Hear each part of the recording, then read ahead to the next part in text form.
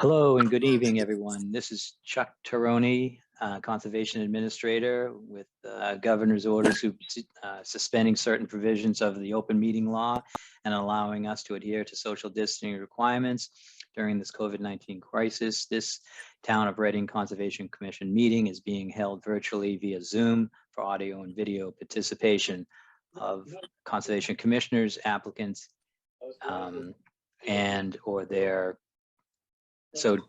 commissioners, just look for people that are unmuted and mute them. This COVID-19 crisis, this Town of Reading Conservation Commission meeting is being held virtually via Zoom for audio and video participation of the Conservation Commission applicants and their representatives and the public.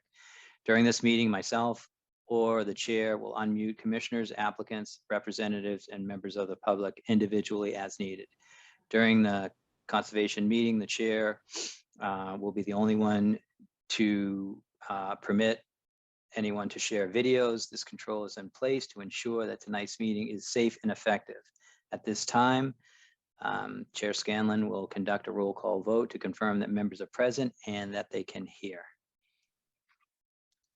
Hi, good evening. I'd like to do a roll call vote of the commission members, starting with Andrew. Well, Andrew Dribbin, Commissioner, here. Thank you, Andrew. Brian? Brian Bowe, member present. Thank you. I'm just going in the order I have here in front of me. Joe? Joe Kernahan, member present. John? John Sullivan, member present. Martha? Martha Moore, Vice Chair present. And I don't believe we have, don't think we have anybody else. So Anika Scanlon, Chair present, and that's the roll call order that we will follow tonight. Okay, thank you, everyone. Please note that this meeting is being recorded. Also, be aware that other folks may be able to see you, and anything that you broadcast may be captured by the recording. All of the materials for this meeting are available on the Conservation Division site, and I recommend that the commission members and the public follow the agenda as posted on the Town of Reading webpage unless otherwise noted. However, because this meeting is being conducted remotely, I advise that applicants in particular that the commission members cannot discuss or consider documents which they are not previously posted. Information may, however, be presented orally. Similarly, members of the public are encouraged to provide written comment, but should understand that not all participants nor the commission members will be able to see the written comments during the course of this meeting. Before we get started on tonight's agenda, I would like to go over some ground rules for safe and effective, clear conduct of our business to ensure accurate meeting minutes. For any response, please wait until the chair yields the floor to you. State your name before speaking. After the commissioners make their remarks, and these remarks have been addressed by the applicant, the chair will afford public comment as follows. The chair will first ask members of the public who wish to speak to identify themselves by name. Once the chair has a list of public commentators, the chair will call each one by name and afford them 4 minutes for comment. The applicants may be requested to respond by the chair or the administrator. After the public comment, chair will once again go down the line of commissioners, inviting each one to provide further comment, question, or motions. Please hold off until your name is called. Finally, each vote taken tonight will be conducted by roll call vote. That's what I have, Chair Scanlon. And let me turn the recording on. Okay. Okay, thank you for that, Chuck. Recording in progress. Okay, recording in progress. Chuck, at this point, do we have anybody from the, anybody to give us an update? Yes, we do. Let me start finding them and letting them in. Kathy Zeke, it's right here. Simone is here.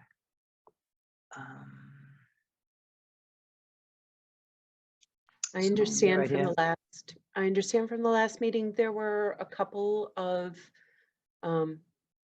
items that we needed to follow up on today. Yes, Kathy and Simone and Celeste, you're all have privileges to turn your mics and video on if you want. Okay. It's good to see all of you again. And to be able to follow up. Yes, indeed, there were a few questions that Chuck forwarded, and we do appreciate the questions that you sent to us and the follow-up. Would you, I mean, we can just go straight through the questions that came by email and the responses. Would that be the way to go, Annika? Let's do that. Yeah. Okay. So I'm going to do a split screen here so I can read. So the first question was, do we, the Conservation Commission, need to approve anything at this point? And the answer to that is yes. There are a few kind of pieces to this. There's the work that DPW is doing, which is a combination of permanent and semi-permanent. For instance, there are some trees that they're going to remove, some not at all healthy apple trees, for instance, will be coming out. They'll be doing some grading. I'm not going to repeat everything that's on the list of things that DPW is doing, although we can certainly talk about particulars as we go through this. So the DPW work will need to be approved, and then the work that the garden is doing is baked into this whole process, obviously. So things like the raised beds will be things that are going on. And then obviously, of course, the gardeners are going to be using their plots to do their gardening. So there were some notes, some scribbles and so forth that I had, and I think Chuck maybe added some, and Celeste and Simone, but we could talk about a particular motion. I know that was one of the questions that came up, but maybe we want to come back to that. So yeah, so the motion, just to add that Jean Delios has worked on the motion. I sent it to the chair and vice chair. So you have that when it's available. And since I have the floor for a minute, I also have the latest plan that shows the fence when you are ready for that. Oh, great. Okay. Okay. So a lot of these things are kind of in finalizing process pending our conversation this evening. So let's see. The next question was, what do the community gardeners need from the Conservation Commission to get going? Which would be basically the approval that we've talked about, the motion approving locating the community garden in the Matera Conservation Area. Does DPW need Conservation Commission approval to get their work done? Yes. And we're also holding publicity and any kind of ordering materials for the garden pending approval. Are we simply approving the use of the land as a community garden, or are we granting an organization, say the Matera Community Gardeners, to have access to a small portion of land to get started? So the initial license agreement that Town Council has drafted specifies that there are up to 17 plots. And so that's the part that would actually be developed immediately for the community garden. So I'm not sure how much detail to go into on that, but maybe if folks still have questions, we can talk further. Do we need to specify the exact location? Again, this shows up in the Town Council's license agreement, refers to Matera Cabin, 1418 Main Street, Reading, Mass, containing blank plots, which is pending the final drawing. The plot plan from DPW describes the assessor map 56, parcel 98, and then the blank in the license agreement will reflect the final configuration of plots, or we might end up saying just up to 17 plots. that will be certainly something for the legal folks to work with us on doing. What are the limits of the work they can do within this initial agreement? So the license agreement describes purposes and uses, and they're incorporating the guidelines and agreements. We got the updated draft of the gardener's agreement just, I opened my email 6:30 or so I haven't really had a chance to look at it. Chuck, I don't know if you have had a chance to spend quality time with the new draft or not. But the legal agreement says, for instance, the permitted use, the gardener shall use the plot solely for community garden use in accordance with the provisions of the agreement. The town grants the gardener a temporary, non-exclusive revocable license. So those are, I think, the legal descriptions of the limits of the work. How often should we review the agreement? Every year for the first few years seems reasonable. Totally agreed. And we intend to be monitoring how everything goes, especially in the first year, and making modifications if that's called for. Provide monthly updates for the first season. Question. That's certainly doable.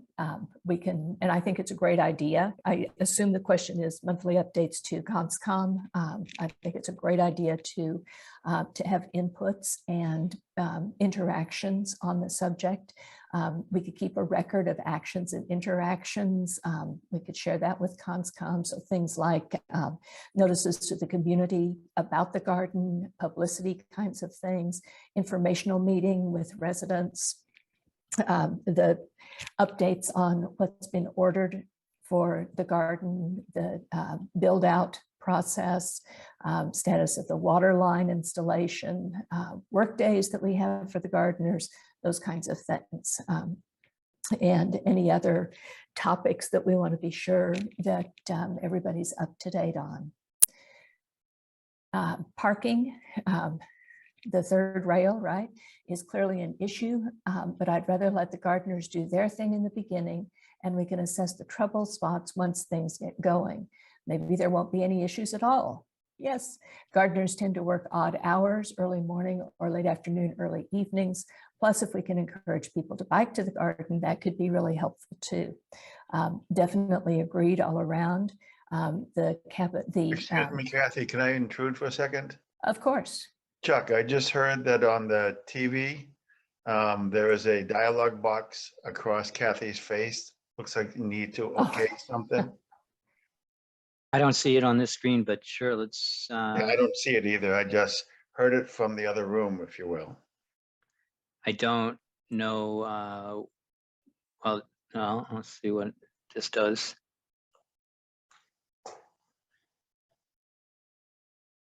Does it cover the face of whoever is speaking, or? Since Kathy was speaking, it's covering her face. That's all I know. Yes. I don't see it, and I don't see any unusual commands on this screen. So I guess we need more. We need more information. It covers whoever is speaking. It's the recording block. I'm translating here. This meeting is being recorded, and then there's a little blue box that says. You're supposed to say. You're supposed to approve that. Yeah. Just say you accept it, I guess. Is there a No. spot to do that? I already have. It gives you a chance to say, got it. I did that. I'm fine. I'm saying what is being shown on television. On this, So someone Yeah, from it's probably RCTV. RCTV didn't accept that. okay, so comment. CTV, if you're listening, press okay or got it. Thank you for that, Brian. Yes. Go ahead and continue, Kathy. Okay. Sorry, Kathy. Okay. No, We can hear you. that's a good Okay. thing. So we're getting into the parking. The license agreement specifies that cabin renters have priority, and we've got some specifications then. I think we talked briefly about that last time.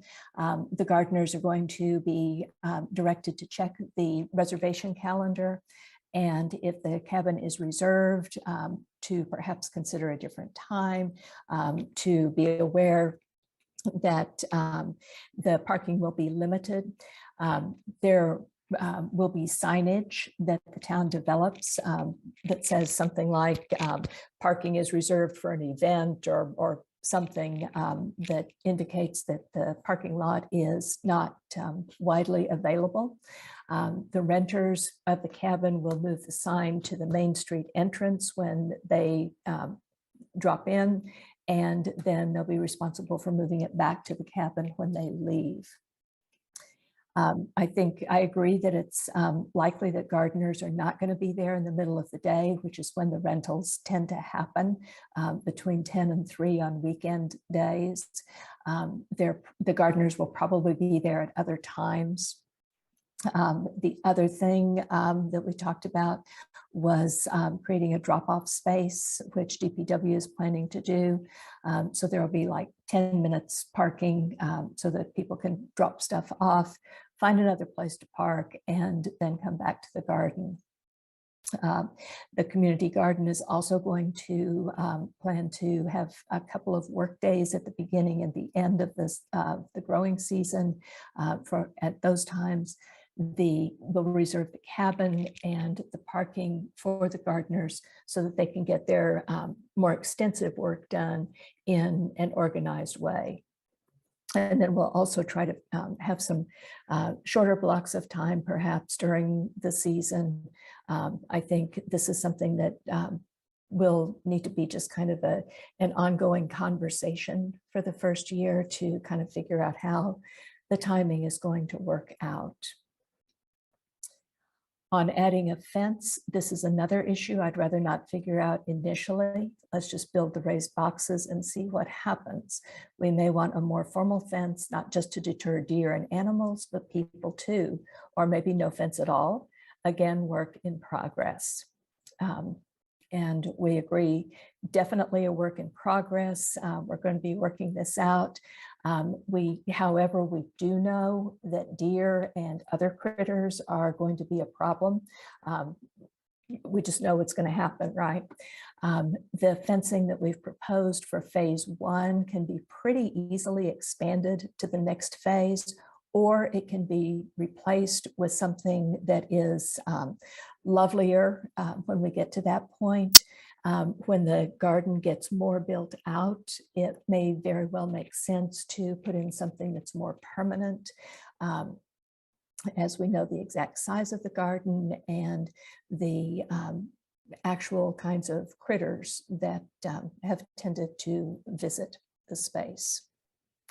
So I apologize for growling at you. I don't know, all of a sudden it was warm today, so everything feels allergic. I'm having the exact same situation here, Kathy, so don't worry about it. It feels like spring, and it's good we're talking about spring. So at this point, it seems like certain things are clarified, and certain things are still a little bit outstanding to be determined.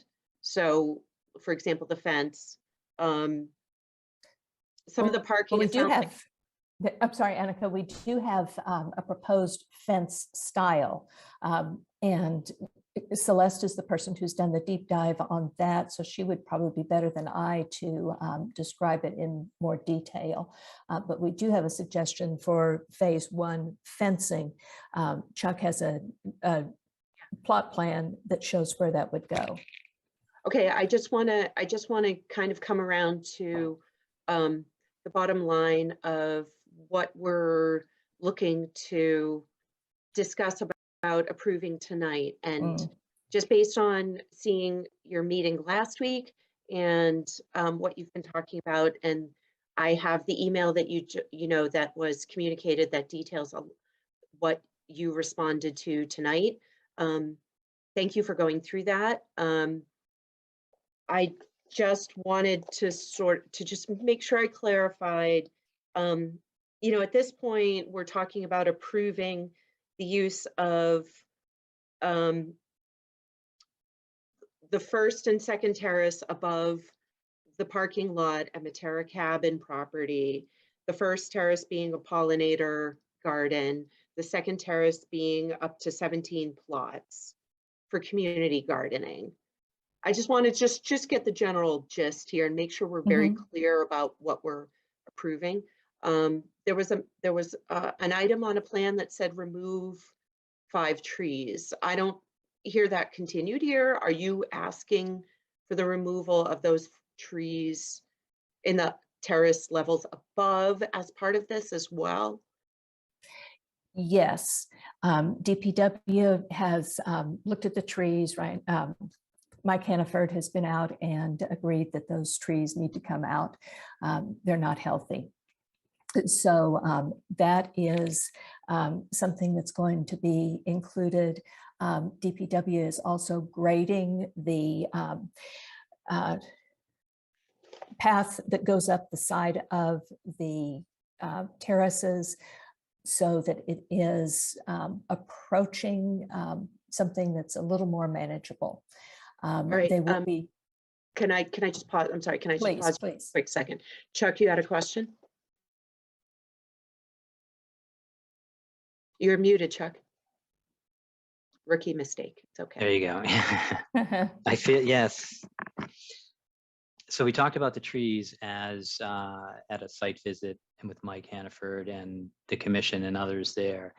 And I think the thought at that point was to do site work on the entire site. Not sure that's the plan anymore. We really haven't, we kind of left that and concentrated on getting approval by the Conservation Commission. But if there was if there was an opportunity, or if the DPW didn't want to do other tiers and only wanted to concentrate on the first 2 and leave that other site work for the following year, the trees most likely would stay. I think they wouldn't take them down unless they were going to do the site work. So I just wanted to add that to it.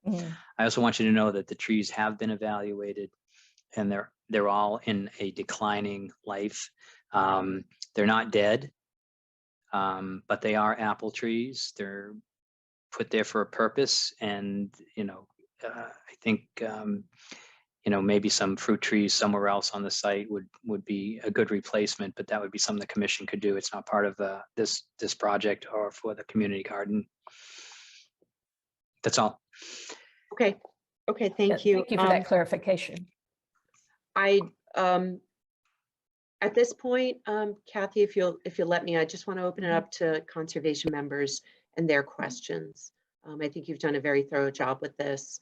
And I'm glad Celeste and Simone are here to field, specific questions. But I do want to move on with the night. So I'm just going to open this up to the commission and see if anybody has any questions about this at this point. Please unmute, and Joe Carnahan, go ahead. Sure. So this is, I think this is a question about the biking option. Speaking as someone who is in fact crazy enough to bike on that shoulder that is officially not a bike lane on Main Street, and someone who wishes there was a bike rack at Matera Cabin so that I could walk around Bear Meadow for getting there by bike. Is that something that, I'm guessing that would be a DPW thing to actually install such a thing? Is that something that, is that bike rack hypothetical, or is it part of any actual plan at this point? As far as the garden goes, it's not a plan. I personally have absolutely no objection to having. A couple of other people actually, just in informal conversations, have said that they would love to have a bike rack out there also. But I think that would come through DPW, and I don't know, Chuck, does that also come through conservation? Sure, thank you. Yeah, Joe, I would assume that a bike rack would be something that the commission could take on their own. And since we're care and custody of this complex, we could figure out and also figure out the finances behind a bike rack, but have something there. I would add that we might want to look at it, access through Pearl Street, and then work something out in that field that field area. So they're not going straight through, you know, the woodcock habitat. So, and also bikes are not allowed in Bear Meadow. So we'd have to talk to the Trails Committee and get that, make that understanding for maybe just one path up to the cabin for that. So I just want to bring up those two comments. It's perfectly something that the commission can take care of, and put it up against the cabin or in the parking area somewhere. I could modify the plan, ask for a bike rack area on the plan, but as far as installing it, I think we could take that up on our own with the DPW. Sounds good. Other than that, I have no questions. I'm very excited about this. I think it's a great idea. Thanks. Okay, thank you. Gonna open up to other commission members. Andrew, did I just see you reach for the unmute? Yeah, if no one else has any questions. Well, one, thanks. Those are mostly my questions. So you've answered all of them, so I don't have much more. I just wanted to follow up on the one where, from my understanding from your response, we're just allowing the use of the land as a community garden. You're not going to be organizing in a formal way at this point. Is that correct? Am I understanding that correct? You mean as far as managing the garden? Like we're not allowing the use of this as a community garden to be used by the Matera community gardeners. We're just saying this will be used as a community garden, right? You're not organizing as an organization in any way at this point? That's correct. It's at some point we've envisioned forming a 501c3, but that's not something that's going to happen in the first year. So in the first year, the license agreement that the attorneys have drawn up actually calls for Chuck to be the acting garden coordinator, I think is the title that they use. So he would be the person directly responsible. Okay. So let's expand on that just a little bit. So that's true, but from the community garden group, they are going to have a point person that they're going to suggest and we will approve to be the day-to-day on-site person. So my view is administrative and, you know, active also, but fielding the emails and things like that, we didn't envision that to happen. So this garden group is also going to appoint someone who will handle a lot of the questions and a lot of the day-to-day issues. And then when votes need to be taken, that would come up through me and to the Conservation Commission, such as what I heard tonight was the fence. The fence might be a vote in the future that the commission is willing to take once they understand that deer are actually going in that area, or maybe understand what the fence looks like. But I think that was part of the discussion. So that kind of conversation would happen with the gardeners and then their point person, and then to me, and I would bring it to the commission. That's how I envision those issues happening. And I guess if anything can be solved just between me and the point person and the gardeners, that would also be another path that this could take. Chuck, I think that's a great idea because it makes clear what the communication avenue is. Brian, your hand is up. Go. Well, I just wanted to ask if Andrew was finished before we move on, because I grabbed the floor from Andrew. No, that's fine.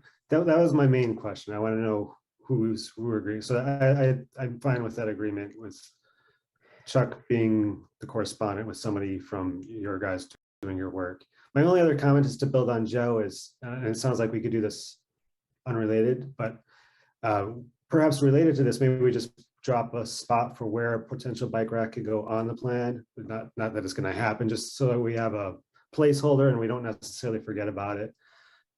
But I also agree Pearl Street is, if I'm going to bike there, I would personally bike up Pearl Street, but I didn't realize you can't bike there from that parking lot. So yeah, that complicates things a little bit, but that's, yeah, beyond the scope of this particular project. So no, I'm done. Thank you. Okay, thank you. Brian? Yeah, I just wanted to talk a bit about what Chuck was just saying about the coordinator and what have you. So that's a process for longer term issues, shall we say. But what about immediate point concerns? Say somebody's driving by in the parking lot, the parking in there is chaotic and it's affecting the street, or something immediate. Will it be clear who's going to address that on site at that moment, as opposed to a chain reaction? It's a good question. What is going on? So there's obviously, you can call the police at any time for, I mean, I'm thinking cars, something's going on with the car. That can be a call to the police department. But I didn't really understand the question, but what's the scenario that we want to? Okay, I was just thinking of things that don't warrant this chain of going to this person, elevating to this person, elevating to that person. So for example, if somebody is leaving their car in the drop-off area, who would you talk to there on the spot to get it addressed on the spot? And by you, I don't mean you, I mean, yeah. Can I make, Yeah, Chuck, wouldn't it be the Matera, the main Matera coordinator? And isn't that the Matera property coordinator? Who would be, is that DPW or is that us? so I only asked, like, if we're at Home Goods and there's a car parked in the wrong spot, what's the chain of command there? I mean, we don't have to create something new. The car's parked in the wrong spot and gardeners are there. I don't see that as automatically them having to get involved. I see that gardeners should police their own gardeners. And if they saw a fellow gardener coming in and taking up a spot on a day that they shouldn't, or parking in a way that's not appropriate, that's something that they can handle on site. But there is only one point person, and a lot of these things may not be able to be fixed immediately, but with the process in place, which is there's an email, there's a list of members, emails can go out, the person can be identified, and then private conversations can happen at that point. I see that as somewhat with me involved, but mostly with the point person and the gardeners until it becomes a problem. And the gardeners agreement does have the ability to end the contract or end the agreement. So that's always a possibility. Yeah, so if I can just try and be clear for a change, what I'm getting at is more in the immediate time frame. I'm just wondering who it is who would say, "Hello, fellow gardener, your car's been there for a long time. Can you make room for others?" Or somebody. So, what's the process? Is the daily person from the garden community, is that going to be clear to people? Will people know to go to this person, whoever it may be for that day, to say, can you do something about this? So I don't know what the scenarios are. I'm just wondering what the fallback is for someone misbehaving, to put it broadly. So I don't know if Kathy wants to talk about that. I don't know how much they've thought about this, but I still think that you're talking about an immediate response, and this is not set up for immediate responses. That's for the police. Okay. If someone's parked sideways, that doesn't end the world. I'm not sure the police are going to be called for that, but if it's a garden person that was parked sideways and it's reported, I mean, obviously, maybe a step should be taken that on some of the signage that's up there, that we have a contact information if there's something, that has, that's a problem and that you want to report, such as a car parked sideways or somebody just leaving trash around or something like that, or you know, Yeah, I would prefer that it doesn't become something where the police get called. I would prefer that this garden not become a nuisance venue.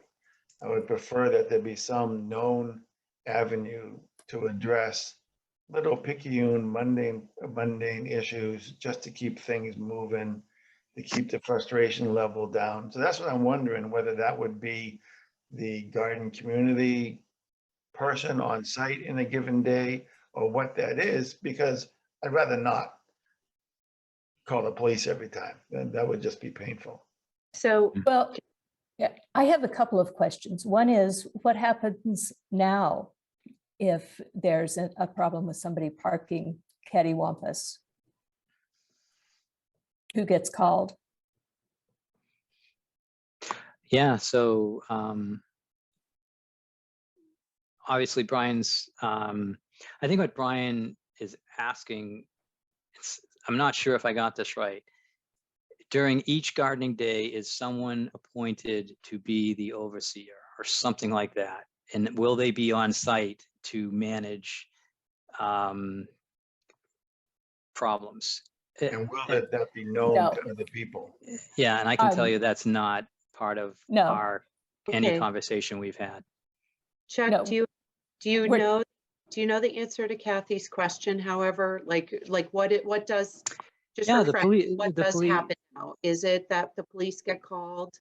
the police Because are I called. think in the past, and I know I've been around a little while, I thought it was a call maybe to, like, for example, recreation, because they were coordinating, Matera cabin bookings. So Brian's asking for what is the immediate response. The only immediate response I know, I mean, you can call recreation, but they're, depending on what day it is, when they're going to get the call, they're not going to go out and solve anything. None of us are.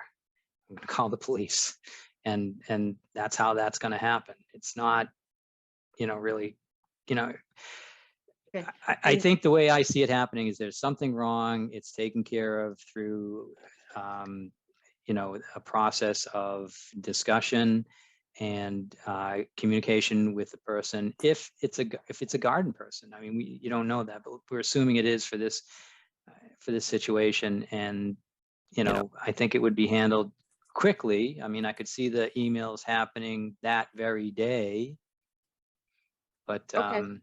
No, I think we've, I think it's a great question, Brian, because you're trying to anticipate a variety of eventualities. And it sounds like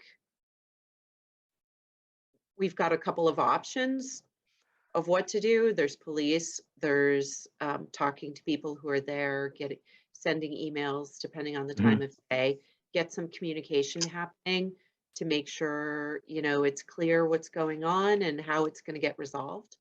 And I think it's a process. I think, we started this whole matter last time with working out the kinks and working out the process. So I think it's a good point to bring up. And Kathy, I want to go to you. Well, I think Celeste was wanting to jump in too. Yeah, if I may, just another thought, another avenue for addressing this, and thank you for the thoughtful question, Brian. We are intending to have introductory informational sessions with the gardeners before the season begins to go over any number of issues, including the terms of the gardener agreement. So I think this kind of conflict, in the moment conflict resolution best practices can be addressed at that point to make clear to everyone, things are going to happen. We're all humans. We've all got things going on.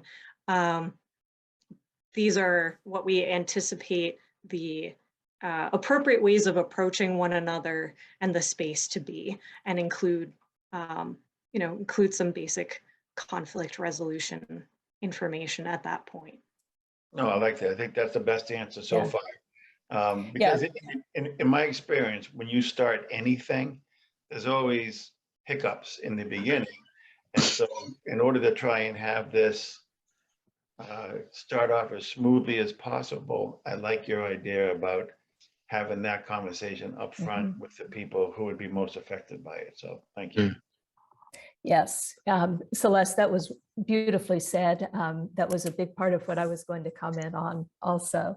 To kind of supplement that, we're also going to put together just a little handbook for the gardeners that duplicates some of what we go through in these orientation sessions and gives a little bit of supplemental info. So for instance, one of the things that we'll spend a bit more time talking with the gardeners about is the parking situation and the need for everybody to be thoughtful of each other. I also would throw in that these are 4 by 8 foot plots. So for the most part, I really don't think that the gardeners are going to be spending great amounts of time at any one session working in their gardens. There are going to be those gorgeous days when you just don't want to leave, of course. But as far as actually working their plots, I would not think they would be there more than an hour or hour and a half at a shot. Okay, I'm gonna try to get us to wrap this up. Chuck, you had your hand up. Yeah, I just wanted to answer the question about the police. To my knowledge, I mean, the police have been called on occasion, but not as much as I've gotten calls about the potholes and trash and trees and things like that, trees falling across the path. So, I mean, this whole point is, you know, the police should never be called to Matera for any of the issues that we're talking about, because, you know, we've put in place to the best of our ability the safeguards to prevent that. But I think answering Brian's question about the immediate response to something going on, you know, I had to tell you, I don't want anyone to, depending on who that person is, to just start confronting people. It's not going to work out. That's fine. I have one other question. Are we also, is the whole thought here, we're also approving the water line installation with this? Chuck? Yes, all the work that proposed by the Okay. And DPW. Andrew? Okay, go ahead, Andrew. I just want to follow up on the conflict resolution. I'm looking at another organization I've worked with before called Neighbor Space in Chicago, and they have a conflict resolution plan, which is first just try positive communication methods, and then when that doesn't work, they try mediation. So the first step is to inform Neighbor Space. So the first step here would be to inform, I'm guessing, Chuck. If this is like not the parking situation, there's a conflict between the gardeners and maybe there's a dog walk, you know, who knows? So the question is, who does contact? My understanding is it would be Chuck. It does get further that if there's something that needs to be figured out, it goes to mediation, and they have a contact the Center for Conflict Resolution. It's going to be the mediator, a neutral third party. These are all legal things. I'm town council, and folks could hopefully get involved if we need to, but right now I think the question is just who's the contact voice person, and my understanding is it would be Chuck. This is for a non-urgent situation, right? I just wanted to put that out there, but Right, I'm glad we have a good point. Resolution expert here with us today. That's great. So I just want to do one final pass to conservation members. You know, any last major questions that you have about this? We don't have every single detail nailed down, but we do have a communication chain established and understood. And I think we're pretty close to being able to vote on a motion. But before I propose a motion, I wanted to see if anybody had any last comments. I haven't heard from Brian or from Martha, and maybe you don't have comments, but I just want to give you a chance. No comments. Okay. Okay. And seeing no other hands raised, I wanted to start with a motion that I was willing to make. And of course, you guys could add amendments if you think I've missed something. I wanted to move that as a Conservation Commission, we approve the use of the area shown on the plan in the previous meeting for the Matera Conservation Community Garden, for approve the use of the land for in those areas, including the water line installation, including the removal of the already failing apple trees in terraced areas above that. And the and to also require that the community garden group appoint a liaison, and that future work get approved by conservation, and that Chuck be the point person for any questions with your group. And can I guess. add, so since this isn't, there's a lot of things that aren't resolved, like the license, the blurb that Jean put together needs to be added to this. So let me just read that. That's the proposed Conservation Commission vote text in the email you sent on the 8th. No, it's not. It's the one I sent before the meeting tonight. Martha has it too. And she can read it if she wants. Can you Go make ahead, a Martha. friendly amendment, Not sure I Martha? have it. Sure, I can make a friendly amendment to include the phrase "to condition approval on town council review of legal matters, town accountant review of financial matters, and other aspects subject to the review of the town manager or a designee of the town manager."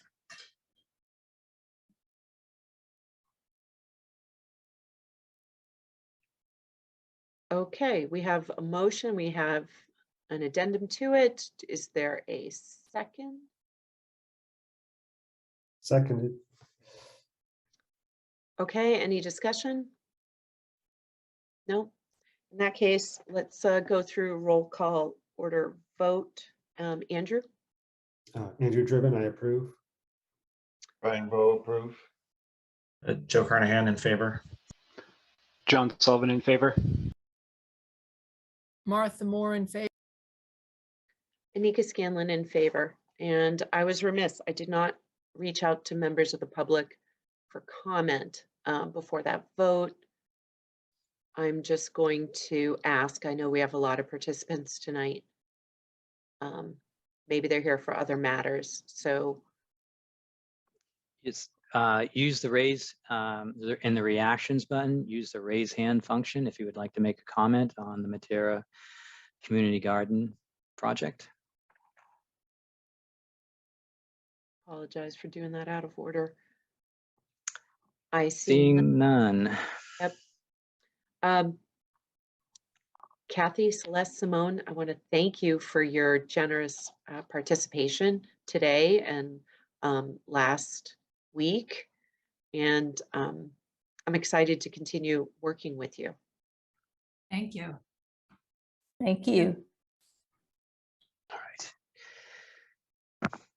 Okay. Moving on to the next item, 1310 Main Street has been continued to March 9th. Believe we made a motion at our last meeting to accept this continuance, so we can just go right on to Small Lane. Right. And I'd like to let the commission know that I've heard from Small Lane and they would also like to be continued to March 9th. So Okay. need a motion. Is there a motion to continue Zero Small Lane to March 9? And move to continue Zero Small Lane hearing to March 9th. Is there any? Second. Okay, there's a second. Is there any discussion? No? Okay. In that case, we'll take a roll call vote. Andrew? Andrew Drubin in favor. Go in favor. Joe Carnahan in favor. John Sullivan in favor. Martha Moore in favor. Anika Scanlon in favor.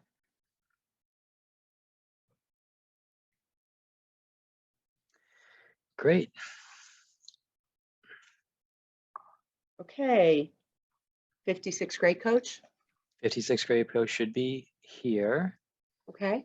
I'm Um, not, I need whoever's with 56th grade coach to go to the reaction button and raise your hand so we can recognize you. I do not have my script, Chuck.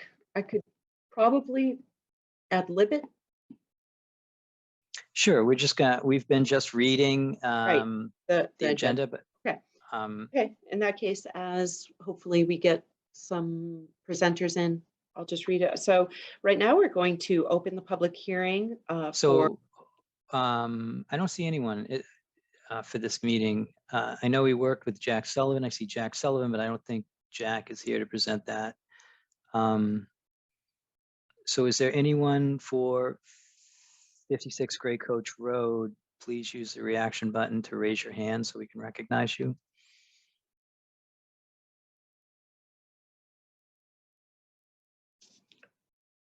Oh, right, maybe that's right here. Maybe right here. should I proceed or should I proceed to open it or? Let's find out for a second. Okay. Well, don't no, know. I think we could continue to a different time in this meeting if we don't find who's there. Maybe that's not it. I've asked Jack Sullivan to unmute, but maybe he's. Yeah, Jack's right there. Yeah, hi, commission members. I was not prepared to present on this, but I had sent a plan to the homeowners and I told them that they would be on tonight. I basically just prepared a plot plan showing where the easement line was, and they were going to present the rest. Yeah, and I talked to the gentleman that's doing the project. He knew about tonight's There's meeting. an iPhone with a Oh, hand. okay, here we go. Great. Thank you, everyone. Sorry, Thanks, it took me a Jack. minute to find the button. That's Okay. okay. Can you introduce yourself, please? Donald Gensler, Gensler Construction, the contractor doing the work. Okay, so I think we're good then, right, Chuck? So I'll read it. Yep. So we're gonna open the public hearing on a request for determination of applicability filed by Wendy Robinson under the Massachusetts Wetland Protection Act, MGL, Chapter 131, Section 40, and the Reading Wetland Protection Bylaw, Section 7.1, for removing crushed stone base and installing a poured slab floor under the existing porch. Enclosed under the existing 21 by 16 foot deck to create a screened room. Build out a new 16 by 18 foot composite deck as shown on the plan. All the work is within a 100-foot buffer zone of wetlands. The application and plans can be viewed on the Conservation Division page under the current project. 56 Great Coach Road, Assessor's Map 12, Lot 11, RCC file number 2021-13.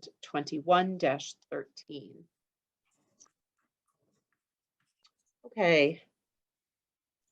Mr. Gensler, Chuck, do you have plans to share or? I do.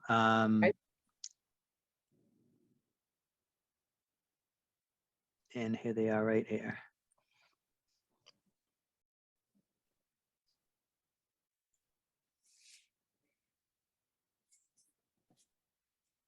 And there was an updated plot plan. Well, this is the updated plot plan. I'm not sure if the applicant wants to talk through this, but I can do a little bit if not. So the commission was concerned that the easement area, as you can see, the wording here says easement line, Mhm. which comes across here, would cut right through where the 35-foot line was, or maybe even closer to the existing deck area. And the commission was concerned that there would be work within the easement, which is not allowed, or at least has to be talked over with the engineering department, but for the most part, it's not allowed. So we asked Mr. Gensler to go out and get a plan, and the commission would know where the 35-foot line is. As you can see, not the 35, the easement line is. As you can see, it's outside of the work area. So now with that out of the way, we're just working within the area between the 35-foot and the 25-foot with this corner here. And that's where the commission left off. Did I miss anything, Mr. Gensler? No, I don't think so. Okay, I'll open up to the commission for questions.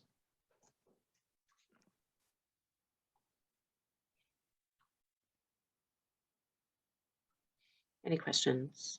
I do have a question. I'm sorry, it's been so long since we looked at these original plans.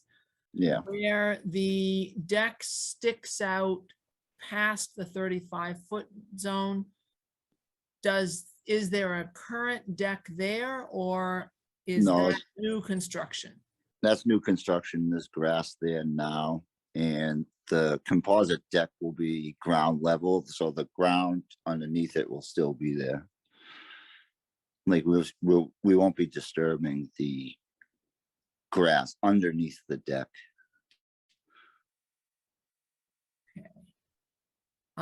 So there might be a pillar in the corner That that's in the very- 35-foot zone, and then open space underneath the on-grade deck? Or is the Correct. on-grade deck means that that's on the ground level? Well, it'll be a few inches up, but there will be one footing on that very corner. If you're looking at it, This it's corner? on that right corner, correct? And that It'll whole be a area hand-dug underneath the square that says proposed 16 by 18 on-grade deck, that square is currently lawn. Correct.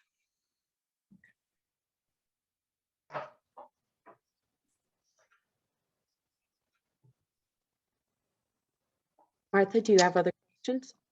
That was my big question. Okay, any other questions from other commission members? I'll follow up on that, because now I know we've already, it's time for our biweekly discussion of what constitutes a structure. But it does seem like something that is solid, has a footing, is even a few inches above the ground. I think that's unambiguously a structure. So I'm wondering whether this requires a variance, because it looks like the structure would come within 30 feet of the wetland line. I'm going to chime in and say, Joe, that is my understanding. This does require a variance. Have we gotten a formal request for a variance yet? Mr. we- Gensler? Or No, Okay. So you could do one of two things. You can propose, you could go through our regulations and look at what a variance requires, or you could modify the dimensions or shape of the deck to stay out of the 35-foot zone. okay, I'll have to discuss that with the homeowner. Okay.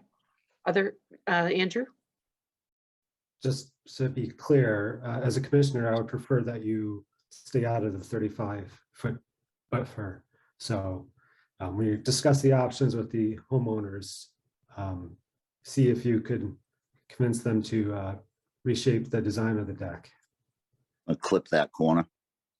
could look the corner, yeah, maybe it curves around that. I mean, it doesn't, I'm looking at the aerial photo, it's not apparent from the air, but, and it's been long for a while. So it's kind of a vague thing, but yes, prefer to stay out of the 35-foot buffer zone. Okay.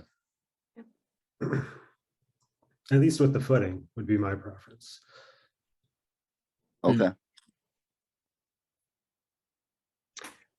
Okay, other questions or comments from commission members? I would agree with Andrew's take on it, that if the corner of the deck could be pulled back so that it's this side of the 35-foot line, I would think that would be better. Okay, any other questions? Brian, you unmuted. No, actually Chuck put his hand up. I'll wait to see what he says before I chime in. I'm sorry, Oh, see that, Chuck, go ahead. thank you. So I had Andrew say two different things.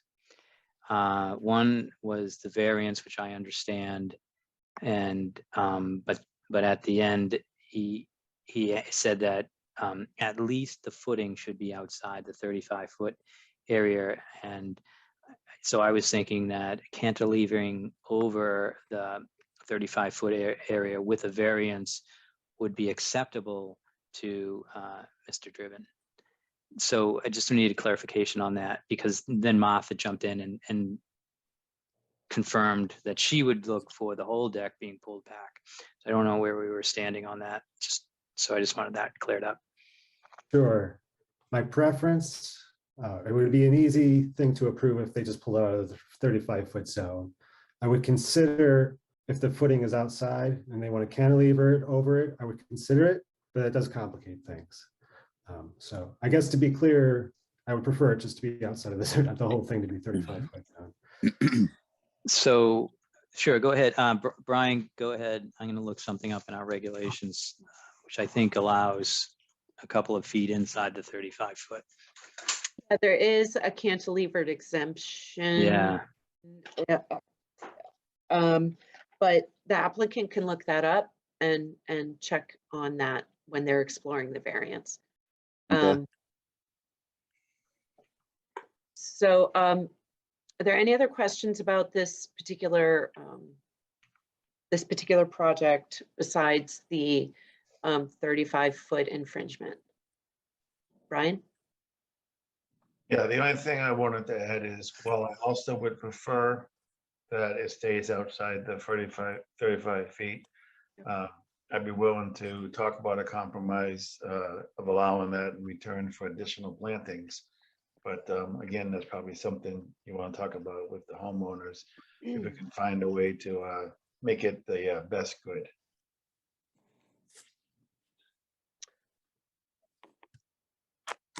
Okay. All right, I'm gonna hop in with a question. Martha, go ahead, and then I'll ask. Sure. I just remembered, I also had been concerned when this first was proposed of how this is going to affect stormwater. I think the existing deck, water can get through, and so it didn't need drainage, and the screened room below the deck is now going to be impervious. So we need to think about what happens to that runoff and whether it is a large enough area to need some sort of drip trench or something like that. And I don't see any stormwater solution proposed on this plan. Okay, so that's another comment for you, Mr. Gensler. Something to look into and to come back. Okay. I believe this area is relatively flat in the backyard, if my memory It is. serves me. So it's, I'm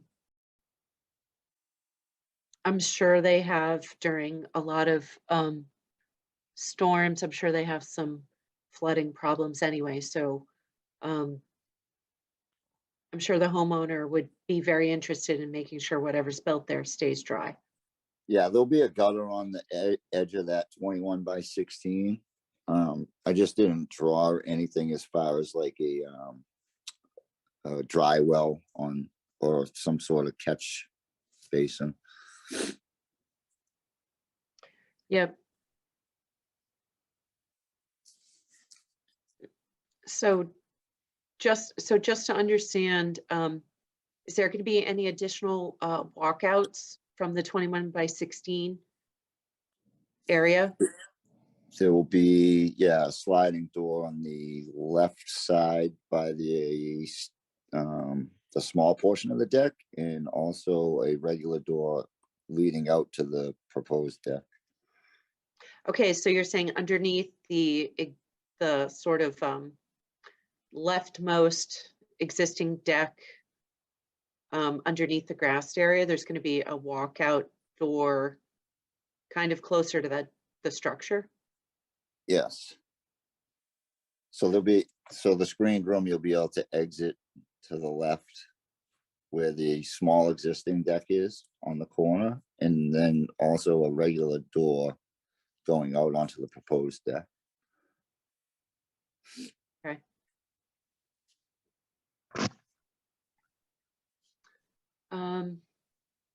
So nothing's going out onto the grass? As far as, No exits, no doorways are going out onto the grass? on the left-hand side, there will be. Because there's grass underneath the existing deck at the top of the stairs.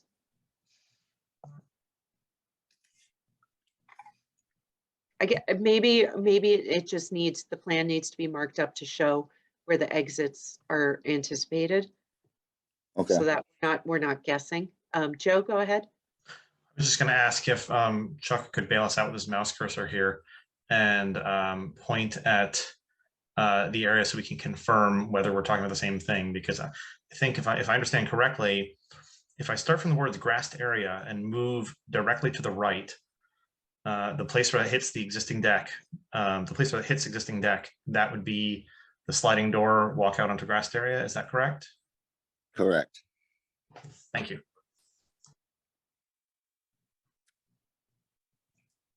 Okay, I thought it was underneath. I thought it was closer to the house. I thought it was underneath the other existing deck. No, it will be on that back corner. Okay, so that's going to cause a bit of an erosion problem with high traffic use. So we're going to need to know how you're going to handle that. Okay. Okay, and the other doorway is where? Is it near the 16? That other one would be underneath on the opposite side on the right. So directly opposite where that one would be, up against the house on the right-hand side. Between the number 16 and the house? Yes, correct. Chuck, do you mind drawing that in? Just to verify. I wasn't listening. I was listening to whoever had that last.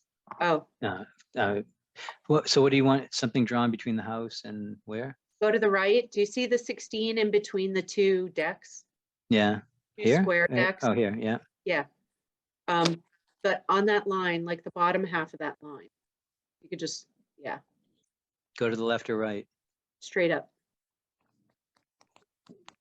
Yeah. That's so. So is it in that area? Yes, that's where the door to go onto the proposed deck is. It'll be centered there or up against that? Yeah, it's about I believe it's 2 feet off of the existing house. Okay, and it's just a regular doorway or sliding glass? No, regular doorway. Regular doorway. Correct. Okay. Okay, any other questions from conservation members or Chuck at this point? To look through. Chuck, do you have any questions? I don't. So, maybe the commission needs to know the background of this site. This is where the extensive work was done because of some tree cutting. Is this the right site? It's one of them. Yeah. So mitigation has happened out here, a lot of it, and there's a monitoring plan in place. And fitting extension of the monitoring may be a good ask on the variance. So I don't know if all the plants are surviving, and and they should be because they're still within that monitoring. I think that would be something that would be good to consider. So this whole area was clear cut, 3 houses clear cut their backyards, and they came into the commission after they realized that they needed to kind of mitigate for that work, and they came up with a vegetation plan in the back that monitored for invasives and did a lot of planting. So that went on for a long time, and there's a monitoring component to that order of conditions. So the trees are gone, but there's a active shrub layer that's been installed. So I think that might be something that the commission needs to know about and could consider, additional monitoring on that, or but I think finding plants to plant in this yard or this area of the yard might be a little bit tough. Yeah, I agree. Okay. That was from a previous owner. I just want to throw that in. That was a previous homeowner from these people bought the house. So yeah, but just need to. I'm just telling. Yeah, so the I commission is understand. new, and they wouldn't have known about that other project. But Yeah. it would be natural to think, hey, let's do some planting here. But if all those plants are Right. in still good condition, there's not much area for that left. Right. Okay. At this point, Mr. Gensler, do you have any questions for us? No, that should be good. I'll get what I need to do and get back to you. Okay, I'm gonna ask anybody from the public have any questions? You can go to your reactions on Zoom and raise hand. And again, this is for 56 Great Coach Road. Seeing none, I will entertain a motion to continue this hearing to the next meeting in February, if that's appropriate, or should we move to March? Can I just help out the applicant with section 2D4? You wrote that 2D4. down. Yeah. Yep. Cantilevered structures, bay windows, eaves, and garrisons or other overhangs may protrude to no closer than 7 feet from the ZNV, which I would say that's 32 feet. Do I have that right? 35. Yeah. 32 feet. So you could be 32 feet away from so that needs to be moved 2 feet 2 feet. Okay. up, but you have to ask for the variance and justify it, and it's up to the commission. But there is there's something in our regulations that would allow the commission to approve it. Yeah. Okay. Okay. All right. Great. Thank you. Okay. Do I have a motion to continue RDA 2021-13? So moved. I'll second it. Okay. Just to be clear, are we continuing to our next meeting, which would be the 26th. Yeah. Andrew driven in What I was favor. assuming. 23rd. Sorry, did I mess that up? It's the 23rd. Yeah, I was assuming continue to our next meeting on February 23rd. Thanks.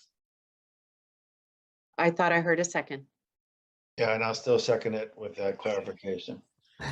Thanks, Brian. You're I'm, welcome. I'm still in favor. Andrew Durbin in favor. Thank you, Andrew. Brian Bowe in favor. Joe Carnahan in favor. John Sullivan in favor. Martha Moore in favor.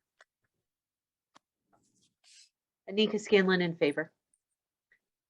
Did we miss anybody? I don't think we did. Thank you, Mr. Gensler. And Thank you. we'll get the additional information before the next meeting, hopefully. We'll take it from there. Okay, Thank you. thanks.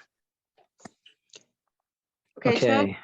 Okay. Lot A Main Street, as I see it on my agenda. Number 5. Yep. And this one is not continued, I understand. They're Right, here tonight. Yep. You're here tonight. I mean, I'm letting not them going- in now.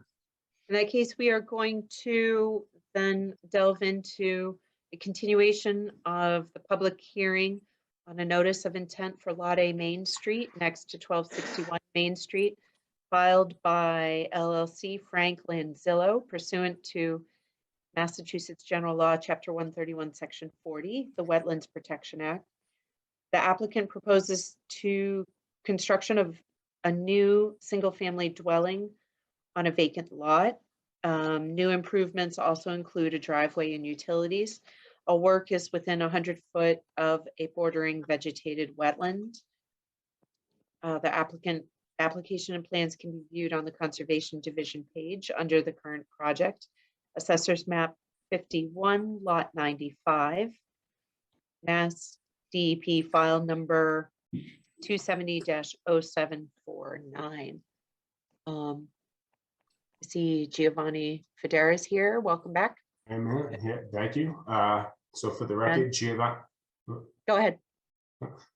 So for the record, Giovanni Federa, the project engineer of the site, and previously we did have 3 variances that we were requesting, and if I can just pull up my screen, share the screen. Let's go right here, share. So Can I just pause for a quick second, Giovanni? Sure. Sorry to interrupt. Chuck, did we have Tom from LEC here as well tonight? Tom is here. Okay, thank you. Thanks for here, Tom. And Go ahead. he's on, yeah. Awesome.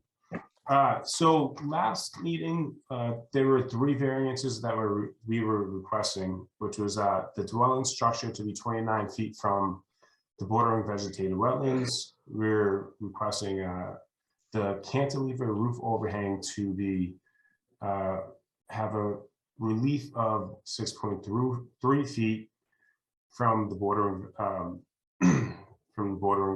from the 7-foot offset from the zone of natural vegetation. We had 3 variances last time. We reduced that down to 2. And so the changes that really occurred mostly were relocating the driveway. And we had the driveway that it was before, sorry, just bear with me. So the driveway previously was going kind of right into the zone of natural vegetation, and it was getting about 19 feet away. So we took that variance away because we redesigned the driveway so that it'll stay right outside the 25-foot zone of natural vegetation. And at the same time, we were still able to have a rain garden on the north side of the driveway in that location. And so by reducing the variances, now we could go through the variance regulations. And so in the Reading Wetland Protection Regulations, there's criteria that we need to show to be granted a variance. And so there's A right here, which is that there are no reasonable conditions or alternatives that would allow the project to proceed in compliance with the performance standards in these regulations. And going back to the site, just looking at the existing conditions plan, you know, as you can see, we do have a very tight area over here to put a house. And so we really believe that this location in this little pocket would be the best location to have less disturbance to any of the wetlands or the buffer zone. And so we believe that this location, having the driveway right along here, it is the best design and having the least amount of impact to the wetlands and the protected resource area.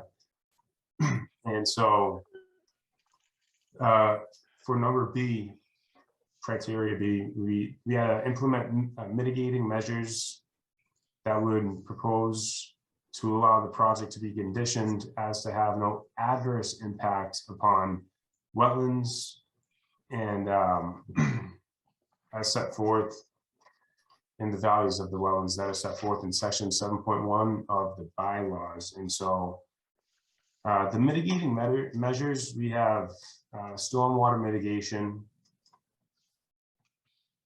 We'll go back down to the site. Slow. So the stormwater mitigation measures, there will be a recharge system located right over here that will collect all roof runoff and recharge back into the ground. It will not have an adverse impact on runoff. So runoff will be controlled going towards the wetlands. We do have a rain garden over here, and that'll get runoff from the north abutting properties. It'll enter into the rain garden. It'll be treated, and as it starts to overflow a little bit, it will go into a catch basin located right here, and then it'll be directed towards the wetlands. As it's directed towards the wetlands, it is treated through the rain garden, and so it's good treatment for water going towards the wetlands. In addition to that, we have erosion control barriers around the entire site.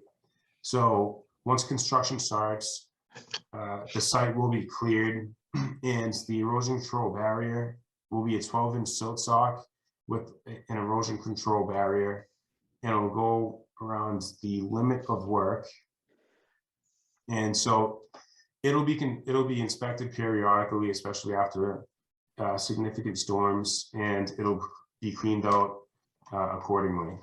And so we believe that the mitigation measures are satisfactory for what we're proposing. The third criteria under C was for a variance to be necessary to accommodate an overriding community, regional, state, or national public interest. So we are implementing,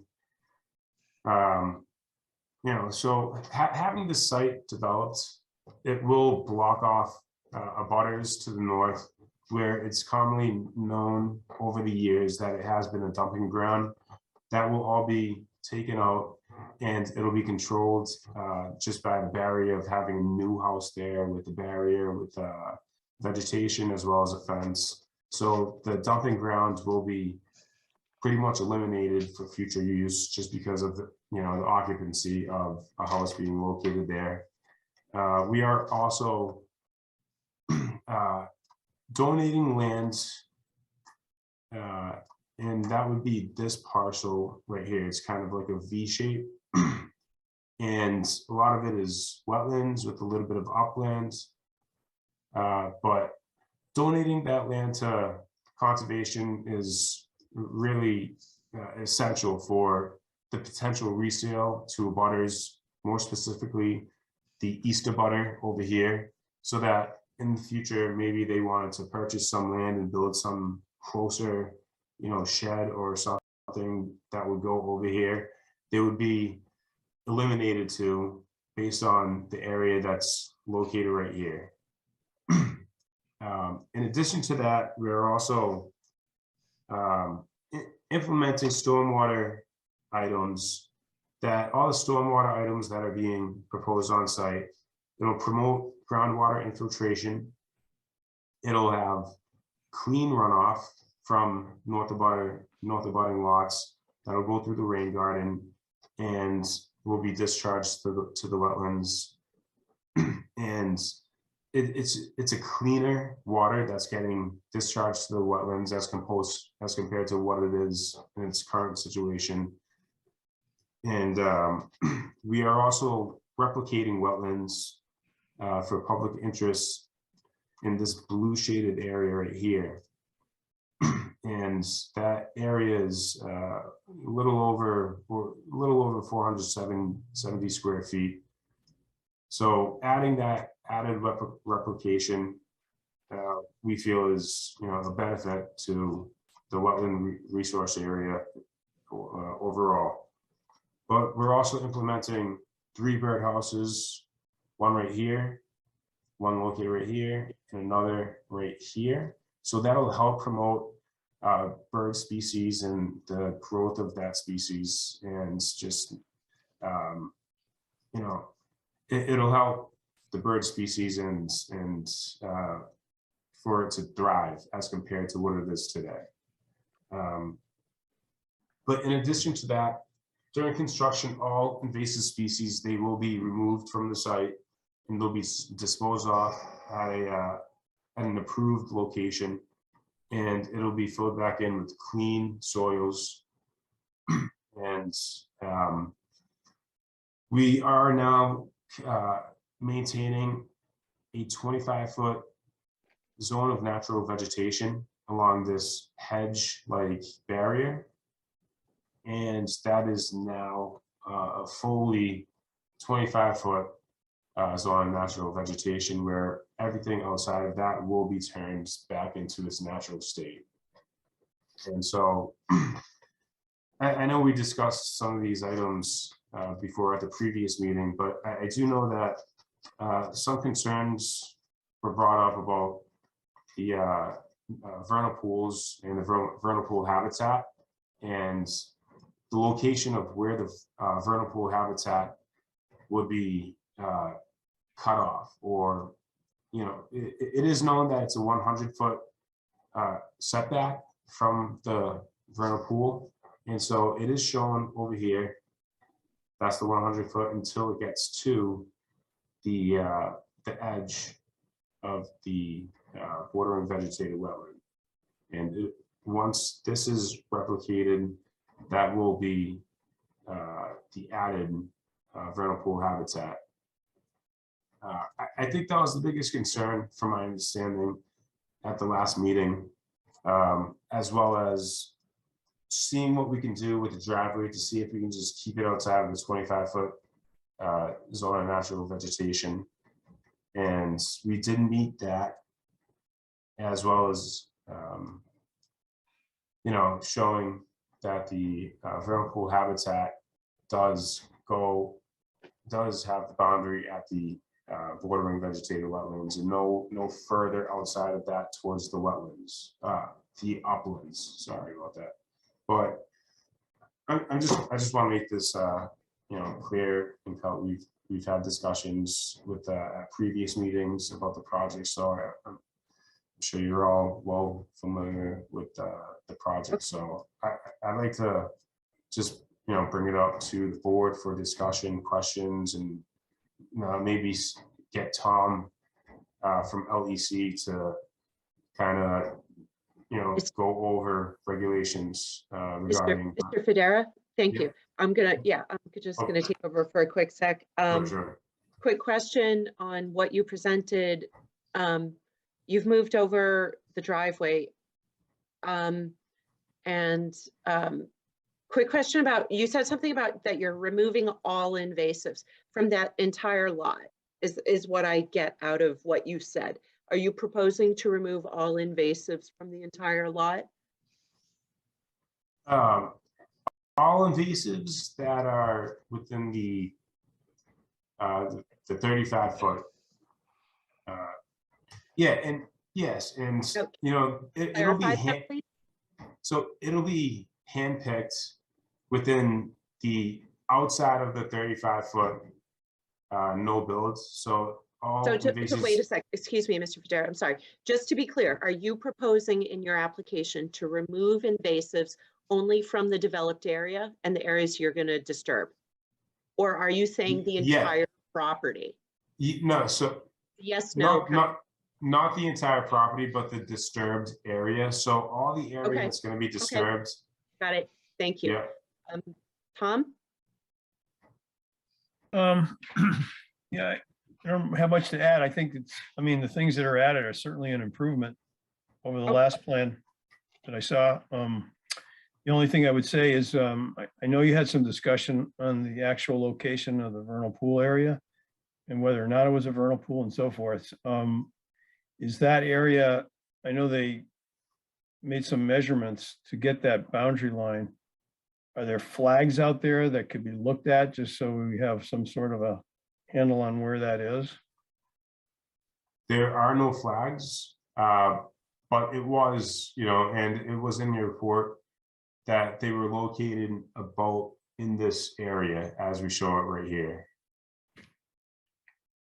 So we took that, and I also did get aerial images and historical images of looking at the site from an aerial perspective and seeing it in historical times when usually during like the fall, when you can see visible water in that area, standing water.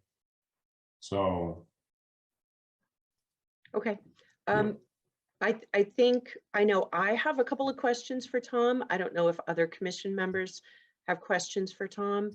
So I'm going to open it up to commission members to ask their questions. Just raise your hand and go ahead, Brian. Yeah, Tom, just to clarify a bit, the last meeting, it wasn't so much a conversation about exactly where the pool was or anything.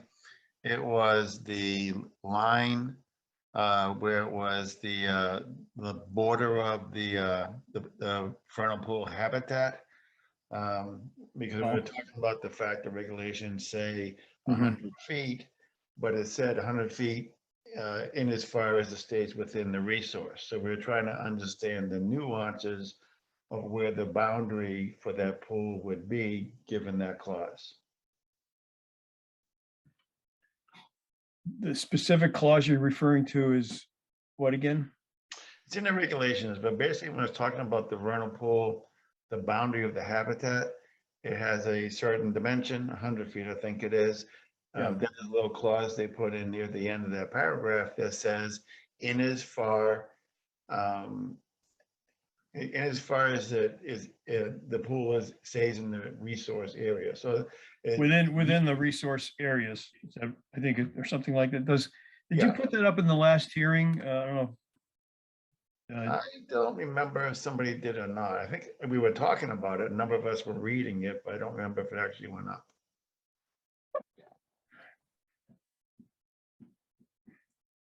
So your question to me is your question to me, do they have this identified correctly? Is that the question? Yeah, the boundary. So just trying to understand how that clause is interpreted, because it's not the clearest clause in my mind. Yeah, right. Just based on your experience, whether, because that would make a difference there. You can see it's kind of a rounded arc, and then all of a sudden it cuts off abruptly to the top right. And so the other question was whether that was an acceptable interpretation of that clause.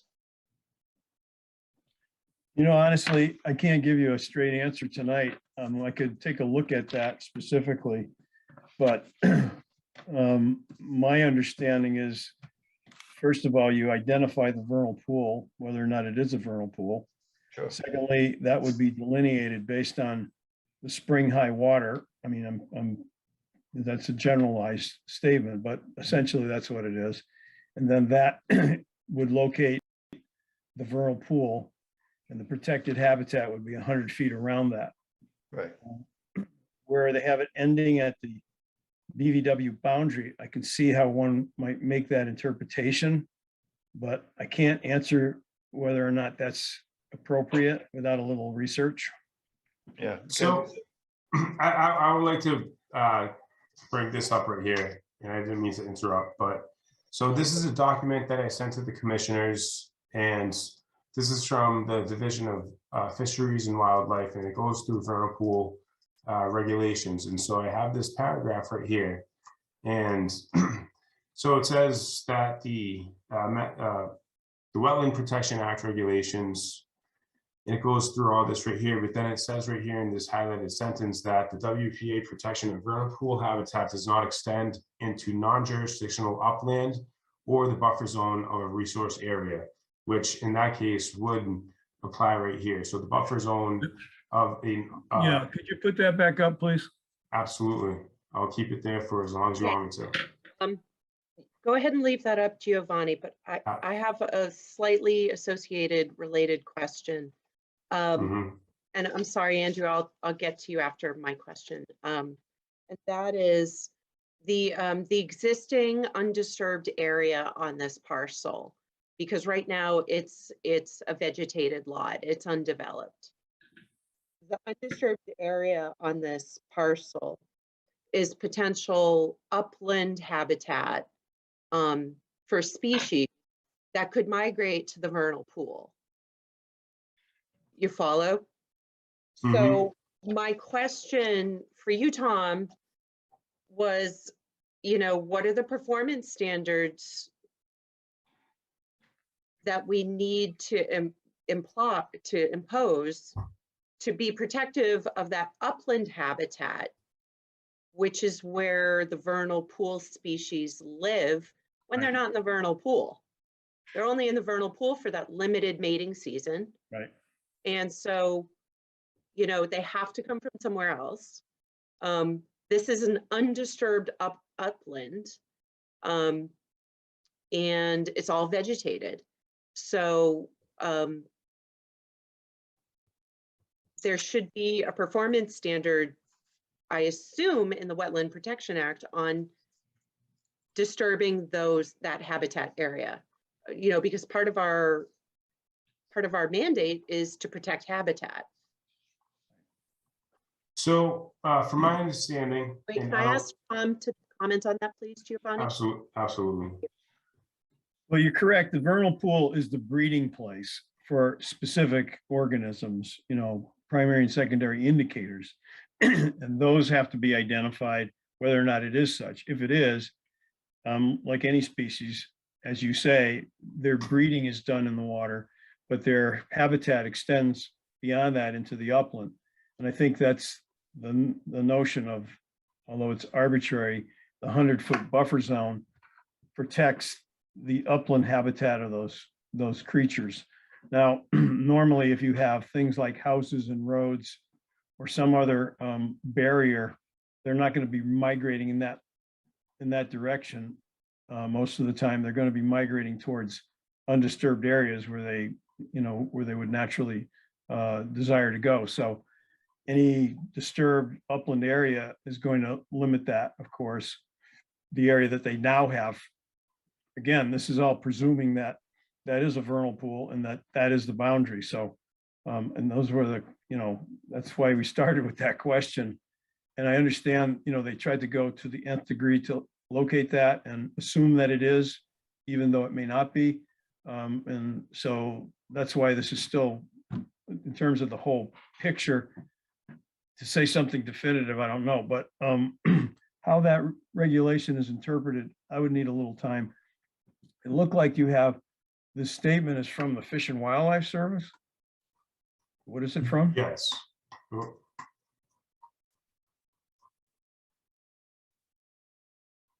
Yeah. Oh, Division of Fisheries and Wildlife. That's their statement? Yes. Are they interpreting the CMR 310? I mean, 310 CMR 10? Yes. Or is that DEP's interpretation?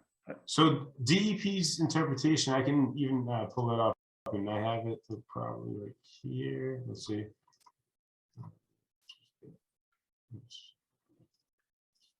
And Tom, as just another comment, you know, the DEP provides, you know, regulations and guidance. But the town of Reading regulations allows for additional protections on a case-by-case basis. Yes, there's, and again, help me because we work in so many different towns, I get them confused. Is Reading's, does Reading's bylaw have anything specific regarding vernal pools? And I know Chuck and I have had this conversation a number of times, and I'm sorry, I don't remember the end of it, but how is that interpreted in your bylaw? Because that might have a greater bearing. Well, I think as far as my memory serves and a little bit of the regs checking, it is not 100% explicitly spelled, unfortunately. But protections can be, my understanding is protections can be added as needed.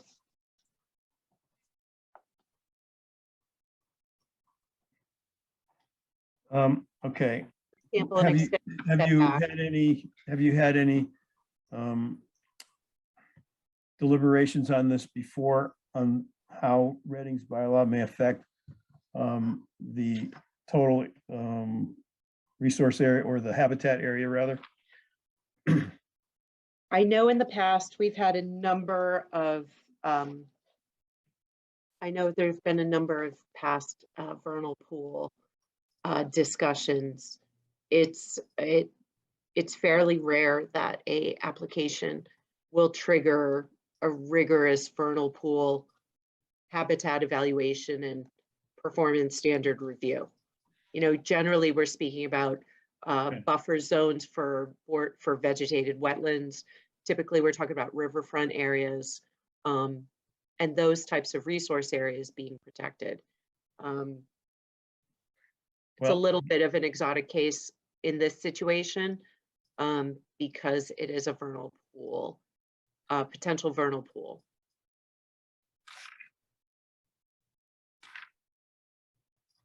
So here's the WPA and the habitat. This is the definition. And so it references the habitat is within an area subject to protection under Chapter 131, Section 40, as specified in 310 CMR 10.021. So I will go to 10.021 right now. I have this up. So 10.021,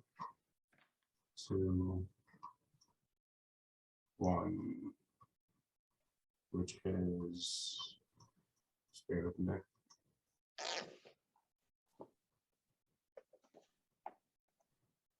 .021. So these, this is in the definition. I will highlight this section right here. Sorry about the blue. Let me just take that out. We'll color it. So these are the protection areas as specified, and I will show that was the clip. Within areas subject to protection of, as specified in 310 CM 10.021. So this is 10.021 right here. So following areas are subject to protection under Chapter 131, Section 40. So any bank, freshwater, you know, let's see. So ocean, estuary, no, this does not apply.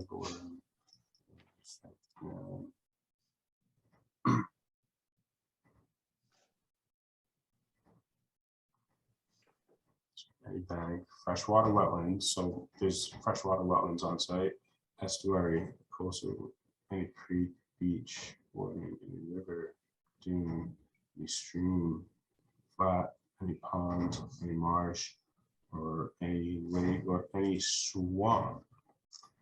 It does not say, and it does not specify the buffer zone of a wetlands. And it would have said the buffer zone of a wetland. This is what's protected under the, by definition, the vernal pool habitat, right? Now, I do go back to this, which I just brought up, and this is from the Division of Fisheries and Wildlife, and for them to even say that the same sentence, that it does not extend into non-jurisdictional upland or the buffer zone of a resource area, the buffer zone of a resource area. Yeah, I see that. I see that, and I understand why you've interpreted that way. But again, my question is, Can do is just go to that section. So it'd be under. It would be under the definition. So definition would be.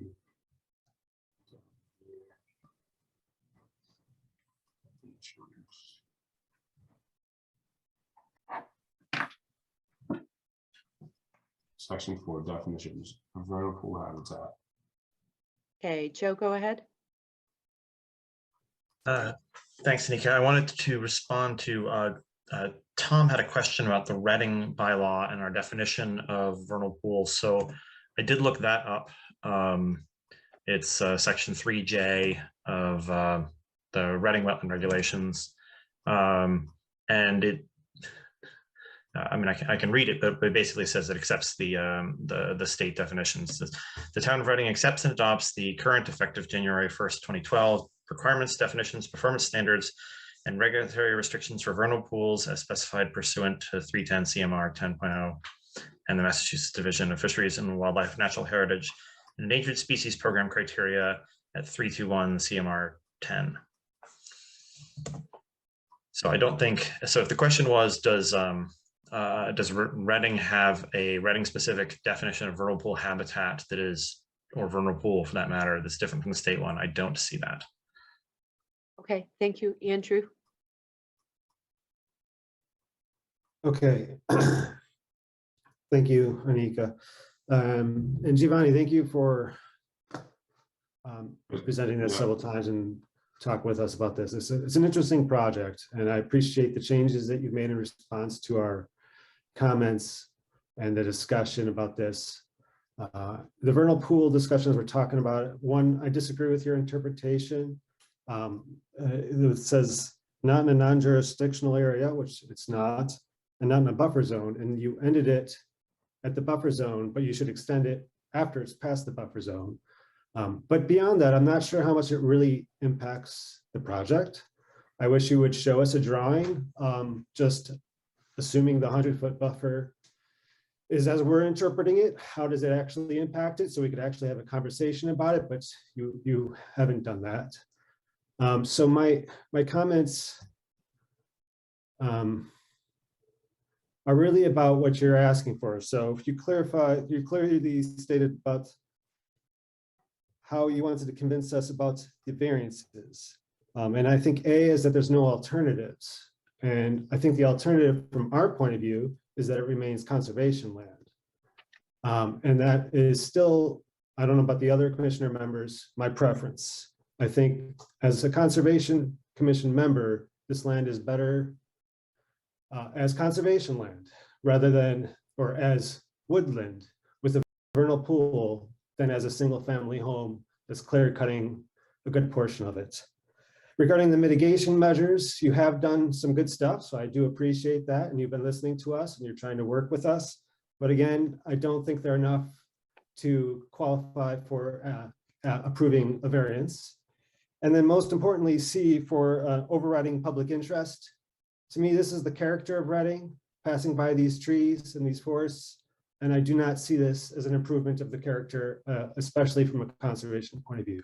So I'm not in favor of this project in particular, agreeing upon these variances that you're asking for, but I do appreciate everything that you've done and what you've presented.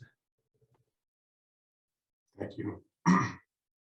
Just in response, the definition in the regulations, I think, is clear to me. I've never heard it interpreted that way, although I can see where someone might do that. It's essentially the vernal pool is a resource area. And the buffer zone is around the resource area. So I've never seen it drawn that way. I'm not saying that's not impossible, but so I say I would have to research it a little bit. And that would be more on the legal end of things, not on the technical end. A habitat is usually a surrounding area, and 100 feet is just arbitrary. In a lot of these vernal pools, it's been documented that they need 250 feet or more of space around to be, to have a reproducing population. Of course, the big question is, it might be a moot point if somebody has determined that this is not a vernal pool.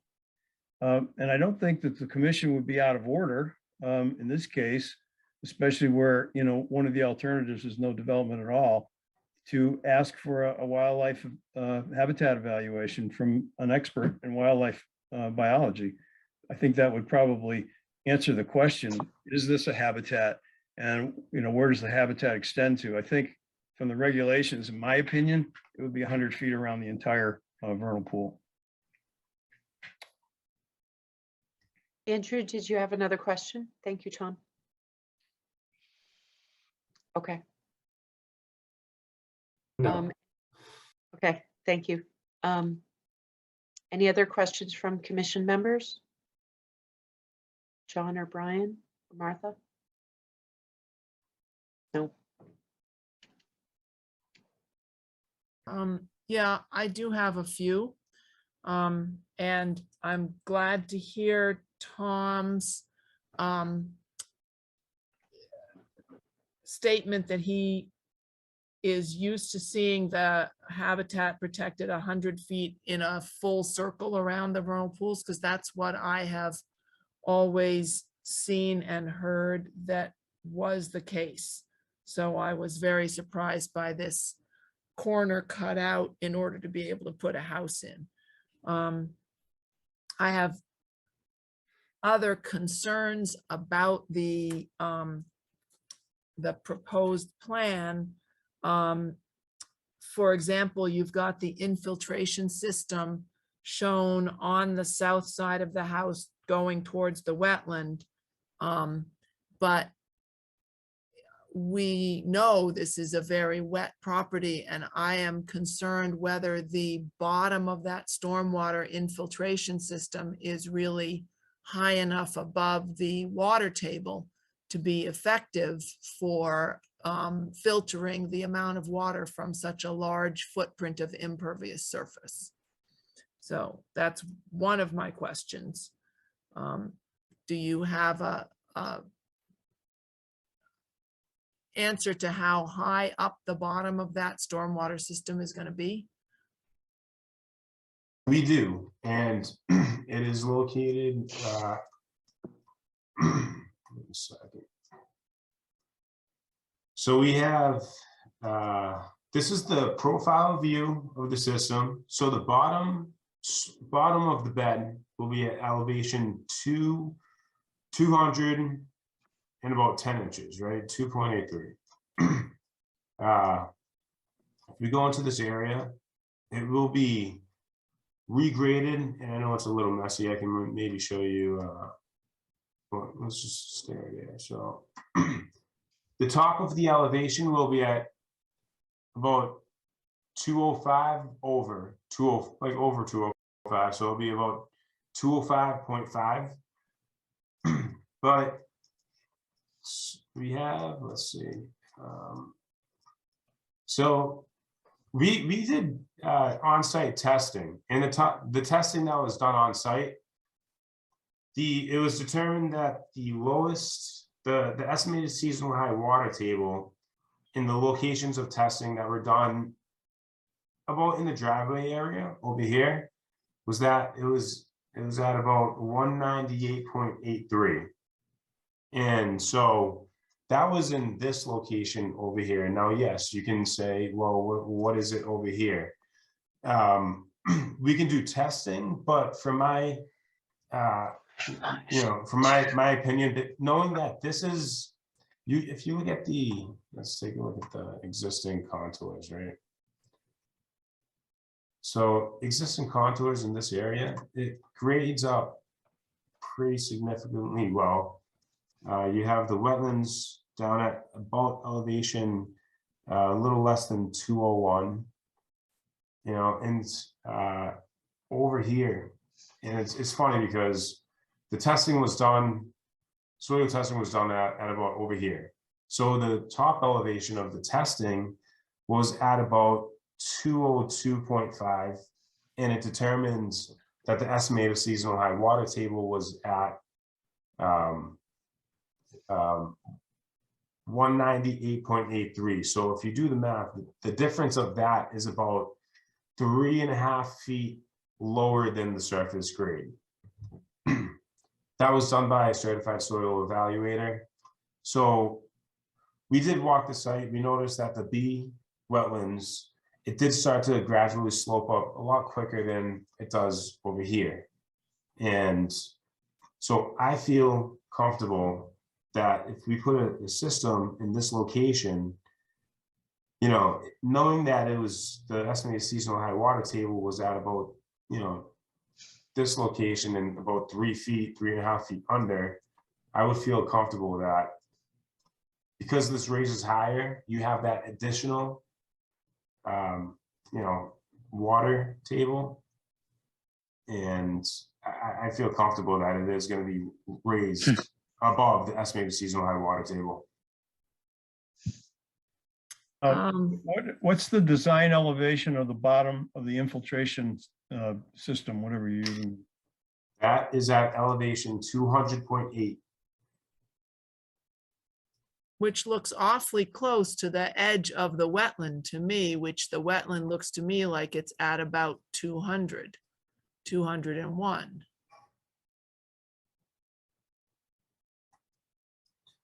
Yeah, yeah, I would agree, but you know, this was done by a certified soil evaluator, and this is what was determined.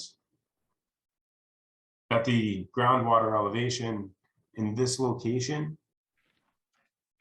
was it was 198.8. Call it, yeah, 198.8. Yeah. Well,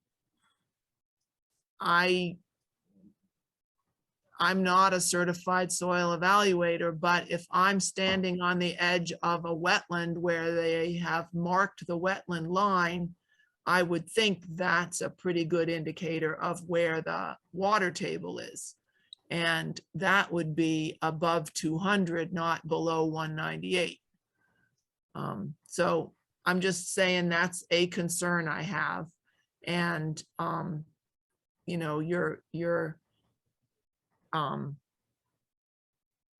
risking having all this stormwater not properly managed because of the location of your stormwater system. Other concerns I have brought up in the past that I still really don't feel are appropriately addressed is that you have large maple trees being planted in this very narrow 10 or 15 foot area between the house and the property line. And so those maple trees may well be an issue for a conservation commission 10 or 20 years down the road when the maple trees are threatening the house and all of your plantings that you put in to replace the trees you're taking out then are requested to be removed because they are too close to the house. And I also really am not convinced that there's enough room to put the snow. You've got this very long driveway, barely out of the zone of natural vegetation, completely overlapping a whole bunch of the 35-foot zone. And the only place to put the snow would be the turnaround at the entrance to the main street. So I'm concerned about that. And I'm also concerned about the driveway covering over a whole bunch of what is supposed to be the no structure zone, the 35-foot no structure zone. So I have a number of issues with the plan, and I appreciate that you've worked so hard on it, but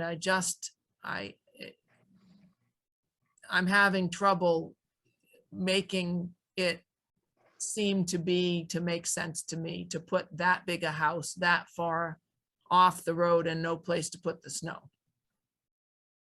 From somebody who has a very long driveway, it's an issue. Absolutely. And this location right here would ideally be good for snow storage. We could just remove that tree. And if we do remove that tree, we are still within the removal of trees and replanting of trees. We're over that number still by removing that tree and having this area designated as snow removal and storage. Okay, I'm gonna ask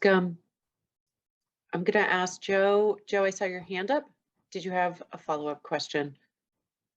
No and yes. I was going to comment on the discussion about the stormwater infiltration system and the question of whether or not it needs to be above the water table as measured in the test pit or at the wetland line. But then I think Martha said basically what I would have said. I do have other comments, but I don't want to change the subject if we're still if someone else is still talking. Martha, are you done or? Okay. Go ahead, Joe. Okay, thanks. So I'm looking at the guidelines for approving a variance, which I'm trying to switch tabs to look at it, and I muted myself. Which Mr. Federa did helpfully share with us with commentary in line.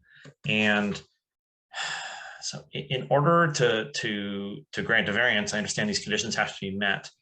And the one that I'm having the most trouble with is C, the one about the variance necessary to accommodate an overriding community, regional, state, or national public interest. And then there's a bit about owner-occupied single-family homes, which, as we've discussed, this is not, because it is not occupied by anyone yet.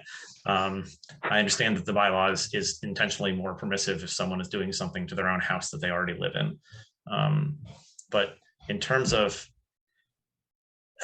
is the removal of, because there's some yard waste from some of these houses on the street that is close to the resource area, is replacing that yard waste with a house accomplishing an overriding community interest? I don't think I'm convinced of that. And unfortunately, if I'm not convinced of that, I don't see how I could approve a variance here.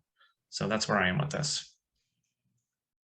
Can you just repeat that one? I just want to make sure that I'm on the same page as you. Sure. So if you want to be sort of literally on the same page, it's the second page of your letter dated January 21st, where you quote from the Town of Reading Wetland Protection Regulations, Section 2E, Variance and Regulations, and Part C of that is where it talks about the overriding interest, and exactly there. So, and you've highlighted the part that's applicable, because I think I agree the second sentence is not applicable. And so then, and I'm kind of, this is tough. I've been spoiled up to this point. My decisions I've been asked to make on the commission have been, are these two objects 35 feet from each other? That's wonderfully objective. Doesn't require making any judgment about whether a public interest is overriding or not. Here, though, I think we are being asked to make a judgment about whether in something is accommodating an overriding public interest. And I'm not yet seeing this as accommodating an overriding public interest at this point.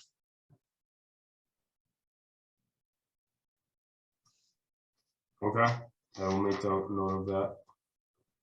Okay, any other comments from commission members? I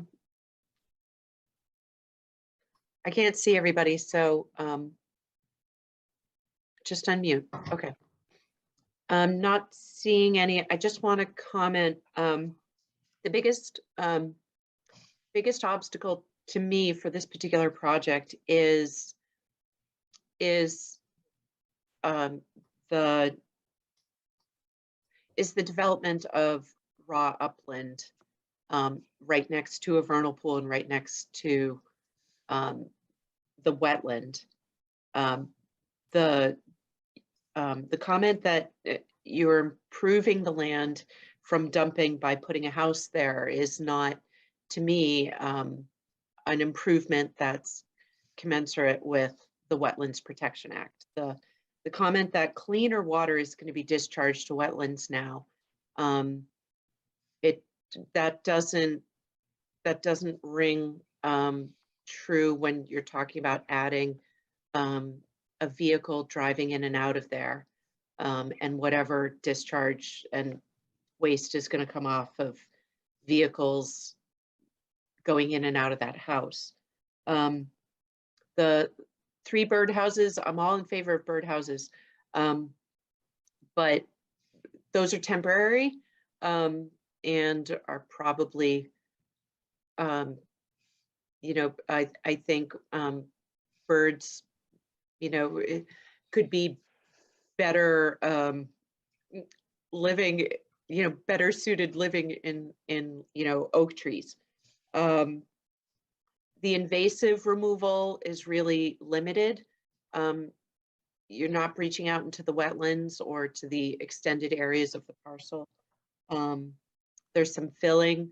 I think, in my opinion, I agree with what Andrew has said.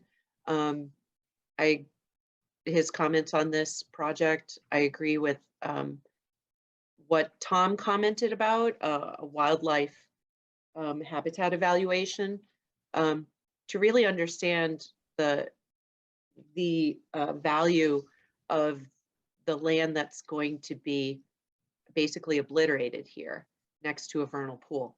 So, and to Tom's point earlier, there are still some questions. Is that a potential, is that a vernal pool or is that not a vernal pool? You know, that's part of this. So, you know, pausing this and until the vernal pool can be verified this spring, and getting some sort of wildlife habitat evaluation to understand what value that undisturbed forested patch has would provide for the resource areas, seems to me a logical additional step. But it all depends on you know, how we vote on this, and how much work you're willing to proceed with. And I was just gonna turn this over to Chuck for a second and see if Chuck had any follow-up comments after all the discussion tonight. Sure, thank you, Anika. The only thing that I was going to bring up is the request for a variance, which you mentioned at the very beginning of your presentation. I think that the driveway, well, I know the driveway still needs a variance because we asked for one if you are encroaching within the 35-foot zone, not the 25-foot zone. So that that one has to go back on your list as I see it, because the driveway is still within the 35-foot. Is the driveway a structure? Yes. We use the dictionary definition for structures, and the driveway is a structure plus past conservation history. You know, fences are structures, play courts, they're all structures, driveways many times have been considered structures. And is the structure within the definition of the zoning bylaws? We don't use the zoning bylaws. We have our own bylaw. We have the state regulations. We don't have a definition for structure, so we defer to the dictionary definition. So even if it's a pervious, it is a pervious driveway. And additionally, it will be graded towards the north, towards the rain garden. So any runoff from snow or anything that does not go infiltrated, it will go towards the rain garden. So concerns of maybe potential pollutants coming from the driveway, it will go to the rain garden and it Sure. will have proper treatment. Well, some variances are easier to get than others, but this one still needs a variance because of what it is and where it is. But I understand you have no other choice but to have it there, and you've done everything you can to mitigate for its existence. So, but it still needs to be part of your request. And I think the commission sees that too. Okay. So at this point, Mr. Federa,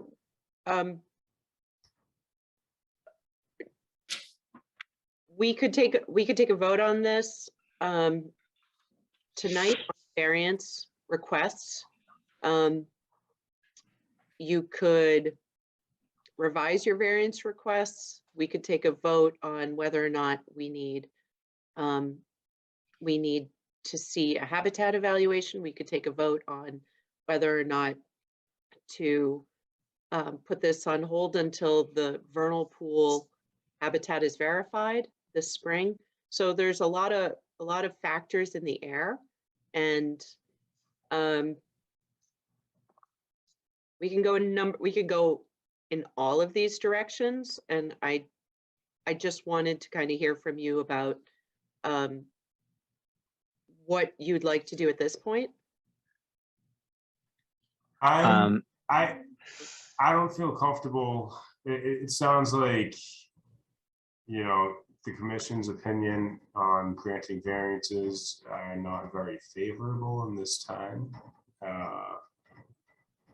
And so I think we should proceed to maybe making a revision to the site. And I know I can revise this so that we're not seeking any variances. You know, we're really willing to work with the commission. I know when this project first started, we had the wetland delineation from previous wetland scientists, and it had ample upland, and we're outside of the 35-foot no build zone, and everything looked good at that time, and it was peer reviewed, and we accepted the peer review consultants redelineation when we did have the option to challenge that. Now, we made that option just because we're willing to work with the commission. You know, we just want to make this easy for everyone. We want to make everyone, you know, happy on all terms. So, but it sounds like the commission is really not in favor of variances from the feedback that I got today. And as for the vernal pool habitat, and I know Tom said that he may need to look into it a little bit further. So I took that as that what his opinion was, having it 100 feet away on all aspects. I think it should be, you know, looked at, and you know, whatever additional peer review fees are. I know the client is, you know, to you know, talk to the town and see what we can do with that. But yeah. So, Mr. Federa, at this point, we're talking about 4 variances, I believe. Does that make sense? Well, you said 3 plus the driveway, correct, Chuck? 2 plus the driveway. 2 plus the driveway. Okay, we're talking about 3, yeah. three variances, and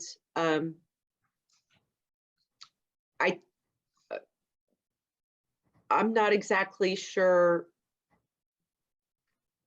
I'm not exactly sure how you can. Well, I'm not exactly sure how a redesign can get around those variances, those issues that we've discussed, including the habitat issue. You know, that habitat serves a function under the Wetlands Protection Act. it can be subject to protection by Conservation Commission. And, you know, there's a lot going on here. So, Chuck, you were going to say something as well. Oh, I was, of your options of what to do. I think the applicant could continue to the next meeting, and that could be one of the options also, and just kind of think about all of the comments and decide what to do.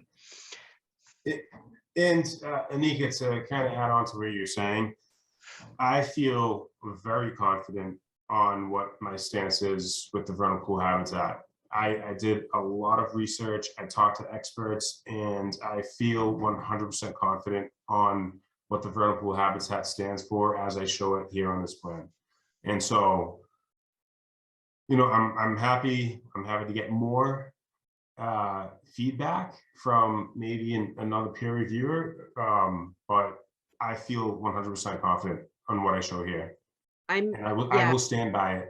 I'm not taking to task right here in this meeting the vernal pool habitat, approximate vernal pool habitat line. What I am talking about is the habitat, the wildlife habitat that is protective of vernal pool species upland of that. For example, the place where the vernal pool species shelter and migrate from and overwinter. Like that is also some areas subject to protection under the Wetlands Protection Act.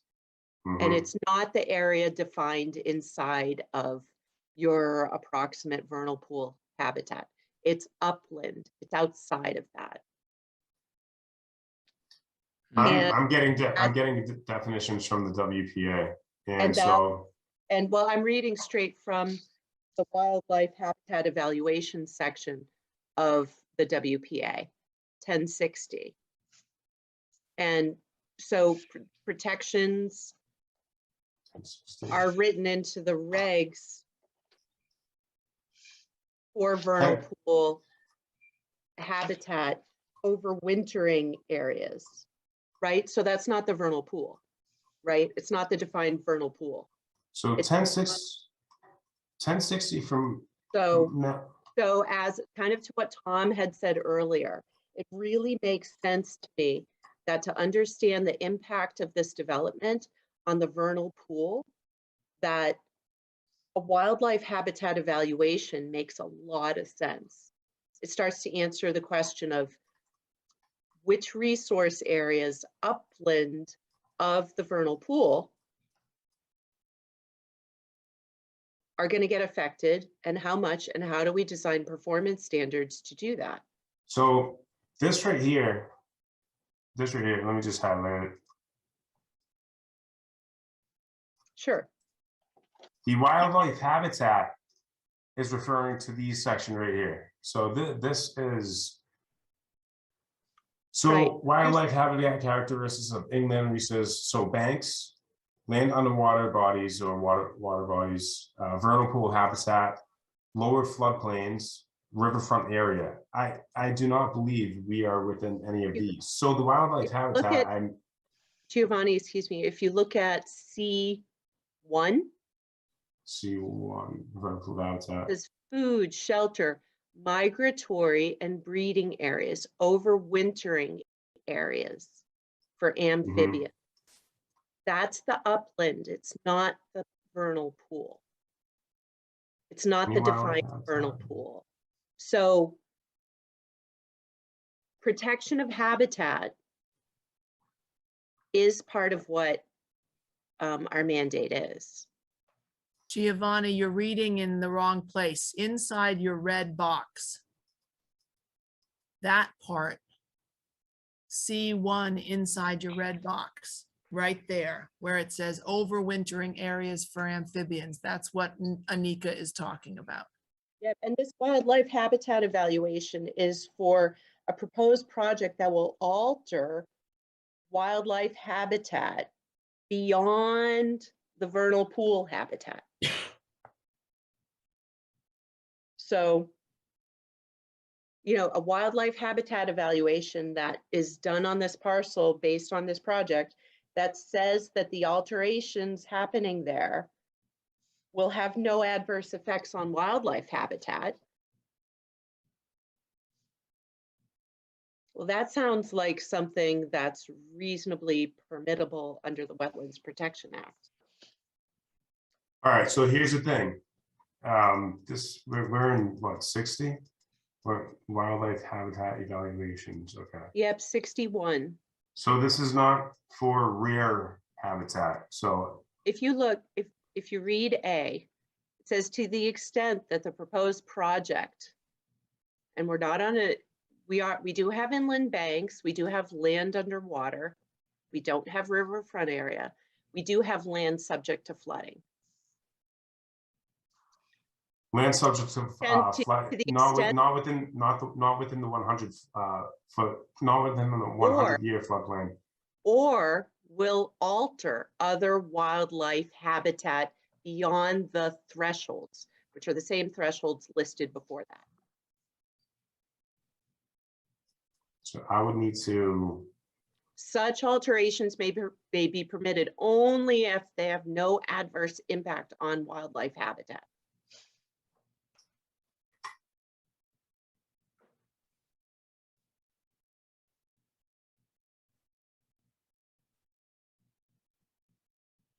Okay, so I'm going to ask for a continuation. I think I we've agree. talked about a ton I of agree. stuff.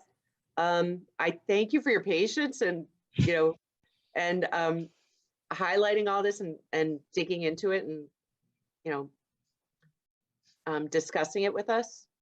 Mhm. And so if there's no other questions, I think we should continue this.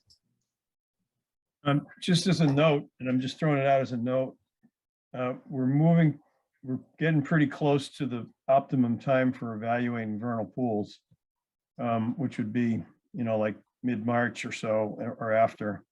Yeah, we're very, So it's not, you know, we've waited this long, it might be the time to go, you know, just a thought.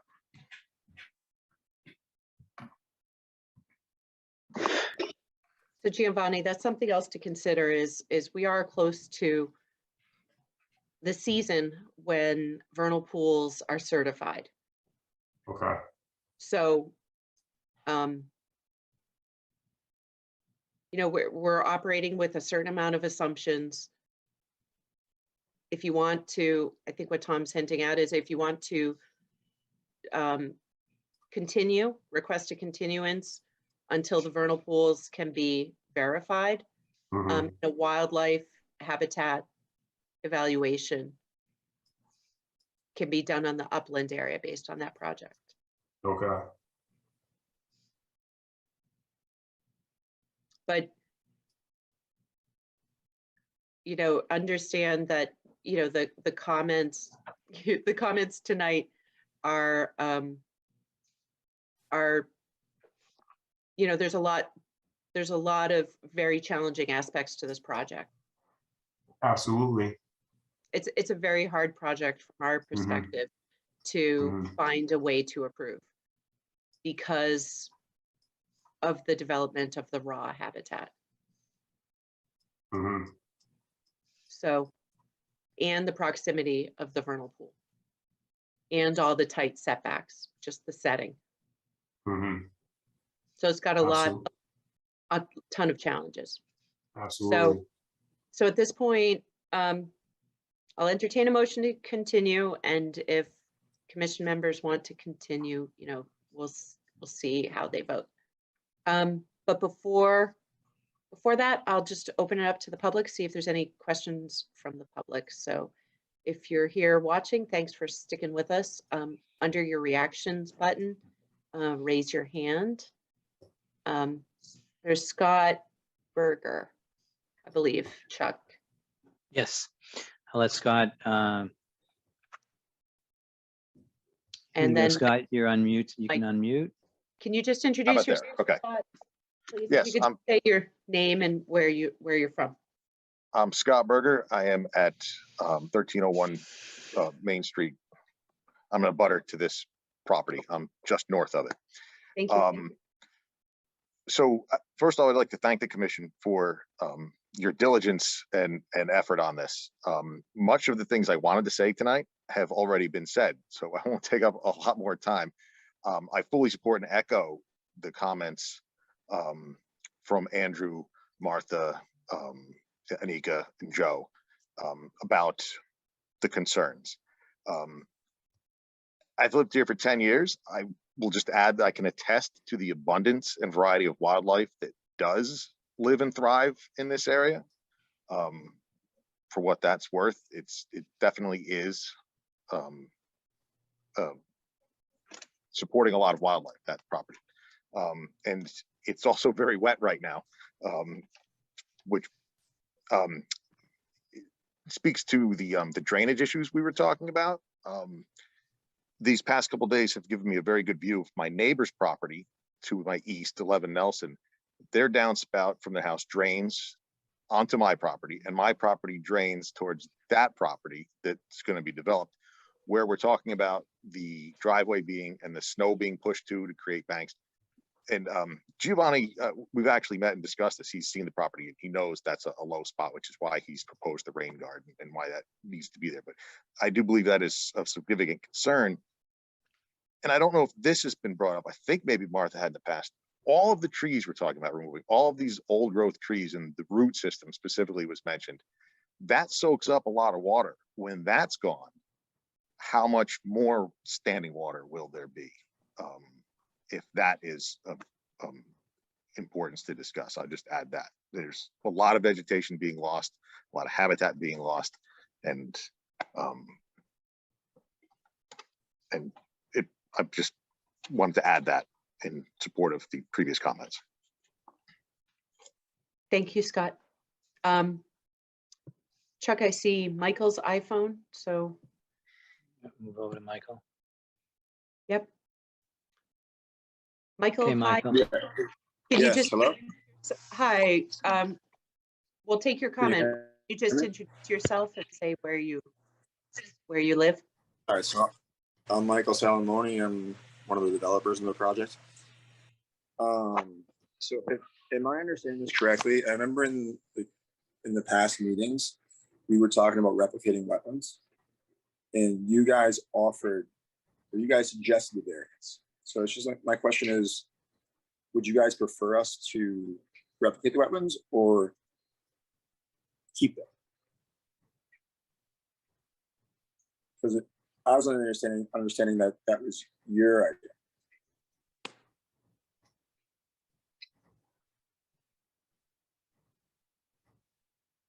And correct me if I'm wrong, Mike, I think what he's saying is we can go about this project to have it completely outside of any variances by impacting wetlands and replicating wetlands at a 2-to-1 ratio.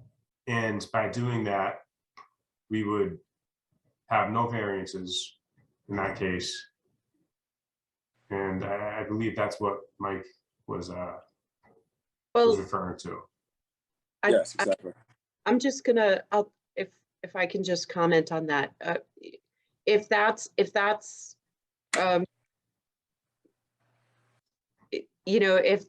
something you would prefer to do, that's something you would prefer to do. We still have the habitat issue, right? We still have sort of the taking of a habitat area that has a value and provides a value to the surrounding vernal pool, and that needs to be looked at as well.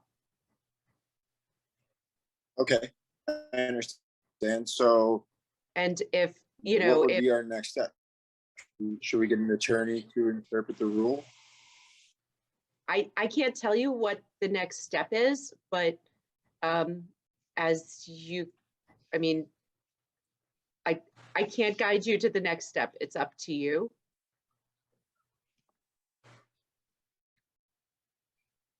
But our edict and our responsibility is to enforce the provisions of the Wetlands Protection Act and, you know, protect these resource areas based on a certain practice of performance standards. Work has to be done to minimize damage and impact to the resource areas. So there's still some missing information from my perspective. I don't know if the development of that forested lot is, I mean, my suspicion is it, you know, putting a house there is not going to benefit the overwintering area of the vernal pool species, because there isn't much other upland area near that vernal pool.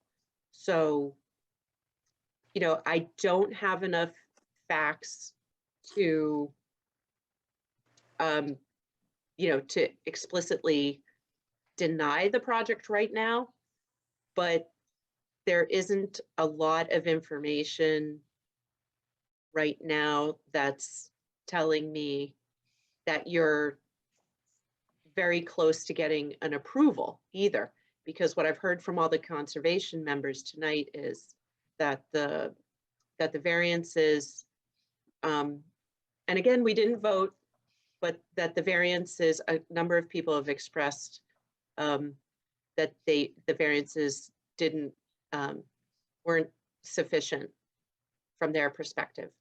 And you know, you could go back, listen to the tape and hear what other people said just as general comments. So I'm gonna propose that we continue. We received comments from the public. I want to keep going with the night. We got a lot more hearings. So I will entertain a motion to continue this.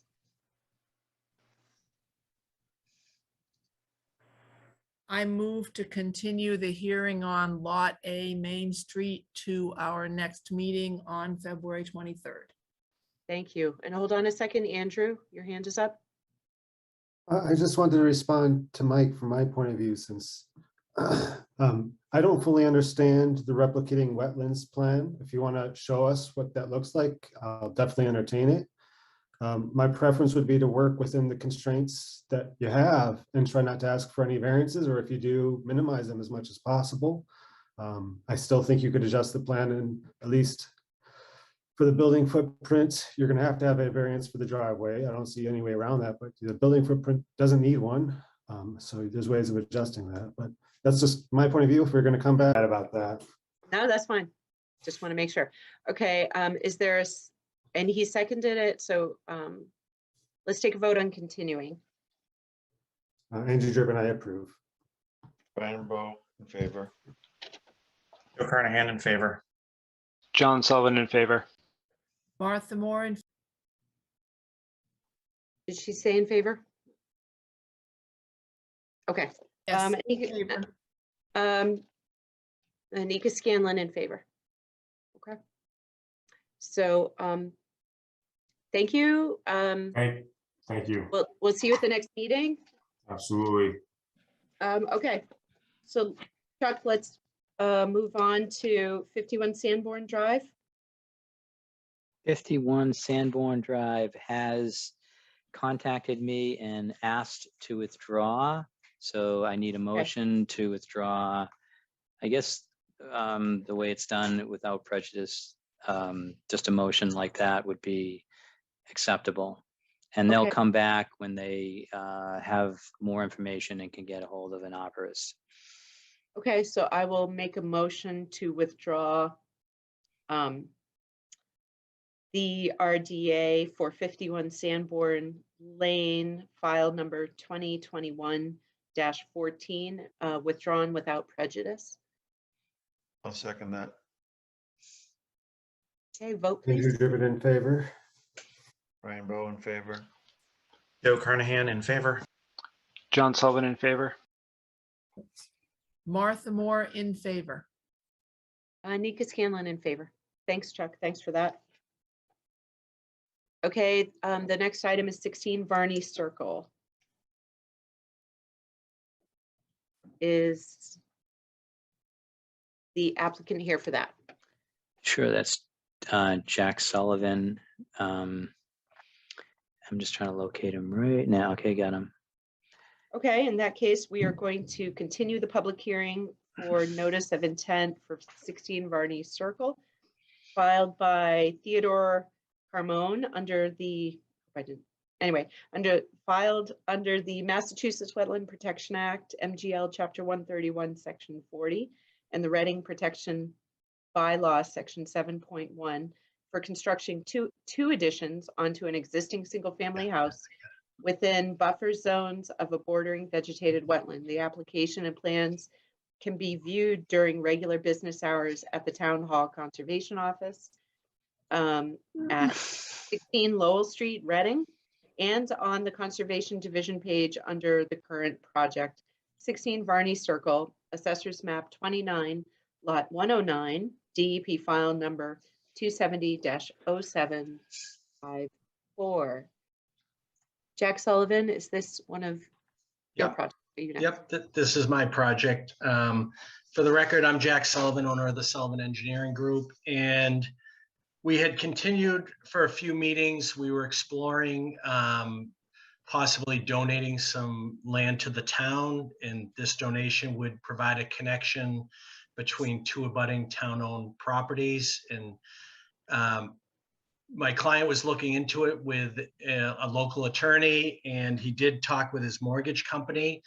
And I provided Chuck a sketch of what the owner would be open to in some sort of conveyance to the town, or possibly an easement to the town. And it would consist of about 28,000 square feet. And Chuck can provide the plan. That's the site plan that you see in front of you with what we've already talked about with the proposed additions. There we go. And that is the area that the owner could make a donation to the town on. In talking with the mortgage company, if he was going to convey it in fee to the town, so the town would have ownership of it, that's a more expensive option for the owner. The mortgage company would most likely want an appraisal done on the property. I have to do a A&R plan to deed out that piece, and it would have to go to the CPDC since we're changing the lot lines. If we do an easement, then I can just do an easement plan. It doesn't involve the mortgage company. And we could structure the easement, to provide certain protection measures, like only pedestrian use, no motorized vehicles, things like that. That would really be the preferred method, but we wanted to open it up to the commission tonight to kind of show the area that he'd be willing to donate, and then have a discussion on that. As far as the project itself, the reason this came up is a few of the flags in the area, the proposed addition, sounded like they might be moved a foot or two. There's a shed within the no structure zone, and a portion of a gravel turnouts within the no structure zone. We do have, if we had to, we can revise the addition so that we don't need any relief, even if the flags moved a foot or two, and he'd be willing to lose the shed and pull the gravel driveway back. So this isn't make or break, but he is willing, if he can move it forward and the commission's acceptable to this area of a donation, then we could go this route. So that's basically it. We wanted to get some feedback from commission members. Okay, anybody from the commission want to have any questions? Go ahead. Was that go ahead, Joe? I couldn't hear That who was you were good. I calling think on. you're the only one with your hand up. Yeah. Okay, see, I can't see everyone, so I don't know if I'm the only one or not. Lower hand, all right, cool. So I think the sort of obvious question looking at this picture is why the red line, why is the red line where it is? I understand in general, having more mortgages than I'd like myself, that the bank has an opinion about, like, has a stake in the land and doesn't want to convey any of the land by fee. But if assuming we're talking about an easement or some other conservation restriction or something. I'm curious why the line is where it is for that. Theo, are you on this meeting? I didn't turn anyone else on. I couldn't see him on the. Okay. Well, I'll speak to it the best I can if the owner's not on. I think he had another meeting. He had to be in Malden in person tonight at 9:30. That was the area that he felt comfortable donating. I understand your question. Why isn't it a larger area extending? If it's all wet, why couldn't he increase that area? That's what he felt comfortable donating, and that's a simple answer. That's the amount he wanted to donate. That was my But question. still, I mean, 28,000 square feet. It's over a half acre of land. It's not a small amount of land. But I do understand your question. But that in talking with him, that's what he felt he would donate. It's just an easement, though. He's just giving us an easement. I think that's the preferred route. If the commission wanted it in fee, then he'd have to make a decision, look at his costs associated with that. It'd be an appraisal. There's my fee to do a full perimeter survey. It could run a few $1,000s.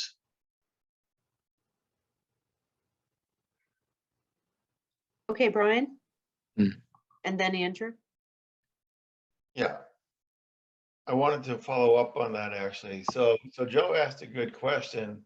Seems to me though this answer needs to come from the homeowner himself, because you said that's where he feels comfortable, which begs the follow-on question of why? What is about that line that he's comfortable with versus right up to where the wetland ends? I'm not saying that it's an insignificant amount for him to consider providing an easement on, agreeing to an easement on, but I'd like to hear what he actually says about why there, to go back and support Joe's question.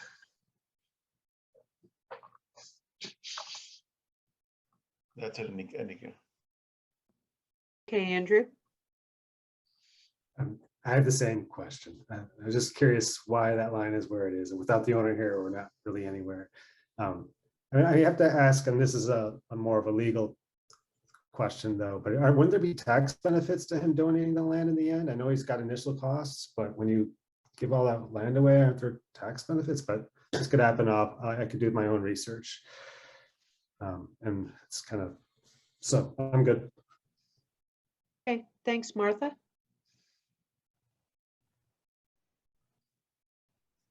Okay.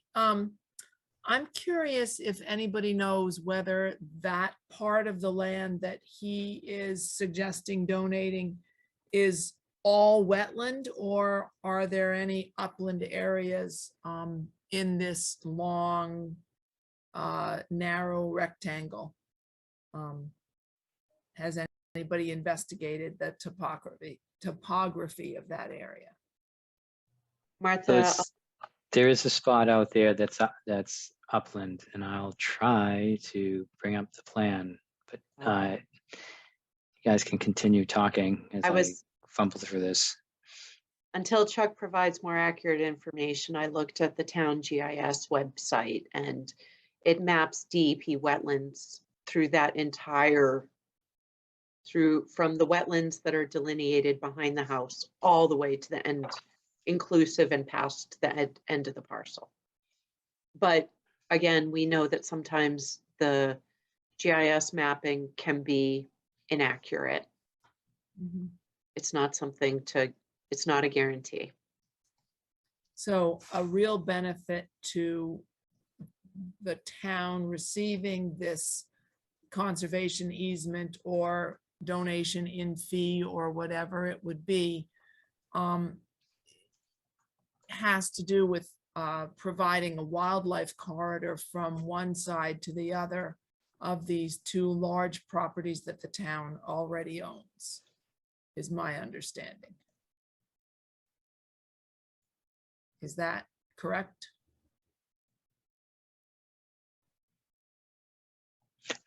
It would provide So the reason to, this is a desirable situation is because it eliminates future encroachment by homeowners. And it's an area that would be controlled by the town. And an easement, I'm not sure if all those things apply, but that connectivity, you could say that already exists, access for the homeowner. This area is pretty wet. I would say that this lower end of Timberneck Swamp is usually wet and it doesn't dry up. I've heard that from the neighbors. And over on B Street and on Crocus, that's, it may dry up occasionally, but it have to be pretty warm summer. So I think that it's just almost the final piece of a puzzle that Conservation Commission and maybe even the town are trying to, get their hands on. Just to be able, this is an area that we had an opportunity to buy this area also. And unfortunately, that opportunity wasn't acted on quickly and we lost that opportunity. And this belongs to a private person that hunts out in this area. And maybe it's a private two people that hunt out in that area. An activity like that, wet or dry, can happen. This happens to be a dry area, or some part of it is dry, but tree stands can go on any tree, whether there's water underneath it or not. So that kind of activity, one of the restrictions that we have on this land that's in green is there's no hunting. And Theo's land, he can make any decision on this area here. And we have just recently got this area, it hasn't been turned green yet, but we just recently got this land down in this area. So we're picking up the last couple of pieces, but that no hunting portion, the no hunting portion on Theo's land, that would be important. I think that would be important to all the residents that are around this area. I'm sure some of them hunt, they could hunt from their backyard for all I know, but the Conservation Commission doesn't allow hunting on their own property. And that would be another consideration that the commission looks at. So anyways, that's what we're looking at. Here's the piece that runs straight across, and it looks like it's only where the cursor is that's being granted. Let me back that up a bit, about here. Go ahead, Brian. Well, just my point was, based on this conversation, I just want us not to essentially negotiate against ourselves. If in fact, I mean, it seems to me it'd be important to know just what is the topography and what have you, because if it's not upland, if there's no way to use it other than perhaps the hunting that Chuck was talking about, then I'm not sure it's that big of a give. If you're given an easement on 28,000 square feet of land that you can't really use in the first place, it's not in my mind the biggest gift in the world. So I'm not saying we shouldn't welcome it. I'm not saying it's not a good thing.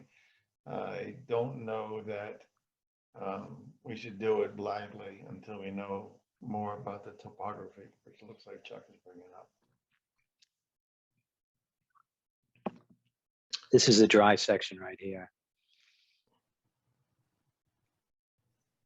Something that comes up for me about the parcel, the section of that land that was proposed at tonight's meeting is it includes the end of Crocus Lane, which I haven't checked recently, but might be, based on past practices in town, might be a spot of neighborhood dumping. And it might, so one of the benefits there is it might give us a little bit more control of signage and sort of, to stop dumping at the end of Crocus Lane. But I think you all raised sort of the main question I also have, which is, what's the rationale? What's the property owner thinking? Right, I did text the owner. I didn't get a response back, so I can't answer. I know he wanted to limit the area. I don't know the reason behind that. And, you know, we can continue this and I can talk with him. I think the sense of the meeting was, you know, would the commission be comfortable with an easement? It sounds like obviously everyone would rather have it conveyed in fee, so you'd have total ownership. But I guess an option still is an easement. Yeah, so Jack, just imagine that the commission wanted to have an activity that wasn't listed in the easement. We'd have to, I don't know, readdress that easement language. Yep. But everything else in Tabernacle Swamp would convert to the new policy of the Conservation Commission. So it does make it a little tougher. I'm not saying that, like Brian said, we shouldn't negotiate against ourselves, but I think those are good questions, and if Theo was here, it would be very, very helpful. Okay, I think what I'll do is I'll ask to continue until Theo can be present. I can convey to him what was said tonight, and we'll see if we can come up with a solution for the next meeting. Okay, and just to check in, Chuck, is this the only outstanding kind of matter with this property at this point? I know last week. Yeah, to my recollection, the last thing we did out there is we walked the wetland line. We felt that we objected to maybe the placement of a few of the Norse environmental flags. They seem to be wet, and wanted them further, you know, up gradient. And so that was about a foot on each one. I don't think it was, you know, insurmountable by Jack. He stated that. And even the shed could probably go somewhere else, or there's that variance. Well, she's trying for the variance, but you could try a variance for something that's not the land. Also, outside of that, if they weren't within, if we didn't move the flags, which made them within the 35-foot area, the variance wouldn't be needed. And I don't think there were any other issues that we needed to talk about, like dumping or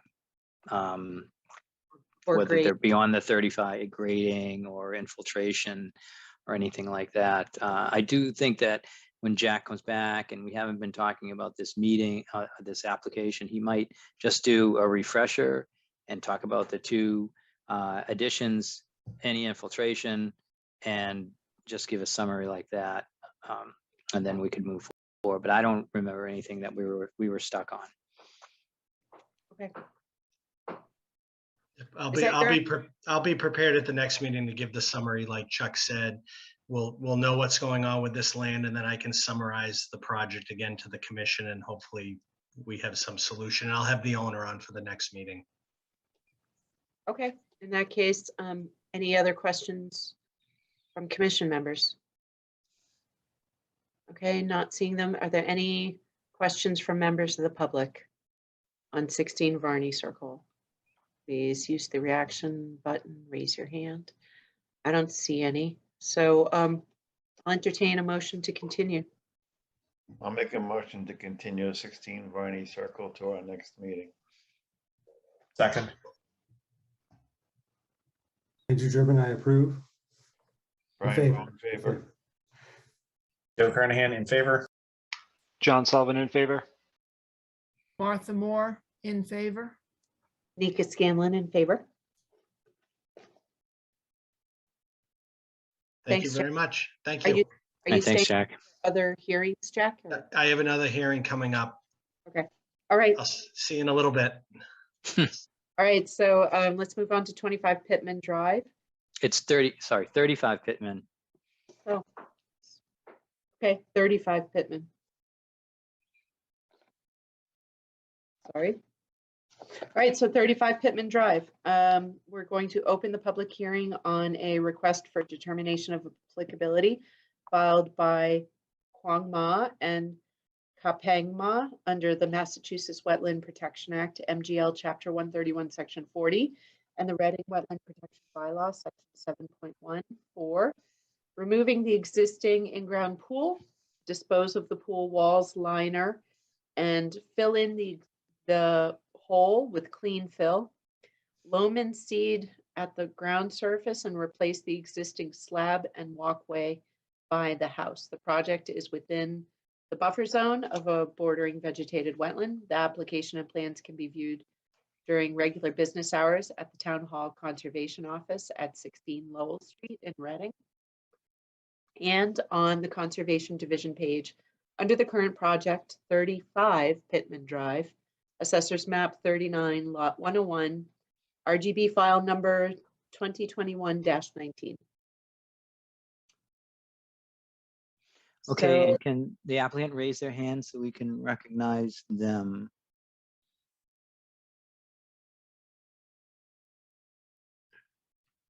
I don't see anybody. Yeah, I don't see anyone either. Yeah, did I just see one? Dave Kelly raised his hand. Okay, Dave Kelly, right there. And the winner is. Hi, Dave. You can turn your microphone on and video if you want. Hello. Hi, Dave. Hi, Dave. Thanks for coming out. Thanks for waiting. You're up. So we are looking to fill in the pool on Pittman Ave. We have proposed putting a erosion control along the existing fence and removing the pool wall and the concrete patio that exists and re-pouring patio up by the house. Other than that, any questions? Sure, I'm gonna pull up an aerial photo first, and then there's a sketch that goes along with this. I think that I didn't know about the pathway and the poured patio until later on in this process. So I'm hoping that you give a little more detail on that, that part of the project. So we're removing most of the concrete patio, but they'd like to maintain some of the patio up by the house.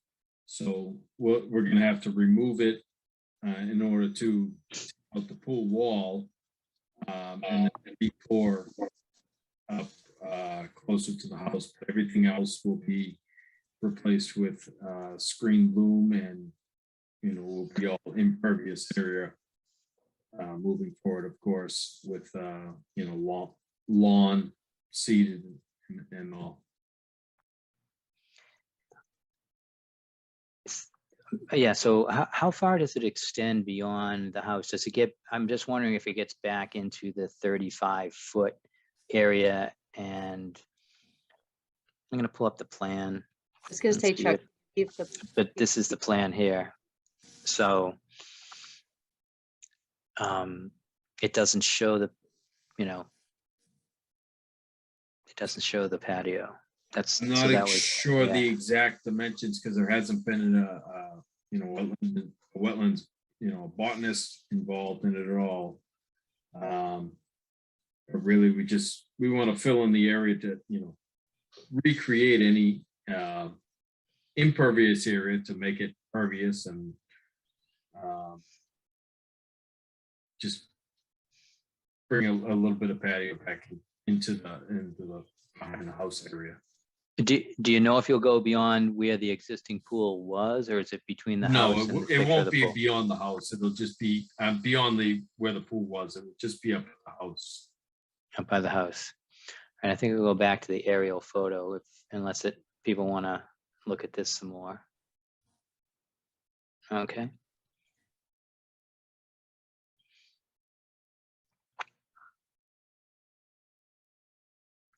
Yeah, it looks like inside that L shape, maybe an area that they might be talking about, but we're guessing and it's not on the plan.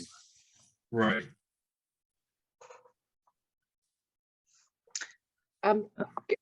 Just a quick question. So it looks like the concrete patio around the pool has this little bump out around where really where the 90 foot contour bends. Yeah, you see it, Chuck. Right there. Yeah, there. It, is that an extension of the concrete patio? Is the, like, I'm trying to understand. So I think I faintly see the fence line outside of that 16913. Yeah. Right. So any concrete that we're going to pour is actually going to be inside of what is existing now. So any area that we would be working with that is impervious now is going to become pervious area.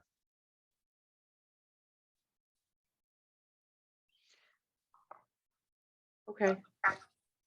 Yeah, Go so ahead. I'm gonna just do a little drawing here. So I guess maybe this is the area that there's work proposed. Correct. And all of this pool, apron, whatever this platform area might have been for, like a cookout area or shed, that's going away. It looks like all the work is being worked on within an existing fenced area. I know that some members may Is the have gone fence out going for a away? site visit. Yeah. Quick question, is the fence going away? And then I'll turn it over to Brian. Is the fence staying or going? That's a question I'll have to refer to the homeowner, which Okay. I believe they're on tonight. So actually, we can jump in from the Okay. site visit. 'cause Go that's ahead, one- Brian. That's one of the And- questions we asked, and the homeowner was there, and he said the fence is staying. The only part that's going to be removed is near the driveway, just to give access to vehicles. That's also the area where there's an existing shed. So we couldn't tell from looking at it whether the vehicles would fit in between the house and the shed, or they have to move the shed or what have you, but the fence would be staying. There are plantings already along the fence line near the wetlands on that side of the pool. And actually on the visit, we did not discuss it. I remember that some of the platform, some of the apron around the pool would continue. Joe or any of the other three folks who went on, anything you want to add to that? Joe, you can go next and then Andrew. I don't think I have much to add to what Brian said there, that there was, we talked a lot about a lot of concrete being removed. We didn't actually talk with the owner about any concrete being re-poured, so that part I'm surprised at. I'm a little confused because looking at this picture, and maybe I'll take a moment to look at the other aerial pictures when other people are talking to see if it's clearer, but it wasn't clear to me that the area that Chuck drew I'm going to call it a rectangle around, that is currently concrete. I thought that was currently yard. And so if they're keeping concrete, it would probably be on the part of that's sort of shadowed by the building. Exactly. That seems like there. And so then, I mean, just to be clear, I'm pretty sure that we are in the end going to come down in favor of any project that leaves the world with less concrete next to wetland. Yeah. But we do have questions we need to sort out between now and then, like which concrete is going to get left, and which concrete is going to get removed. The homeowner is on. I gave them permission so they could unmute and and then help us out with where the concrete's going. Kapang, are you able to speak? Yes. Hi, I'm Kaping Ma. I'm the owner of 39 Pittman Drive. The concrete will be removed. It's around the pool. And also the concrete, the patio, the existing patio, because it's all broken. So we just want to, remove the old one and replace the new concrete, exactly the same. Is that in this area here? Yes, yes. For the full extent out to this part, to the end? Or are you going to do less? Less. Maybe halfway? No, pretty much the same size. Okay. Pretty much the same size.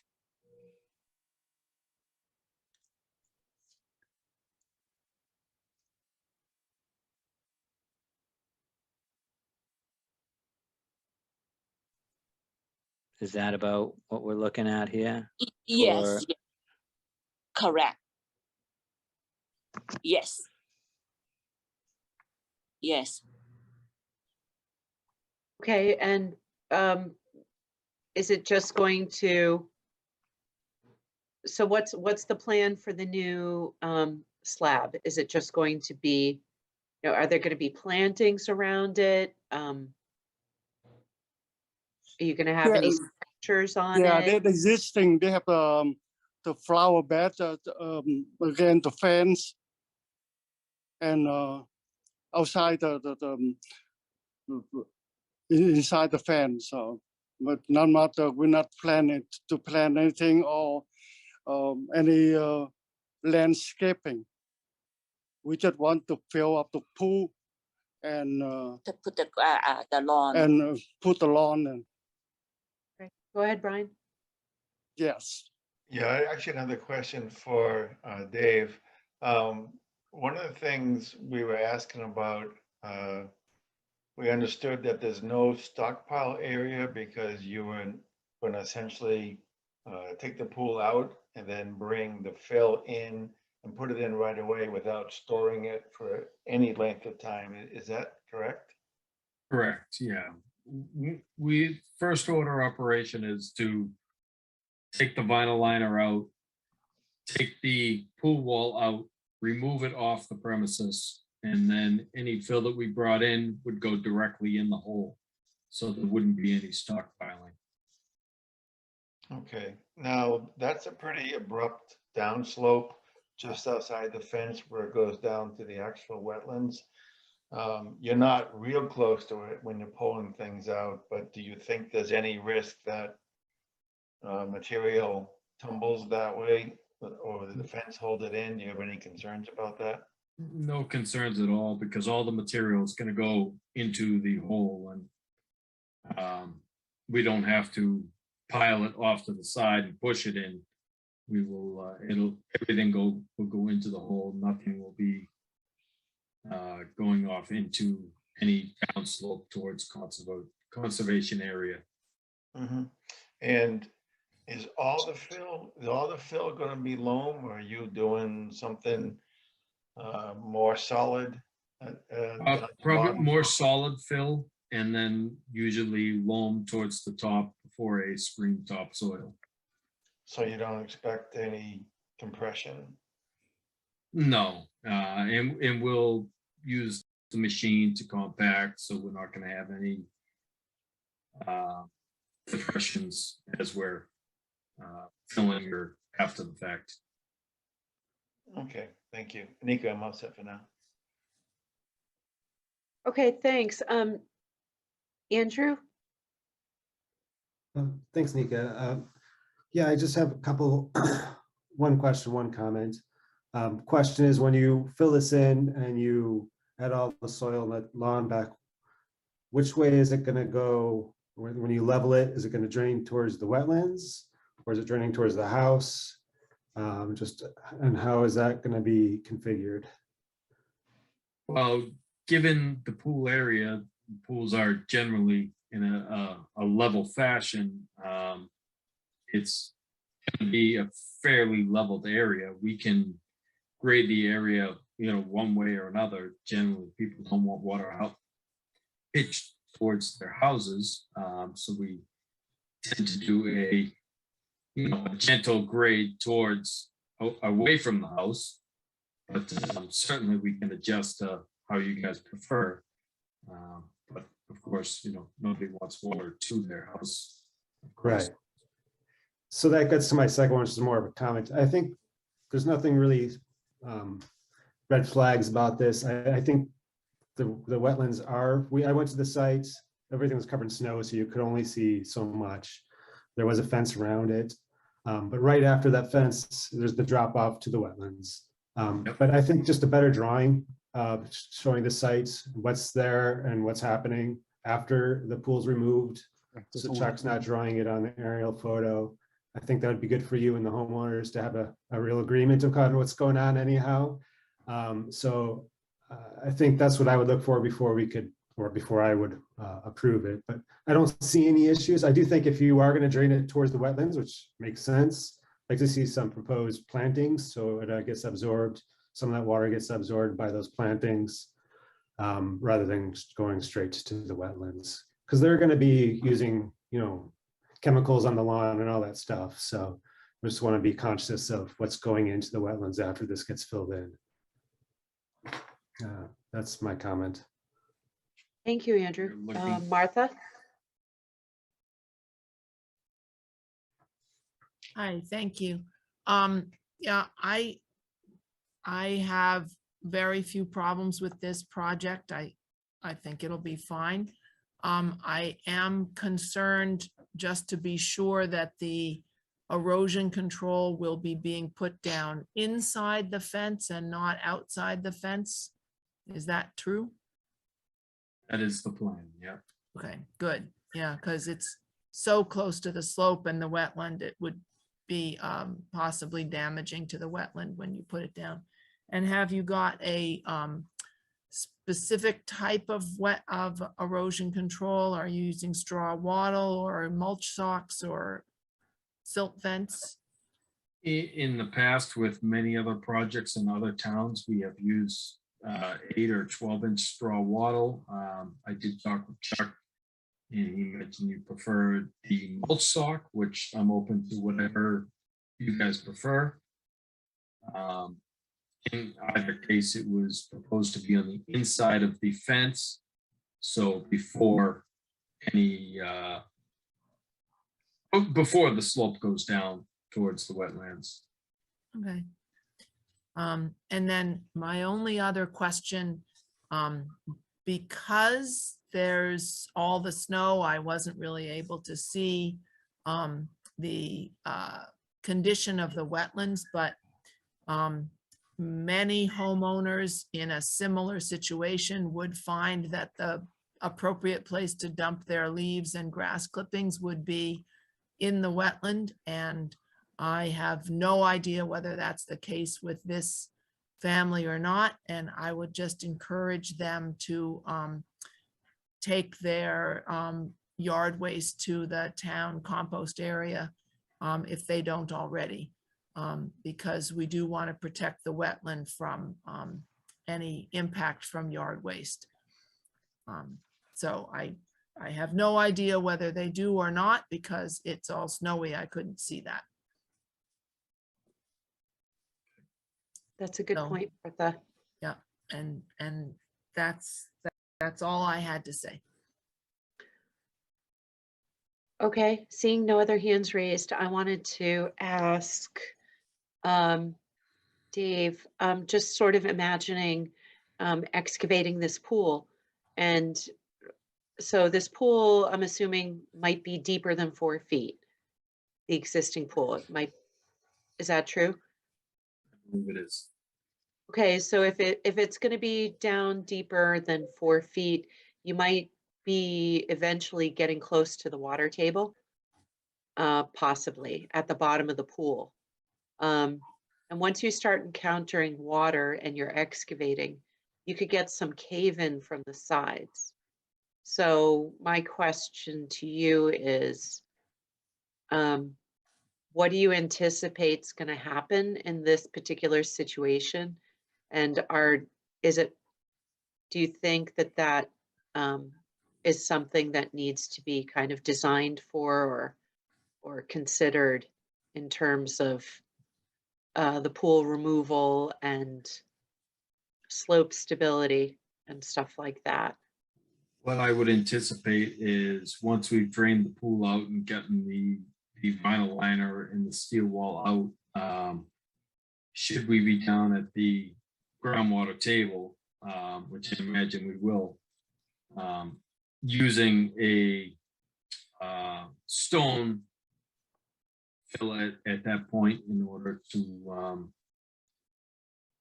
stabilize that fill, so it's not creating a muddy surface, so we can have a stable fill to fill against before we can bring in just a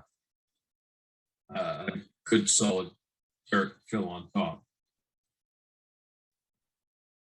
So so it sounds like you don't, it sounds like this is something manageable and it's not,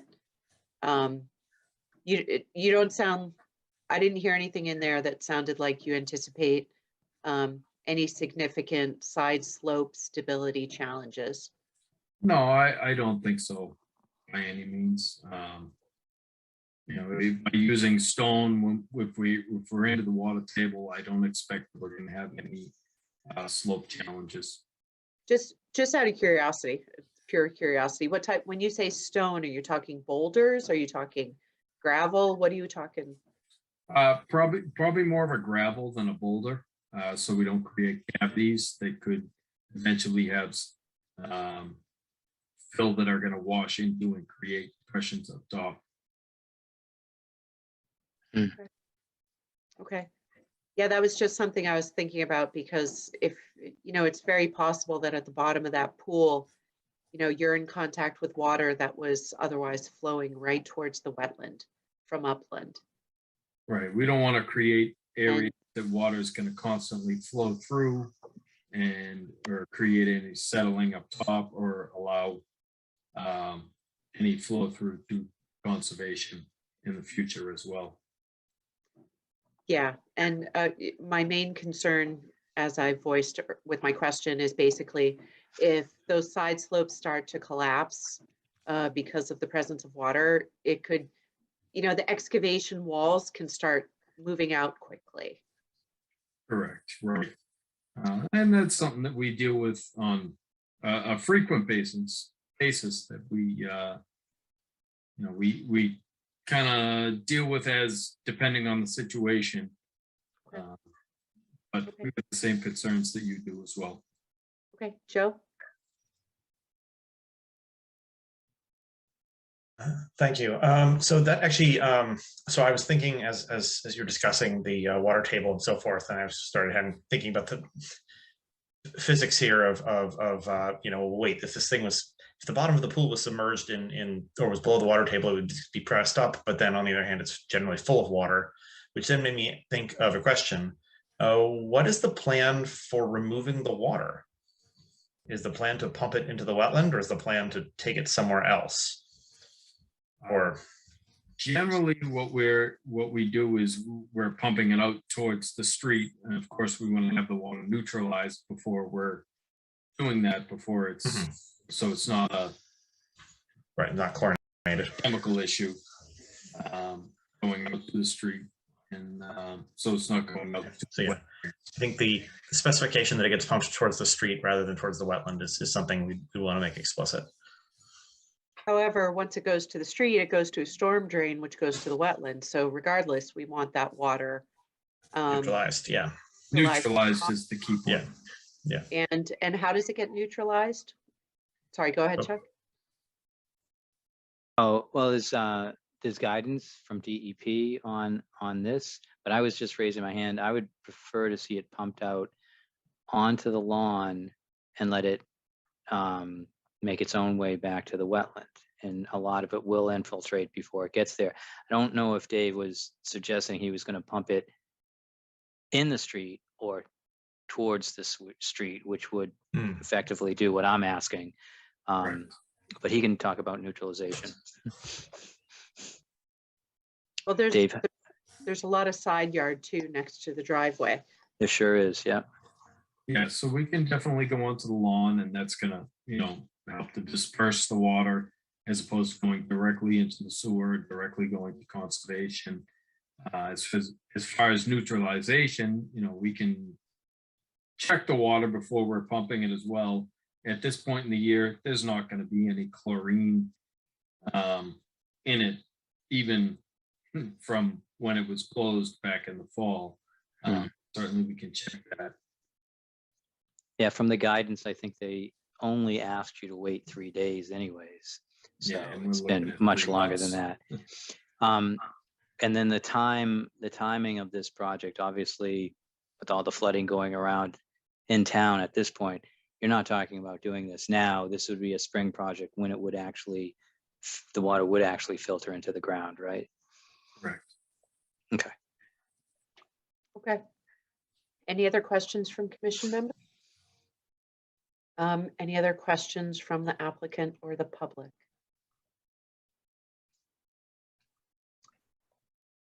No, not seeing any. It sounds like we're asking for a little bit more information.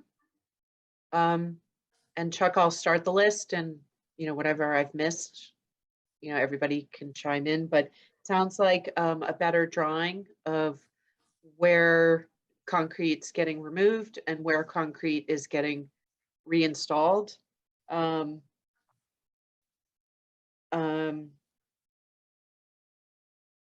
And there are a couple other details we did discuss, but I don't think they need to be shown on the plan. Is that right, Chuck? Did I get that? So yeah, we'd like a new plan or a sketch showing the planting area that would be next to the fence that was asked by right, Mr. Driven, and then the dimensions of the patio and identifying the patio that's going to be replaced, and then just showing the silt fence line. I'm not going to pull up that other sketch, but if it's not on there, just show us this where the silt fence is going, or the erosion control, whatever you're using, the 12-inch mulch sock, and then identify it on the plan. Just and Martha requested inside the fence line.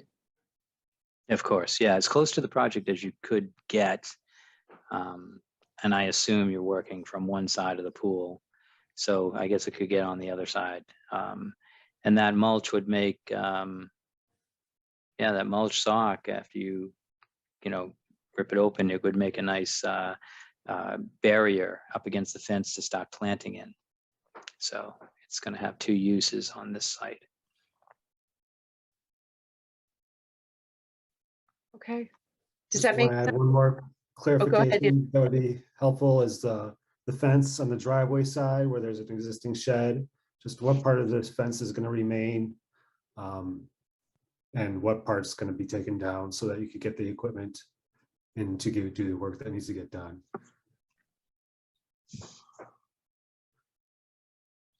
Yeah, because if that's significantly closer to the wetland line, we may have some additional conditions, like an extended erosion control line. We might not, but it's just some clarification when you Right. resubmit the drawing. Yeah, where are you going into the site? Sorry, Andrew, I have to make another. There you go. Drawing spree. If you want to, if you want to move the shed or not, or you got to go around it. I think that was the question, and then just identify that spot. Obviously, in a situation like this, if you're going to be moving out a lot, you want to extend your erosion control into that access area. So that's kind of what I would add to if it's going there. I kind of appreciate my own drawing, but I will change the screen. Chuck, I wish I took my screenshot. skill. Sure, we'll have another chance tonight. My skill, yeah. Dave and the Moth family, do you have any other questions? Otherwise, I'm gonna continue this. I'm gonna request it be continued. Have you frozen? Have you gone to sleep? Nope. No other questions. No. Okay. Okay. All right. All right. In that case, I'll entertain a motion to continue. I move to continue the hearing on 35 Pittman Drive to the meeting on February 23rd.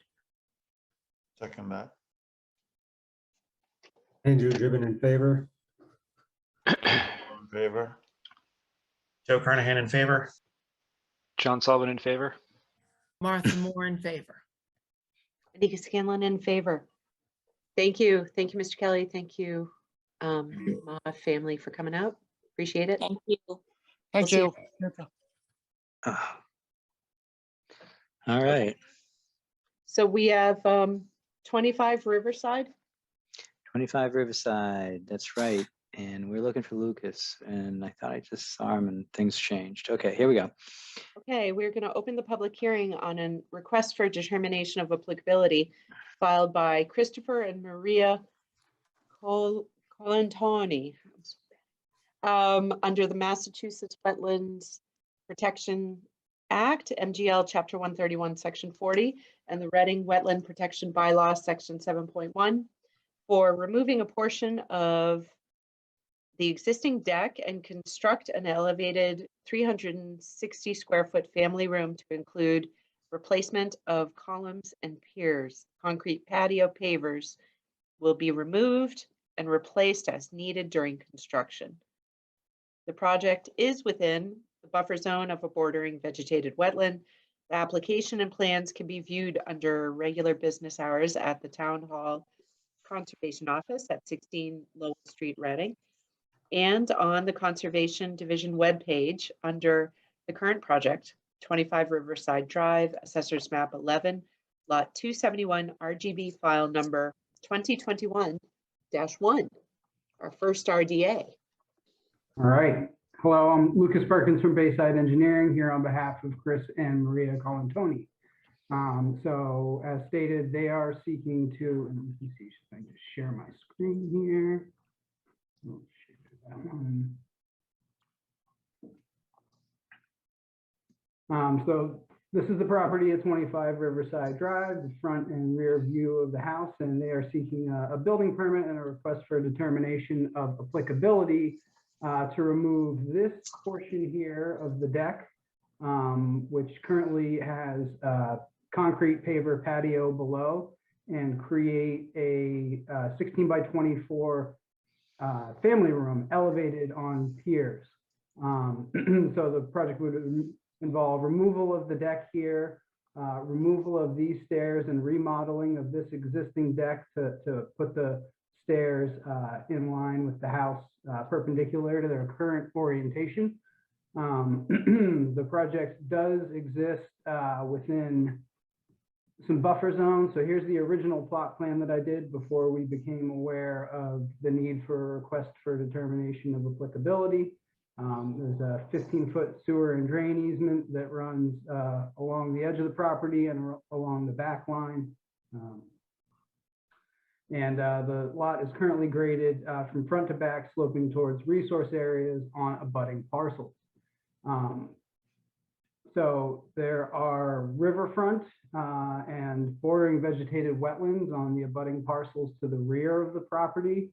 The top of bank here nearest the property was field located by myself, and I approximated the bordering vegetated wetland line that sits adjacent to the property on the other side. So here's the plan to accompany the request for determination of applicability.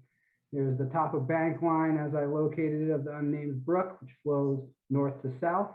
The swath of bordering vegetated wetlands is approximated by myself, not a wetland scientist. However, I do have experience in locating wetland flags fairly regularly, and I did find an old wetland flag right where I started delineating. So that was a nice little boost of confidence and no wetlands when I see it. So we will be well outside of the 25 and 35 foot buffers. However, will be, as well as the 100-foot riverfront buffer, we will, however, be working within the 100-foot wetland buffer and within the 200-foot riverfront buffer as shown here. So I showed some proposed erosion controls here around the limit of work. Why are we not moving? Here we go. So temporary impacts in the buffer zone, about 683 square feet within the 100-foot wetland buffer, and about 1,200 square feet within the 200-foot riverfront buffer. There is no net increase in impervious area. The entire area under the existing deck that will be supporting the new family room is currently impervious and will remain as such. There are no proposed grade changes. The entire disturbed area will be loamed and seeded. I put a detail here for straw bales and silt fence. And I think that may be overkill for this. If the commission deems that appropriate, that's what we'll go with. But I've heard you speak to preferring mulch sock over straw wattle. So we recommend a mulch sock be placed around the entire limit of work as near to the work as is practicable. And then the entire disturbed area will be loamed and seeded upon completion of the project. And I think Zoom function is slow. So I believe some of the members of the commission were out this past weekend for a site walk. I know the snow cover probably made it a little more difficult. Here's the existing architecturals of the deck, and then the proposed on the next sheet here, give you an idea of what you're looking at from the left side of the house if you were standing in the street looking at the front, and then the rear view here. So this is the area that is all currently pavers that will be a concrete patio and slab, but no net increase in impervious area.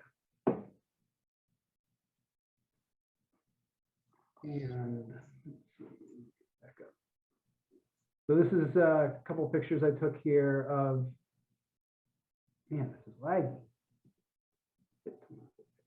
So here's the existing backyard. It slopes fairly gently from the back of the house here towards the resource areas out in the abutting parcels.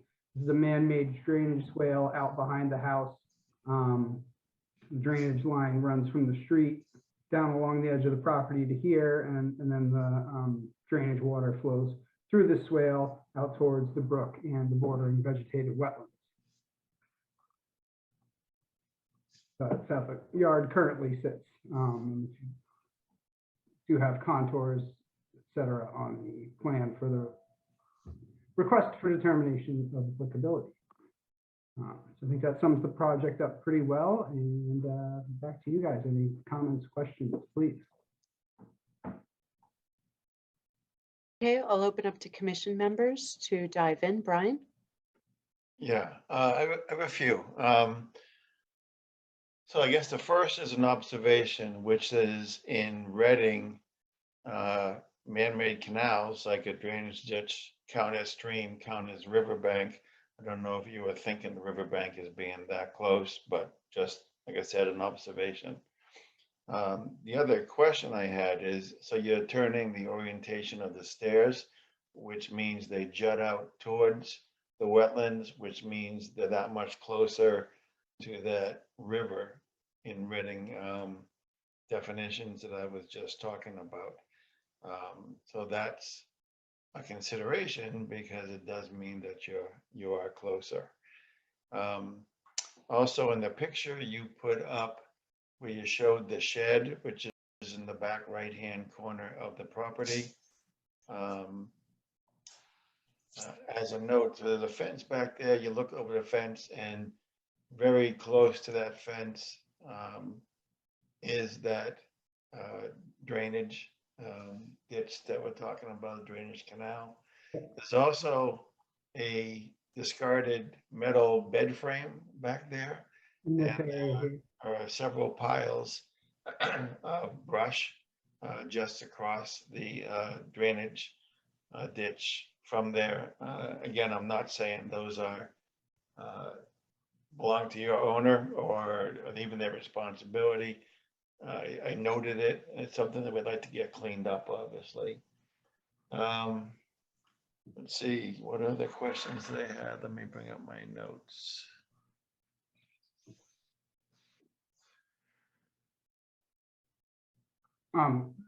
Could I respond to the question regarding the stairs and the deck? I guess.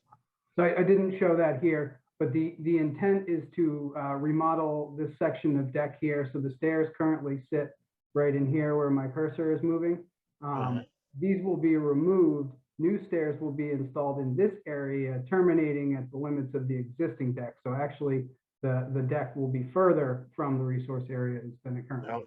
that's a good point. I didn't understand that from the description, but thank you.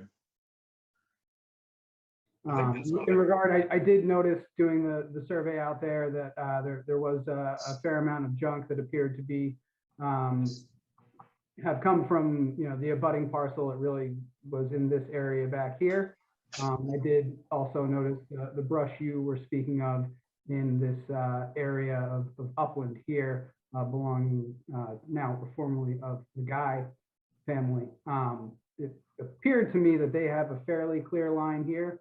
But I will instruct the homeowner that dumping any leaves and yard waste and certainly any refuse and white goods is not permissible beyond the fence and anywhere near or in the resource area. Yeah, and as a little clarification, the metal bed frame we saw is just to the top right of where the lot line ends. So Yeah, somewhere around that, no, down lower. Somewhere around that that delineation there of the 35-foot. It's right in that area anyway. So it's behind the shed next door is what it is. Okay. Well, I did find a rebar here at the lot corner, which I put a witness stake at, and I could instruct Mr. Colantoni to clean up this area in here. That is his responsibility on his property to the best of his ability. Yeah, he can do that cleanup in between taking care of the 2 kids. Exactly. Okay, I grew up on a farm. That would have been my job. okay. Thank you, Anika. Yeah, sure. Chuck had his hand up. Yeah, I just wanted to make sure. I was going to ask the applicant or Lucas if they did stream stats on this river area, because I did want to ask if you didn't do that. I didn't know that this area was had the drainage area for riverfront. So I just wanted to make sure that if you say you didn't do stream stats and that wasn't part of your due diligence, then I don't think we should be calling this a river. I think it only has 100-foot jurisdictional area, but if you did, it would be news to me, and I'd like to get that information because the commission hasn't in the past considered that a river. Yeah, it's definitely something to look into. This is the upper reaches of Walker's Brook. Right, Chuck?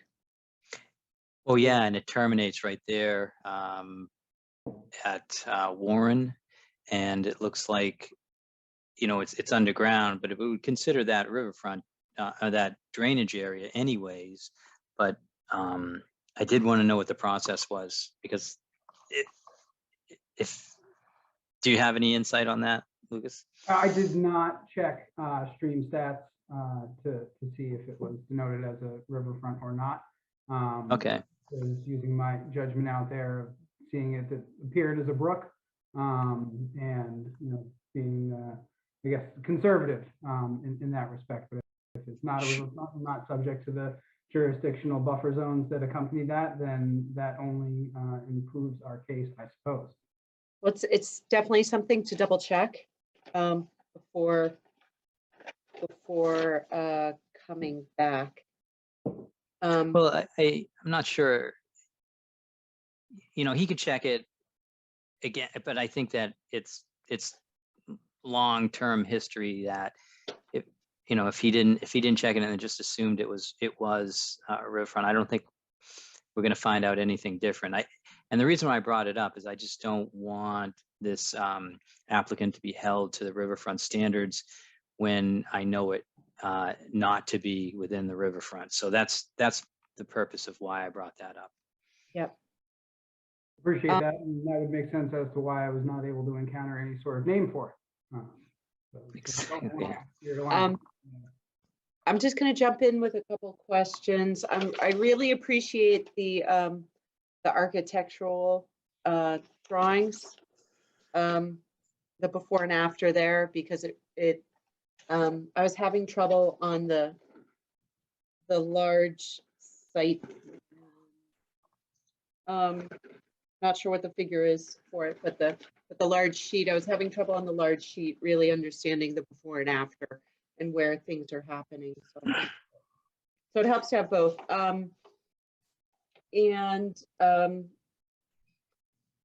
It doesn't seem, based on the pictures, that this work is going to involve cutting trees. Can you confirm that? That is confirmed. There will be Good. no need for any sort of tree cutting. Okay, and what about grading in the backyard? Anticipate a significant amount of grading in the backyard? No, there are no anticipated changes to the grading whatsoever. So everything will be replaced to pre-construction status as much as possible. Okay, any additional patio outside of the proposed rebuild footprint? No, there will be no increase in impervious area whatsoever. Okay, and so the stairs to the new back deck are going to come down off of the garage side of the house, the garage Yeah. end of the house. Exactly. So here we'll go. And at the bottom of those, it's just going to hit lawn. I would believe so, or perhaps a small patch of just gravel, to track mud up, off your feet before you go upstairs. That was not part of my investigation. I don't see it shown here on the architecturals, but this paints a fairly clear picture here of the steps situation. Here's the current steps as they now sit, and then here's the reorientation of the steps adjacent to the proposed addition. And it doesn't seem to encroach further. It seems to be pretty much the same distance out as the existing. Correct. Yeah, in fact, it'll be less because the steps currently jut out further. While they're not impervious, they are closer than the proposed. Okay. As far as I could tell from the wetland line, and I'll Christopher, I did see your hand up, so just give me a minute. I just want to get these out. As far as I can tell, if I'm assuming the wetland line is kind of the elevation of the groundwater table, that puts the wetland line, or puts the water table somewhere around 95 feet. So are you anticipating any significant dewatering during construction? I do not anticipate any dewatering really ought to be necessary. You have somewhere between that, right around 95 feet. The existing grade adjacent to the house is, at its lowest point. The 99 contour runs sort of right near the edge of the proposed foundation. So I do not anticipate running into groundwater. While it is certainly always a possibility when digging, I believe that the footing is 4 feet below existing grade. Okay. Construction access, where is that happening? I did not go over construction access with the client, and I can ask Chris about that or see if he has spoken with his builder regarding where construction access will take place. And where would stockpiled materials go? So those two things maybe you could discuss and come back to us or send us the information. And I think that's all I had. Chuck, were you going to jump in? Because otherwise I was. I know that the Chris is on. Yep. On, and he could answer those questions right now. Okay. Hello. Got a thumbs up, you guys. Okay, got a wave. Okay, awesome. Thank you. To the left of the home, so left of the drawing here, that access is where they plan to come in with construction. So there, I think there's like let's call it maybe a 6 to 8 foot section of fence, then a gate, then maybe another 6 to 8 foot section of fence, give or take. That'll be temporarily removed and then replaced as is for access. The stockpiling materials, I believe the conversation was either in the front lawn to the left of my driveway. There's space there. It's at a slight grade, so there was concern about what could be like stockpiled there for temporary while they were building the addition. The other location would be in the back on the patio that currently exists. So once they take the deck off the home and like the deconstruction is complete, they were going to use Thank you, Lucas. The other half of the patio, that will be underneath the deck, not the addition, as another area for stockpiling. And that would be after deconstruction. So can you remind me where the existing, there's an existing patio? Yes, existing portion, paver patio already underneath. And if it, from the aerial view, it's underneath it, and I'll let Lucas speak better than I do on this stuff. It's underneath all of the existing deck and existing staircase is all paver patio currently. Correct. So with that information, I would extend the limits of the proposed erosion controls to come up along the line here. This was the area of fencing he was talking about having temporarily removed. So we bring this line across perpendicular and then run it up in here. Another suggestion for area of stockpiling material so as not have to transport the material from the backyard to the front would be to cover the existing paver patio below the portion of the deck to be remodeled. And while the deck is removed for being remodeling, that would allow you a good spot to place your excavated material. Understand, you know, there will need to be removal of some material off site, but that could be accomplished through this area here on the side of the house. Do you happen to have a sense of the volume of soil you're going to excavate, just roughly? I don't, but I can do a quick calculation here. So say we overdig by a few feet, and we'll say 3 feet overdig by 3 feet overdig by 24.5 by 15.8.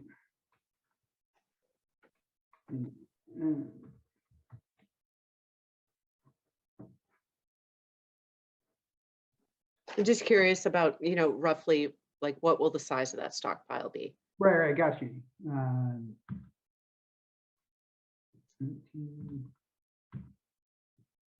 Sorry, this isn't a quiz late at night. Sorry. No, it's okay. We can absolutely do this.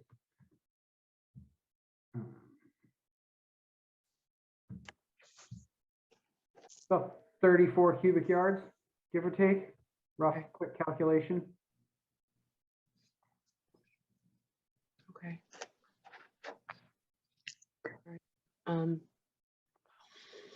Okay, any other questions from other commission members? Please just unmute and speak up. Okay, not seeing any. Any questions from the public? Okay, not seeing any. Chuck, Lucas, what do can you yeah. put down the screen? Stop share screen. Yeah, thanks. It is late. I'm sorry, one last question. Are you doing much grading? Are you going to be doing any backfilling or any other backyard development during this project? No. Okay. Okay. What's the consensus here? I'm not sure. I think at this point we should probably get a slightly revised plan to show the construction access and the erosion control line and the stockpile areas. Could that be a condition of? I mean, it could be. It could be. I'm just.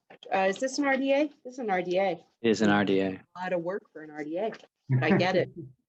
The work was done in hopes of you know, getting put through. So you know, if you you're outside, you're pretty far away.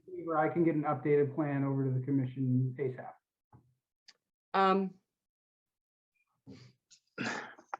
So it's. Chuck, are you thinking we could either close it tonight or continue? Were you just sort of on the fence on that? Well, in the past, I would suggest closing and issuing and then reviewing the plan. But I would like to know if the commission agrees with me with that option. I mean, it's you know, sometimes you can't do that when you're asking for a planting plan because that's certainly something that the commission would want to review. But I think these things like erosion control and construction access and where the stockpile area is located is fine. And no one really, had a comment on top of my comment about the riverfront area. So I think that's fine. I think everyone agrees. No, I agree. I think this is fairly straightforward. Of course, we want to encourage you to plant as many native species as possible. Wherever you can always plant native species. You don't have to come to us for that. We encourage wild wholesale planting. But no, I agree. I think we could probably take care of this tonight. So I'll entertain a motion. Move to close the public hearing on 25 Riverside. Seconded. All those or any discussion? Hearing none. All those in favor? Call the napkins. Do we need to do a roll call vote? Yep. Andrew, please. Andrew Driven in favor. Brian Bowe in favor. Well, Joe Carnahan in favor. John Sullivan in Martha Moore in favor. Did John say in favor? Yes. Okay. Thank you. Sorry. I did. Anika Scanlon in favor. Okay. So the public hearing for this RDA is closed. Is there a motion on the RDA? To issue. To issue. So I'll move that we issue a negative determination of applicability, meaning it's not applicable if that's the one you want. Just to be clear, people get discouraged and nervous to say negative. So yes, I'd like to move that we issue a negative determination of applicability on 25 Riverside. I'll second that. Andrew? Andrew Driven in favor. Brian Bowe in favor. Joe Carnahan in favor. John Sullivan in favor. Martha Moore in favor. Anika Scanlon in favor. So Chuck will draft the RDA conditions. Yeah. We need to sign on it next meeting. No, we're still good with our signature chain. Yeah. Okay. So Christopher, if it's not clear, we have essentially approved the work as discussed tonight with the changes you proposed tonight. Chuck knows that things can't happen tomorrow. He knows the timeline. Yeah, I'll issue it tomorrow, but I'll have it out to you next week. Thank you so much. And consider the bed frame removed. That's driven me nuts since we bought the house 5 years ago. So thank you.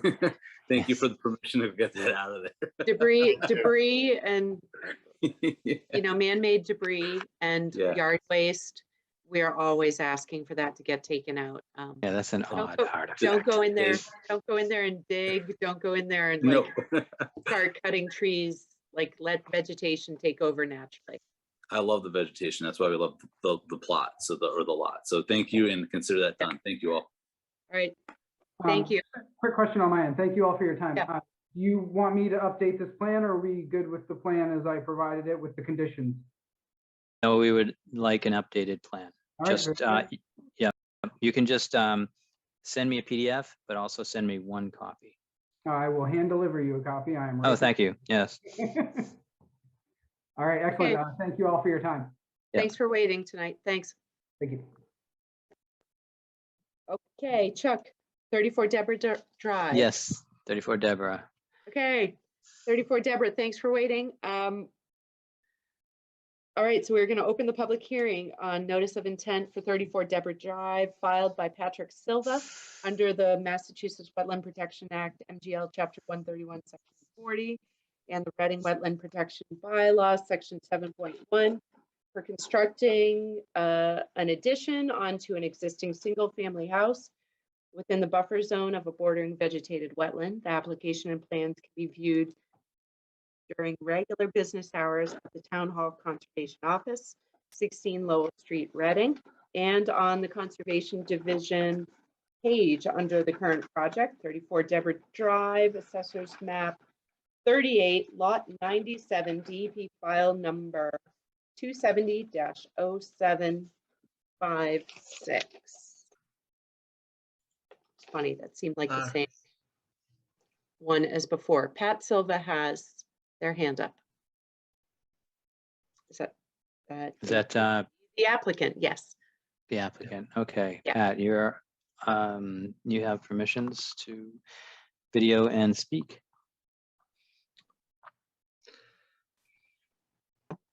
I just raised my hand just to let him know I was here. That's all. Thank you. Okay. Thank you, Pat. All right, I'll run the meeting and then Pat can take any questions as well. But for the record, my name is Jack Sullivan. I know it's late, so I'll try to go through this quickly.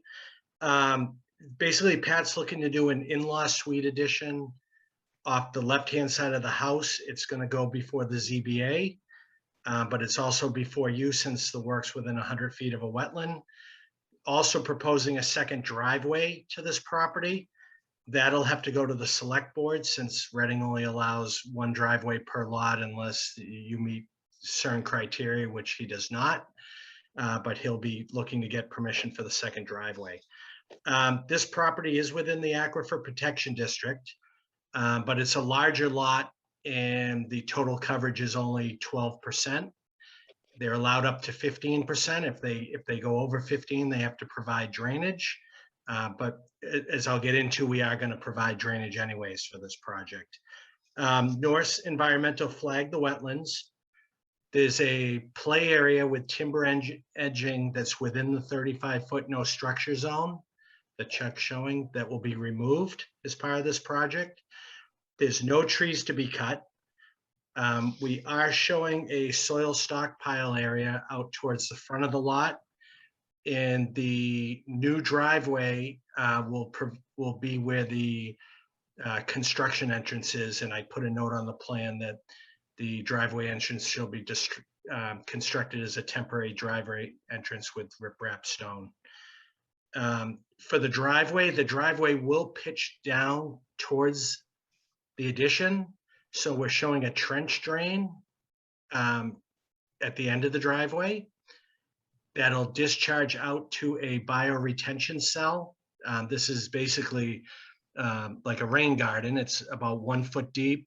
It'll be planted with a wildflower mix with some native plantings. And I'll also have the roof drains from the roof addition drop into this as well. The reason we went with this type of system is instead of a conventional dry well or Caltech system is the depth to groundwater is only about 2 feet in this area. So a conventional system wouldn't work. So we're trying to do a low impact, shallow system. And if we can provide some plantings and still provide some drainage mitigation, we're doing so. There's only limited grading changes around the addition. We're basically meeting the site grades. And as I said, the driveway does pitch down, so there is some minor grading changes in the driveway. But a large portion of the driveway is outside the 100-foot buffer zone.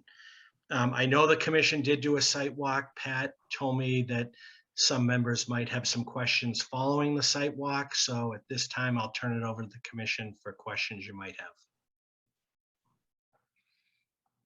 Okay, thanks. Just real quick before the site visit comments, John, what's up? Yep. I just, in the interest of full disclosure, I've known the applicant on this. I didn't realize, Pat, it was you until I saw you pop up on the screen. We went to high school together a long time ago. We're on an athletic team together for a couple of years, but I don't think we've had any contact since then. I don't think that this will affect my ability to be impartial on this, but I'm happy to defer to anybody else's concerns on that issue. I think from an ethics standpoint, just disclosure is fine. I'm just for the sake of the applicant. Pat, are you okay with that, or like? Yeah, I probably haven't seen John since the last time we walked off the wrestling mat a long time ago. So. Oh my God. Hey, so just a point of, just want to let you guys know that it's up to John whether he recuses himself or not. So the applicant or the commission doesn't weigh in on it. So just wanted to make sure for any time this happens. Right, but is it okay if I ask if there are concerns? Just because I feel like everybody would always say this won't affect my judgment, but that everybody says that, you know. Where like, you can take it to any level feel- you want. I know that all right. one of our members, there was concerns, but he didn't ask that question. it's on your conscience. All right. Yeah. And mostly a recusal situation is when there's a conflict of interest. Right. Yeah. Okay, That so was several years ago, though. and unless you're competing with him in wrestling this week, and you want to make sure you have an advantage, I think we could proceed. But thank you for disclosing that. Okay, so we have. I appreciate that because this is kind of a close town, and we're always bumping into each other, and that's okay. County life. So we've got this pretty active project. There's a lot going on. There's a second paved driveway. I just want to ask a quick question, then I'll hand it over to Joe because his hand is raised, and then to John. And that is the area between the trench drain and the proposed retaining wall stones in the front of the house. So in the front of the house, so at the end of the proposed paved driveway is a trench drain with those little rectangles. Yeah. And then to the right are the ovals that say proposed retaining wall. Yep. What is happening inside there? Like, is that all lawn? Is that grass? That'll all be lawn. And so Okay, this is just driveway without a garage access. It's not. right. It's just what's happening is between the existing house and the addition, there'll be about a 2.5 foot drop in the floor. Well, the floor elevation is greater, but there'll be an outside grade change of about 2.5 feet. So that's the only reason for the retaining wall, but it'll all be grass between the retaining wall and the driveway. I mean, Pat, you might do some landscape plantings out in front of the addition. I don't know. Okay, so that entire area outside of the proposed paved driveway and the proposed trench drain, that's all lawn. Correct. Pat, can you answer that? Is it lawn now? It's lawn right now, and it would remain lawn. The only thing we were possibly thinking of doing is just matching. There's a mulch bed that goes across the front of the rest of the house. So maybe match that and put some plantings in there, I guess. Okay, thanks, Joe. Thanks, John. Anika. Lower my Yeah. hand here. So I was one of the commissioners who visited the site last weekend. We spent most of our time looking at the wetland flags and sort of the wetland boundary in the backyard. Such as it is, it's tough with the snow. I think we actually didn't have concern about the position of 3A, which is the one we spent the most time looking at, because it was,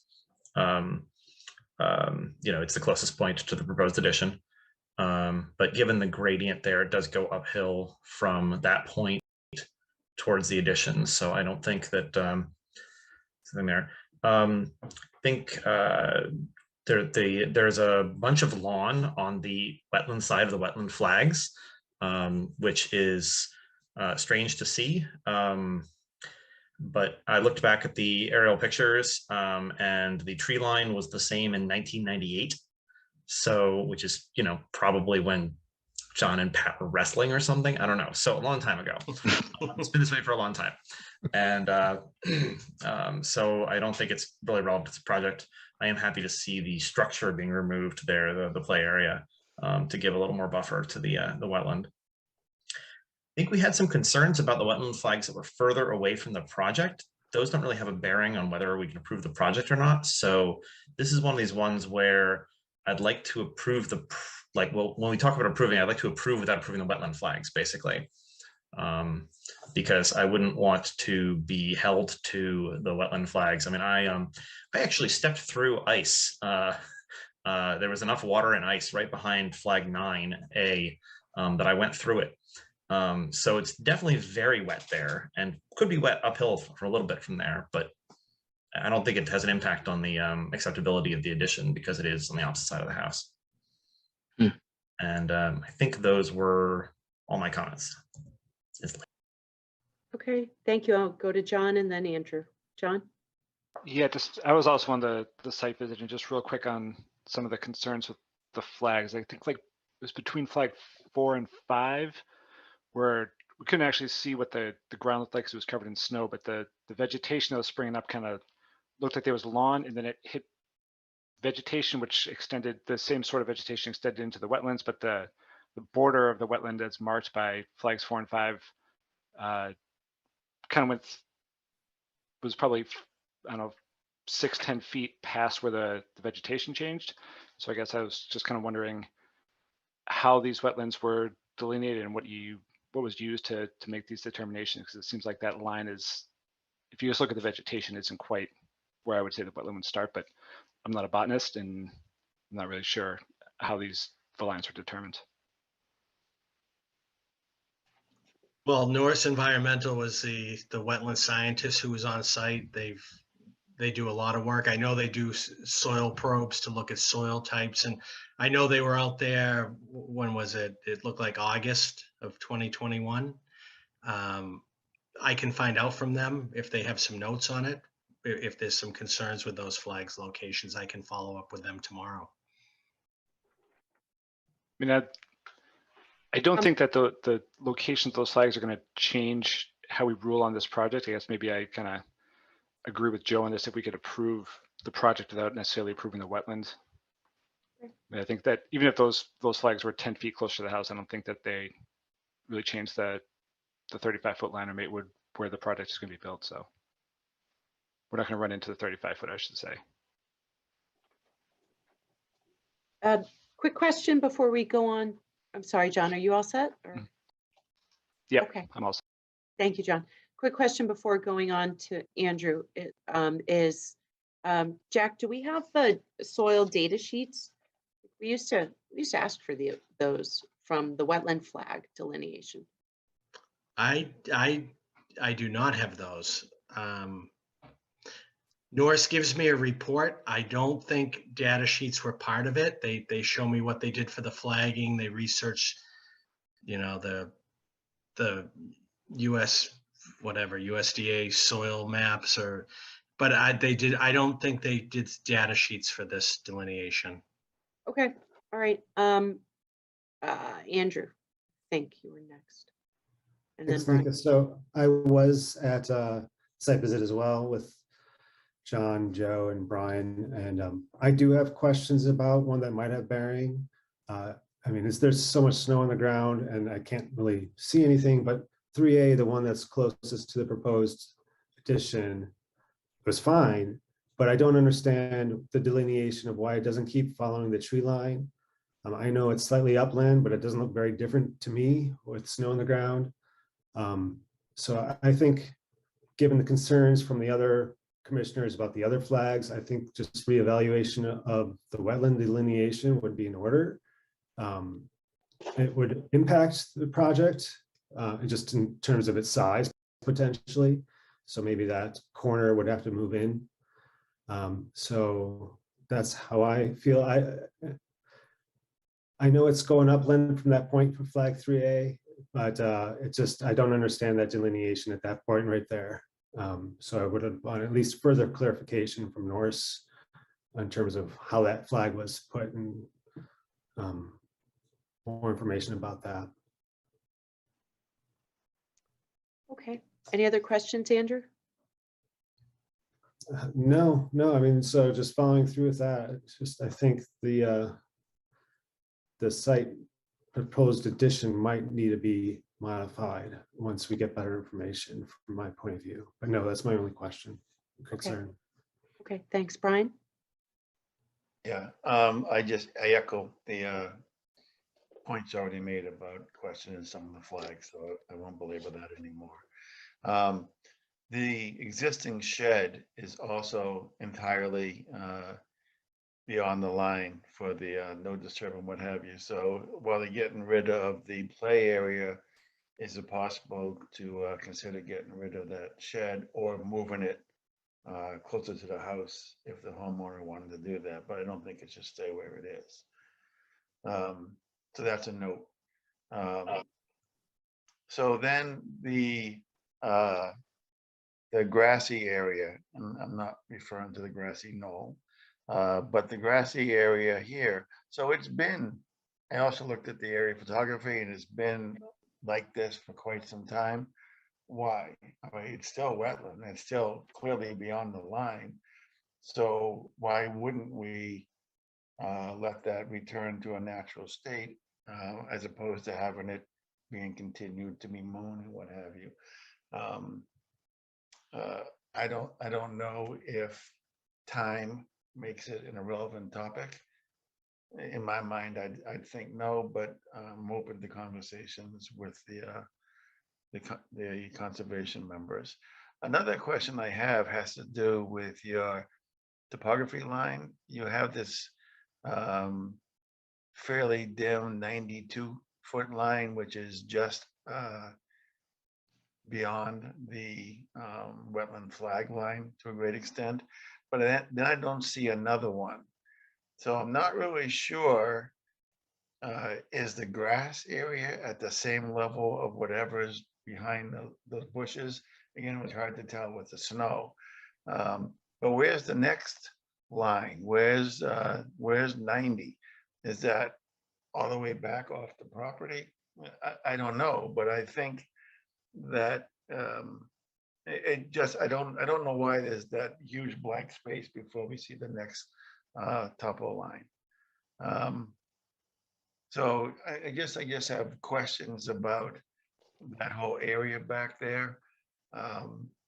Part of me agrees with Joe that it's back far enough that it probably won't affect the location of the approval of the addition itself, but at the same time, from a wetland protection point of view, it seems to me that something should be done about that. Okay, thank you. John, your hand's still up, so do you have more questions? No, sorry, just forgot to put it down. Okay, Chuck, do you have any questions?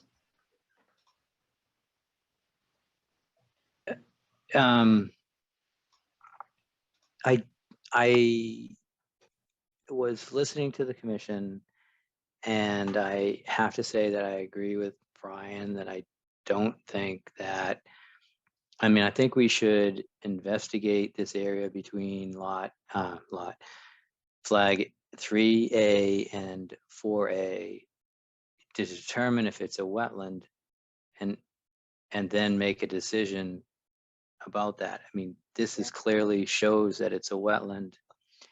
I don't know what the activity is in that area, but it seems to me that there can't be any activity in that area based on the regulations and the bylaw. And I know that, you know, I agree that it's been there a long time and people might not have been aware of it when they obtained the house or anything like that. But when I first saw this, that stood out to me, and the odd shape at 5, 6, 7, and 8,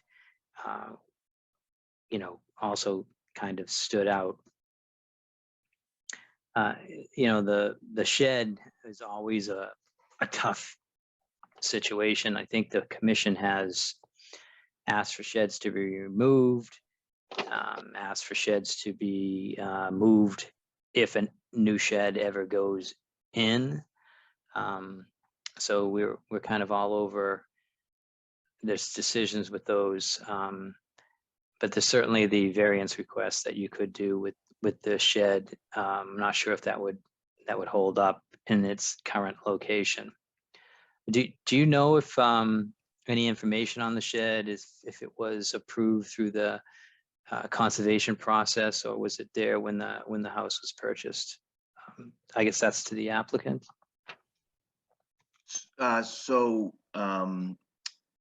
It was definitely there when we purchased the house. I didn't put it there. I didn't do anything to it. The only thing I know the previous homeowner, used to work with him until he retired. It was there when he did the addition, the current addition off the back of the house, which is the kind of bump out next to the existing deck. That's a 2-story addition off the back of my house. It was there when he went through the process to do that, which I assume meant he went to conservation. I can only imagine, same process as I'm doing. And then because I when I first started this process, I had asked him when I saw this map for the first time, and I was like, whoa, saw some lines that I wasn't expecting. And I went to the town's website, the GIS, and looked at, and it's on the map on the GIS. So I asked him about that, and he said it was there when he went for the building permits to do the 2-story addition off the back of my house. Sure, so I can look into that order and see what that commission determined about the shed. And I don't know when we're not talking about a date or anything like that, but maybe they mentioned this other area, this upland area also. I mean, that determination is, this commission is not held to any determination by the commission, but it's just another data point to review. Right. That's all. Okay. That's all I had. The swale is interesting. It's only 1 foot. I'm hoping that is maintained in perpetuity because of our policy of, the ground roof runoff and other runoff being infiltrated back into the ground. So I hope that and I know that this is a notice of intent, so we can make that a condition in perpetuity. But I just want to make sure the homeowner knows that that's something that we would like to see, for the life of this, of the house in the, for perceivable future. Okay.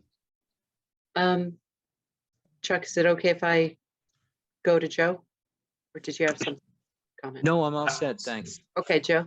I was just going to comment on the shed. I looked at the aerial photography, like we do, and I do see the shed appearing between the 2008 picture and the 2011-2012 picture. So if you're doing some, permit archaeology, hopefully that'll narrow things down a little bit.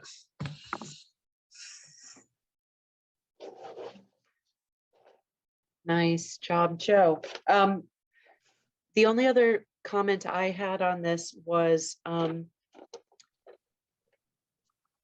Jack, you could probably already, assume it's just change in grades, any additional grading around the back corner of that proposed split level addition.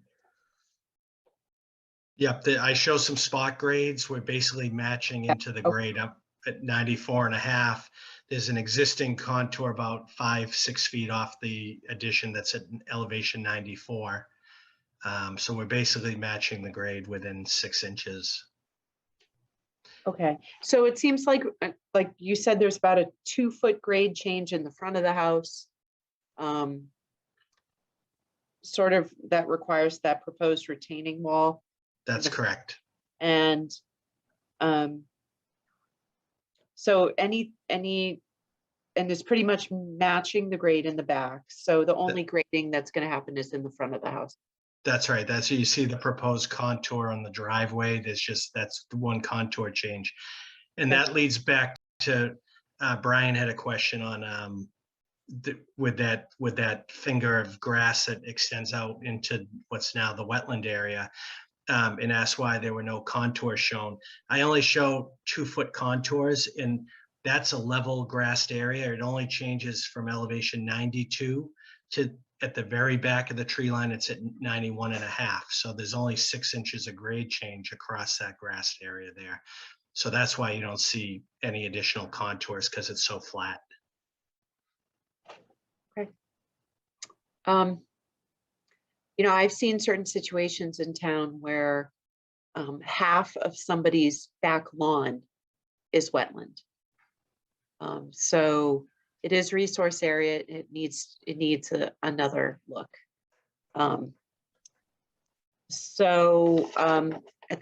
Any other questions from commission members? No.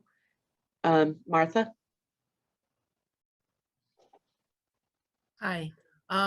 I did go out. I didn't make it when everybody else was. I was still chipping ice on my car that day. But I went out Sunday and I had a lot of trouble finding many of the wetland flags, but I found 1A and 12A that aren't shown on this map. And I remember being very confused as to where 1A was compared to the rest of them. And Jack, do you know if you were to put 1A on this map, where approximately it would be located? I didn't locate it because at that time I knew it was off the property and I didn't have permission to go on the other property. So when the wetland scientists went out, they didn't know where the lot lines really were. So they put the flags up. So I had already done some survey work. So I knew when I went out there, I knew where the lot lines were. So I didn't go onto the abutting properties for those two flags you talk about, since they fall off the property. All right. The reason I ask is because my memory is that 1A was either further back or closer to the street than 2A in kind of a funny direction. And I'm just a little concerned whether perhaps 1A actually comes closer to the rest of the building than 2A does. So, and I didn't take good enough notes. I was out there in the rain. So, but that would be a question if we're coming back to this another day, is to see if we can find out whether that, that last wetland line impacts the project in any way, or is it further away? I can look into, I can get permission to get, I can locate that flag. Thank you. And yeah, I found 6A and 7A, but I didn't find anything between 2A and 6A. So clearly the guys that were there on Saturday had more luck than I did. Okay. And that's Awesome. all I had. Okay. Do you want to know that the secret 4A is about 10 or 12 feet above the ground? Oh, Yeah. look up. Okay. Can't say I'd ever seen a wetland flag that high in the air before, but again, there was no, you know, I mean, and of course the vegetation was very different in September when these flags were being put down than is now. But yeah, there were several flags that were pretty high in the air. So once we figured that, once we cracked the code and we knew to look up, then we found all the flags. But that was the trick. Okay. So quite a big snowpack when they were putting the flags up. I mean, honest to goodness, like, what do you put like, did they put a ladder in the wet? Because I have questions. You shouldn't be putting a ladder in the wetland to climb up to it. I mean, there wasn't appropriate vegetation on the ground. I mean, the location was probably, well, I don't know. Again, that's a weird thing. If they had drawn the wetland around the grassy part, then I would have said they have to mark the corner. So they have to find something to hang it on. We will turn this property into a brand new Area 51, and we'll see how they did it by drone and remote arm.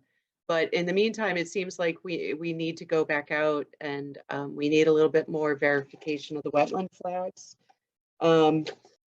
So that probably means a scheduled site visit, yeah? Chuck? Oh,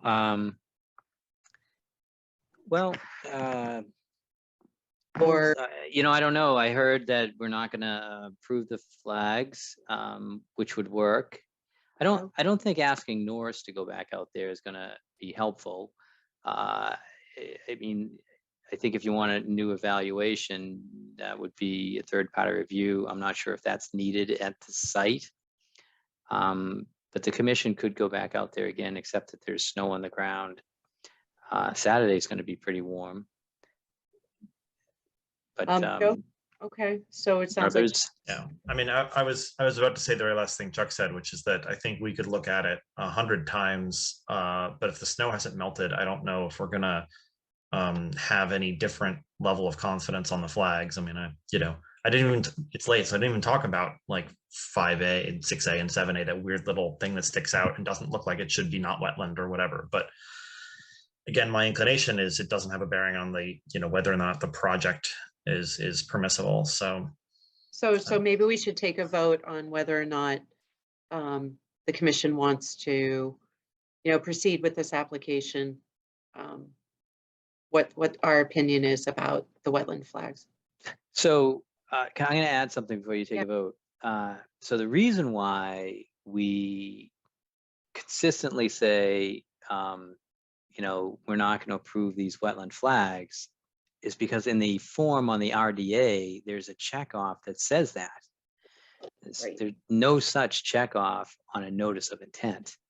So, the commission might be compelled to work with these flags.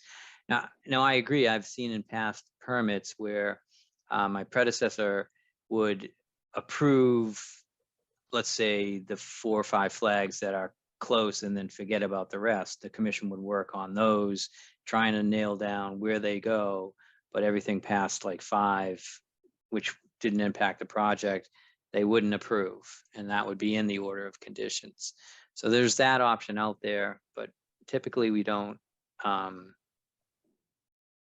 just give up on the flags locations on a notice of intent.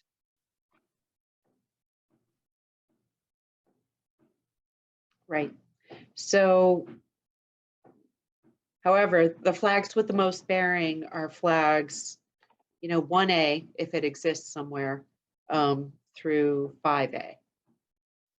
And there was some concern about 2, was it 2A or 3A from Andrew? If it's following the 92-foot line there, then it makes sense. But yeah, I'm not sure. Just 2A, 3A, 4A are my questions. So that's I don't understand why that wetland doesn't follow the tree line, I guess. But I can't tell from not seeing what's underneath there. And I also heard from Martha that 1A, which is presumably to the left of 2A, may or may not be closer to the house.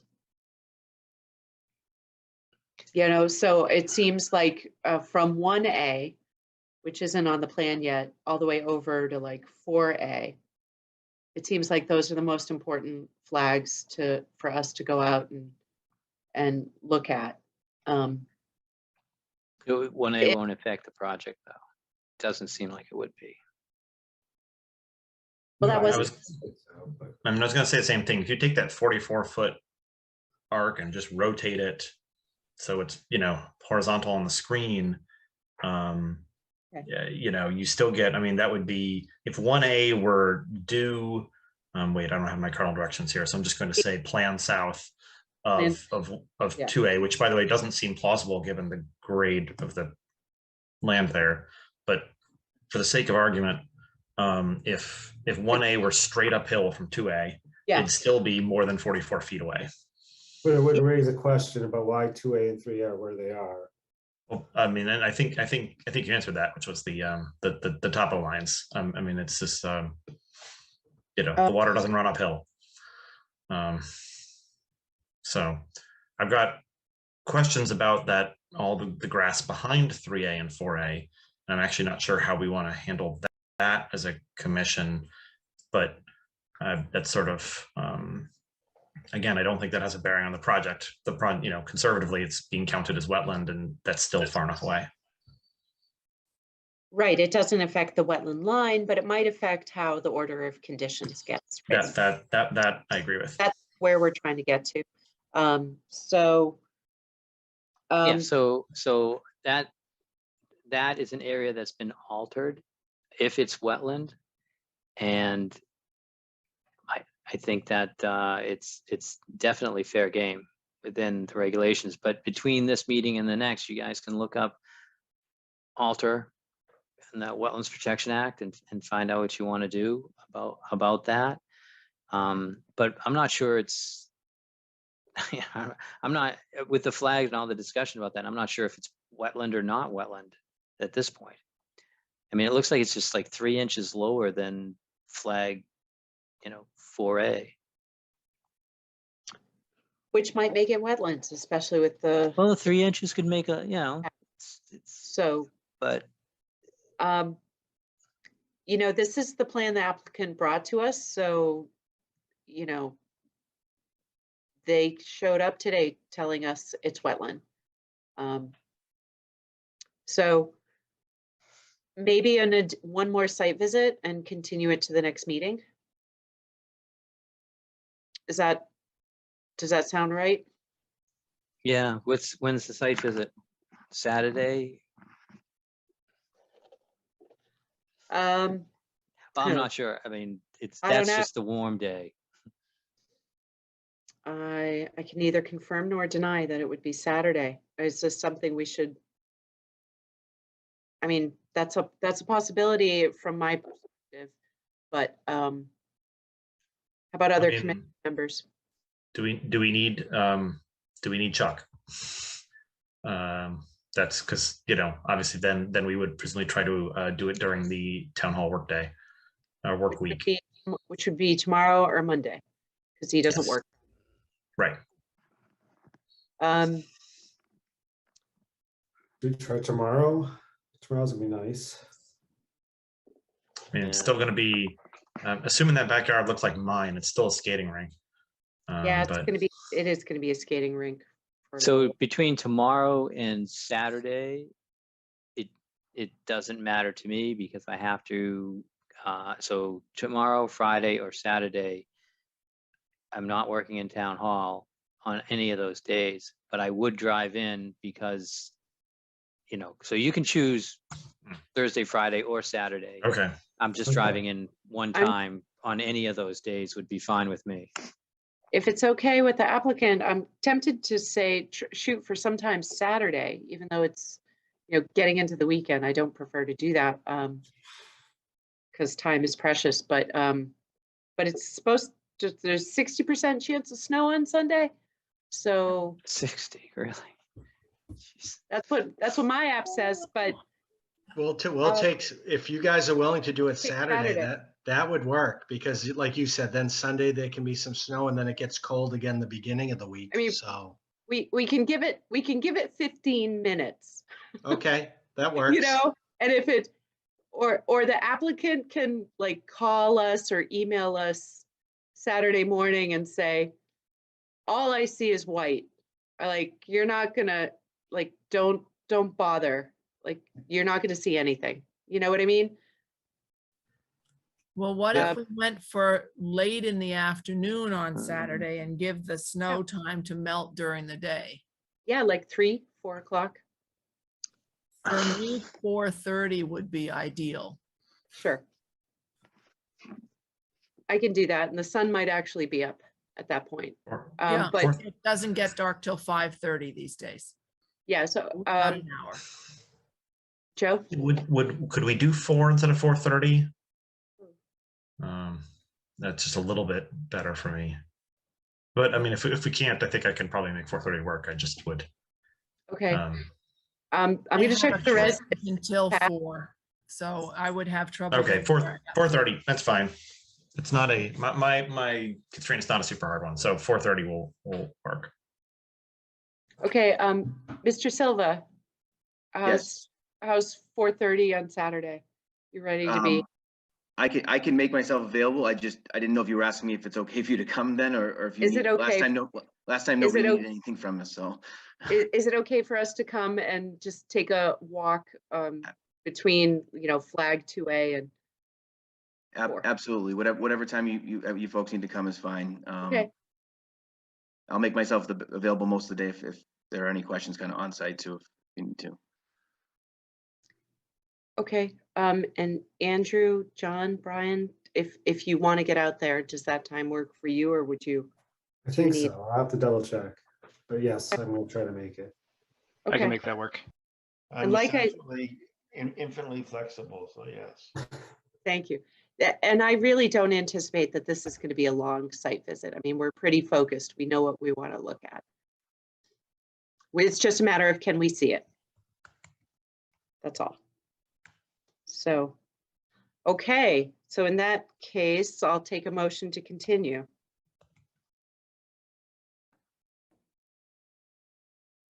I'll move to continue the hearing until February 23rd on 34 Deborah Drive. Seconded. Okay, all those in favor or vote? Sorry. Andrew Go ahead. Driven in favor. Brian Bowe in favor. Joe Carnahan in favor. John Sullivan in favor. Martha Moore in favor. Anika Scanlon in favor. Thank you, Pat. Thank you, John. We have continued this hearing to the next February meeting, and we will swing by 34 Deborah Drive Saturday at 4:30. Thank you very much. Thank you, everyone. Okay, thank you. Okay, good night. Okay, Chuck, if you can take us through the next 5 minutes or Sure or I can. take the fast 5 minutes. I was and just then- trying to put that in my calendar because Actually, Saturday. I'm sorry, Chuck, somebody else is present who has his hand raised, Sure Mr. thing. DG Varney.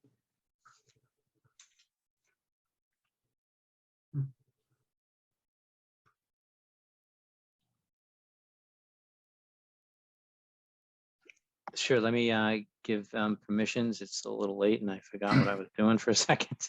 Sorry. Okay. Hi, good evening. My name's Joe DiGiovanni, and I'm actually the son of the butter to the Silver property. I apologize. I thought the public was going to get an opportunity to speak here. My father, he's elderly, he's 88. He's with my sister, and he's also listening in on a Zoom call. I know some of our other neighbors are too. And I understand that you've continued this to the 23rd. Will we have an opportunity to speak at that time? I guess, with that before, yeah. Yep, and I mean, I just, just briefly, just to Go ahead. discuss some of our concerns, and I understand that and again, we really just got notice of this proposal just a couple days ago, and so it's obviously a significant development. My father's concerns, the side yard between, and again, as I said, my father is the direct abutter, and I believe the area that you're looking at is, well, his property would be right along with the retention cells proposed. And I just, I want to point out that part of our yard is already wet, right? And we do have a lot of concerns that this additional development is going to have impacts to the stormwater, already is an already wet area. And just to, I guess, bring it up a little bit further, I know it was mentioned very early in this call that the water table is high there. And all along the back property, if you looked at that plan, and again, I'm not an engineer, and I just had a brief moment to take a look at it, you'll see that there is a drainage easement. We call it the brook, right? And that actually runs, that actually encircles our property. And, in times of high water, that can raise significantly. So, any of the impacts that, whatever more development there, it's just a concern that we have. So just, I understand that the scope of what this board looks at is somewhat limited. We obviously have, looking at a second driveway, small, obviously the side yard gets, reduced between our houses and whatnot. But yeah, so I just wanted to point that out. That is one of our concerns. And Karen, I think you might still be on to my sister Karen. I don't know. She hasn't raised her hand. She's with my father. It's kind of late for him, so I'm not sure if he's still up. But I don't know if you wanted to mention anything or. Yeah, she's raised her hand. So thank you very much. Appreciate it. Yeah, I apologize.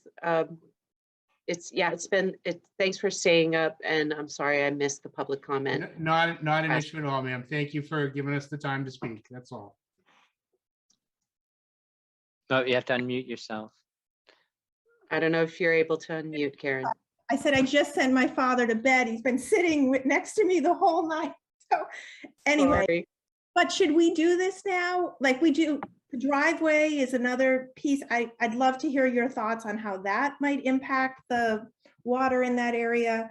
The location of the cell, it's like 10 feet away from my parents', like right at that side of the yard. So maybe that's something you can kind of look at.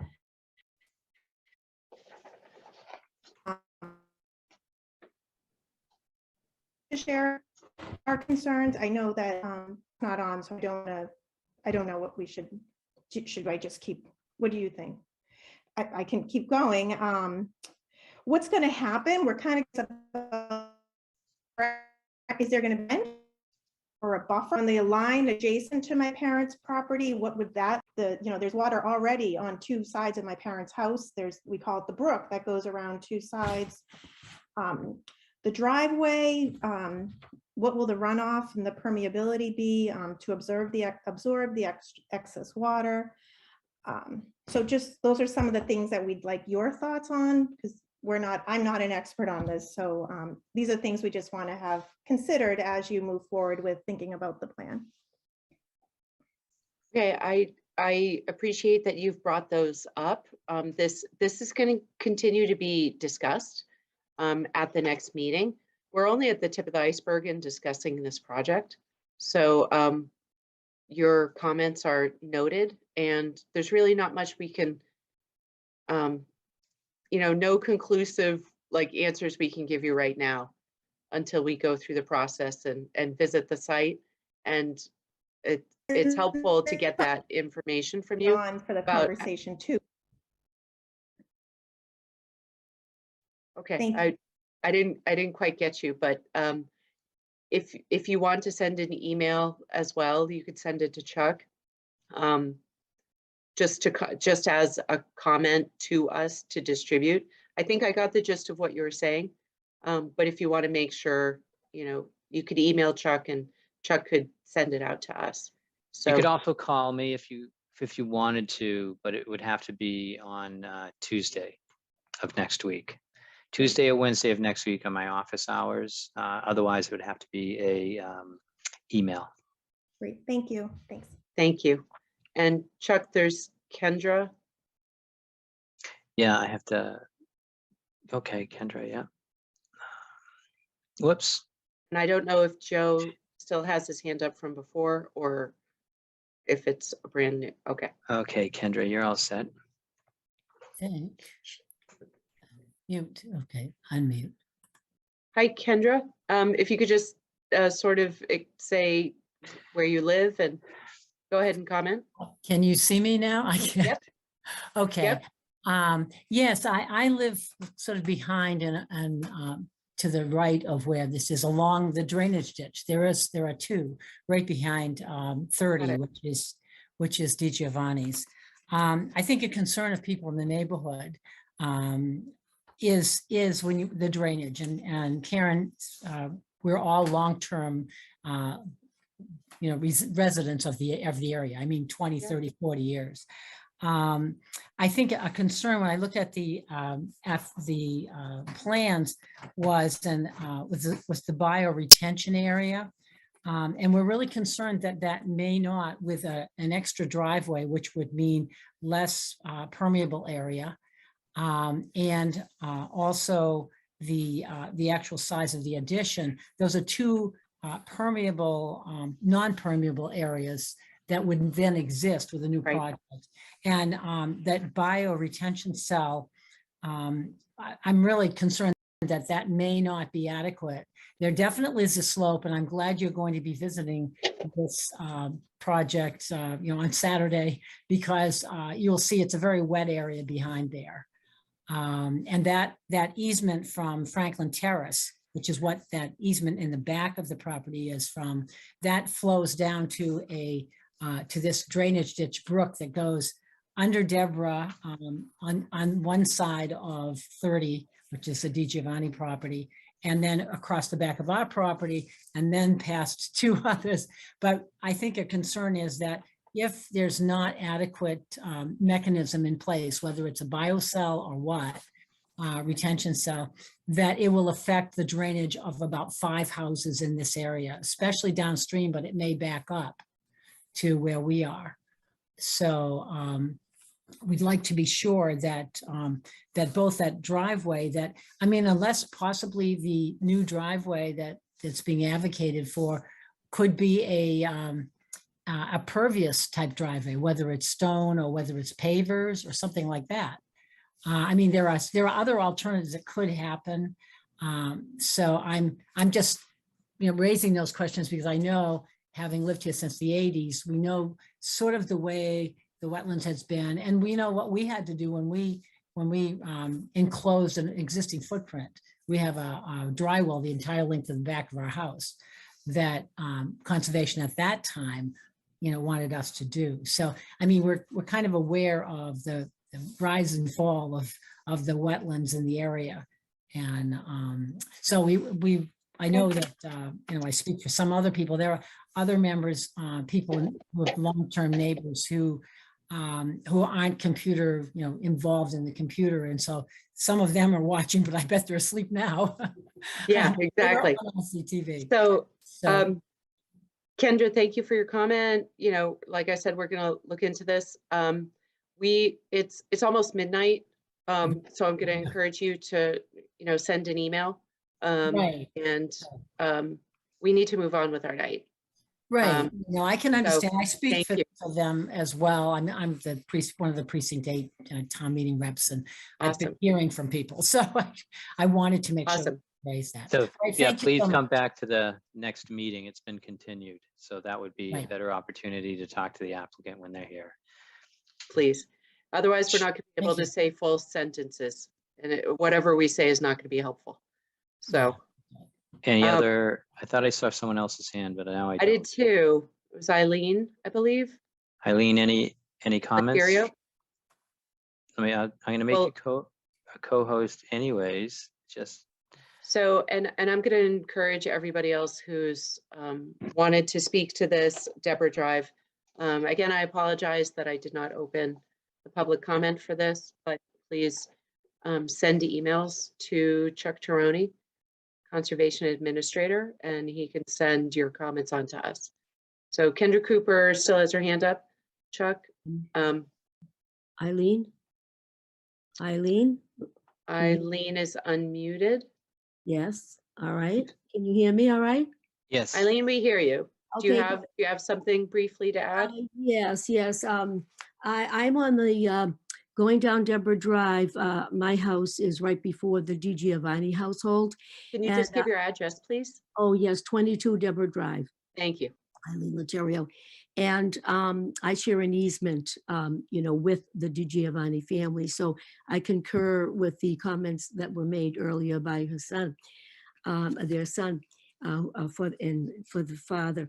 My question actually relates, to the retention pool. I had noticed it seems extremely close, to the Di Giovanni property, and I'm wondering, you don't have to comment on it now, but how was that location arrived at? How was that chosen? I also want to mention that we have a neighborhood that is extremely child and family centered. There are children that have grown up here. There are children that are growing up now. There are grandchildren that come to visit, the grandparents. And I'm concerned about the retention pool and the health and safety of these children. Children are very curious about any type of water, a pool type. How can they be protected?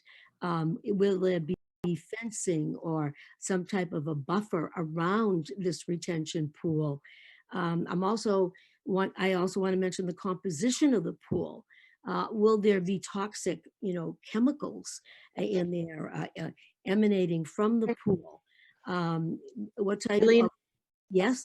If I could just answer a couple of those really briefly. First of all, this is on private property. So, if neighborhood kids are around, they'd be going on to someone else's property. That's one point. A second point is, you can think of this bioretention cell. It's a very fancy name, but really what we're talking about is basically a dropped garden.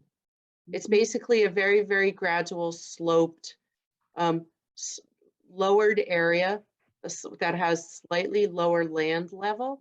And inside of it is just a dropped garden. And the only purpose of it is to take the rainwater that comes off of the roof and off that driveway. And the whole purpose of it is to use those plants that are going to be there, which should be native species, to filter and clean the runoff water. So it's a natural solution to a stormwater problem. And that's basically what it is. You can think of it as a dropped garden. So And the point that Chair Scanlon is also making, and I'm going to confirm that by the list of plants. These plants will not survive in water, so there won't be any standing water in this lowered bioretention area. If there's any water in there, it will pass through the ground within probably a lot sooner, but at least by 72 hours. So spice bush, summer sweet, low bush, blueberry, all these things. I mean, it's definitely low bush blueberry is definitely an upland plant, so that's not going to survive in water at all. So from that plant list, it wasn't designed to be wet. And I just want to, I want to thank you for the comments you've given tonight, and I'm sure you have additional comments and questions. I'm going to ask you to please email them to Chuck, and we will look at those at the next hearing, which is, yep. And I'm going to give you permission to Whoops. get to sleep sooner than me. Or by all means, don't email me, which is, you can if you want, but Chair Scanlon's not saying don't go to the next meeting. You can certainly just come to the next meeting and ask all your questions. Yeah. Well, thank you Okay. so much. I appreciate your comments. Thank you. Thank you for coming out so late. Okay. Okay, outside of Brian's hand. enforcement. Oh, Rick, sorry, Rick, I'm gonna give you some permissions right now. Okay, you are all set. Rick, hi. I'm going to ask you to keep it to a real quick 2 minutes, and then we're going to move on with our night. So I just have a small panic attack here because I thought the meeting was ending, and I know that I've been waiting for the next conversation. I just was making sure that you weren't going to bed. That was all I really wanted to say. Nothing about. I never sleep, Rick. The Deborah It's Drive okay. piece of the puzzle. I'm all set with that. I was just for the next thing. Okay. What are you here for? I got a fancy letter. Oh, from, 79. Okay. And we might as well start with that. Can we? Yeah. Just stay Please, on. so I That'd can be go to fine. bed. Yeah. Go ahead, Brian. Okay, it's been a while since I saw you in the driveway, Rick, on a cold day when you were wearing shorts, and I felt bad for you. But, at that point, we talked about some of the trees that you had taken down, and some of the branches and what have you from those trees that ended up in the wetlands across the street. And additionally, there are some piles of leaves and what have you in there. So that's what prompted my visit. We actually were notified by DPW about some of the things that are there. So the first question, I mean, the first issue is really the material that was put into the wetlands, which can't be there. And I just for the sake of everybody who's listening, when you and I were talking, you did mention that you had tried to get some help from the town and you hadn't gotten any. And so in the end, that's part of what drove your actions. So with that brief opening, do you want to explain a little bit about what you did and why you did it so the others can hear it from your own mouth? I'd really like to understand what, it mentions violations, so I want to understand what you're saying that I need to be cognizant of and what that actually means. When we talk about cutting down trees, the only thing that's been cleared is trees that were falling in my mother's driveway. So it's my mother's house. She's been here. She's a lifelong resident of Reading. She's been in this house for 50 years, just about. Trees are falling down around the house, and it was unsafe. If you've seen the lot, there's a longer driveway and trees hanging in and things that have been, picked up. The piece that I read in the letter made it appear that I was, those trees that were cutting down that were live trees. I have a 6-inch chainsaw that cuts up dead trees. And then I had a pile there that's what we were looking at. There's been a vacant lot for a number of years owned by a private citizen. It's not something we sit there and look at to dump into. We look at it out our front door. I had a pile there from things that were cleared on the side of our property closest to the high school. That has turned into a little bit of a swamp. Once the new high school was built, that you might have noticed about an 8 or 9 foot higher elevations, all the water were getting run off. And I think it's caused a severe impact to the trees that were beside our house and started to have a lot of rot. So what happened was, my mother living by herself now, I wanted to make sure I could clean up some of the area. There were trees that had vines and poison ivy, and I pulled that out. And there's 3 piles in front of our house that I intend to move. There was never any intention to keep there. We look at them on a daily basis. So that's where I'm at. And I just wanted to figure out, I got the beautiful letter, and it was educated today a lot about what happens around town. Is nice to hear. I had Martha Moore for a teacher back in the late 80s, so it's good to see Martha. So I have to disclose some of these. Annika, I think I may have worked with your husband in the past. If your husband, Tim, maybe I'm wrong. Maybe. Somebody else. But anyway, that's where I'm at, and I just wanted to, how do we proceed, and what do you need from me? So the main issue of the letter wasn't the trees being cut down. It was where the branches and the brush from those went, plus the piles of grass clipping and what have you that were in the property across the street from you. Now, you did tell me that a lot of the brush in there came from the trees you cut down. That's the only connection to those trees, is that that's where the brush came from. All right, so the potential violation that the letter is talking about is putting those branches, that brush, as well as the other yard waste into that property across the street, because that's wetland. All right, so that's the potential violation. That's why we asked you to come down here, is to have that conversation. So then once we have that conversation, the next topic is, what do we do about it? So in this case, it is somebody else's property, yet it was at least partly your action of putting it there. There may have been other neighbors, I don't know, but your action of putting it there. So then you would be responsible for the remedy, which basically is taking it out. So that's, like I said, when I opened the front door, I'm actually living in my mother's house right now. We're doing renovations at my house. So I've been here for a little bit. So I look at that as I work from home now at the window. There's 3 piles. I can tell you right now where they are and what can happen. I will be getting rid of those. So I think that's the first thing I wanted to make sure was clear. Okay, so then that's part of the remedy. I think what we need to do is to mutually arrive at a date by which you'll have it out.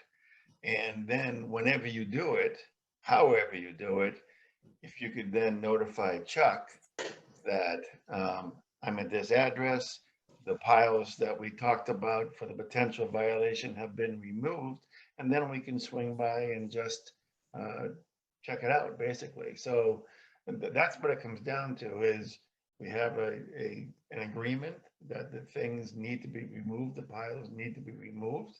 You do it, you notify Chuck. If it would help any, I can swing by before then, so we can make sure we're in agreement as to which of those piles we're talking about. If that would make you feel more comfortable, I'll be happy enough to do that. I mean, like I said, we live here, Mom was here, I'm gonna make it right. We're gonna make it right because we're impacted directly by this, right? Great. So I'm happy the case if you want to stop by so it's clear, but I can take my before and after photos too and do whatever is Yeah, I necessary. mean, another approach is you can just take out what you want, then we can look at it, and if there's an additional pile that got missed or something, we can talk about it at that point. So first step is agree to take it out, which you have. Second step is to actually take it out, and then last step is to confirm it, and we're all happy. Perfect. Okay, does that make sense? I mean, I wish that I only went first. yeah, that makes total sense. That would be a lot easier. As long as you don't have to come back. All right. Thank you. Yeah, thank you for staying on. Thank you. I will make sure to I'm on it, and I'll make sure to circle back with the group here, especially if you want, just talk to Chuck in his copious spare time. He'll be happy to pass anything along to us. Sounds good.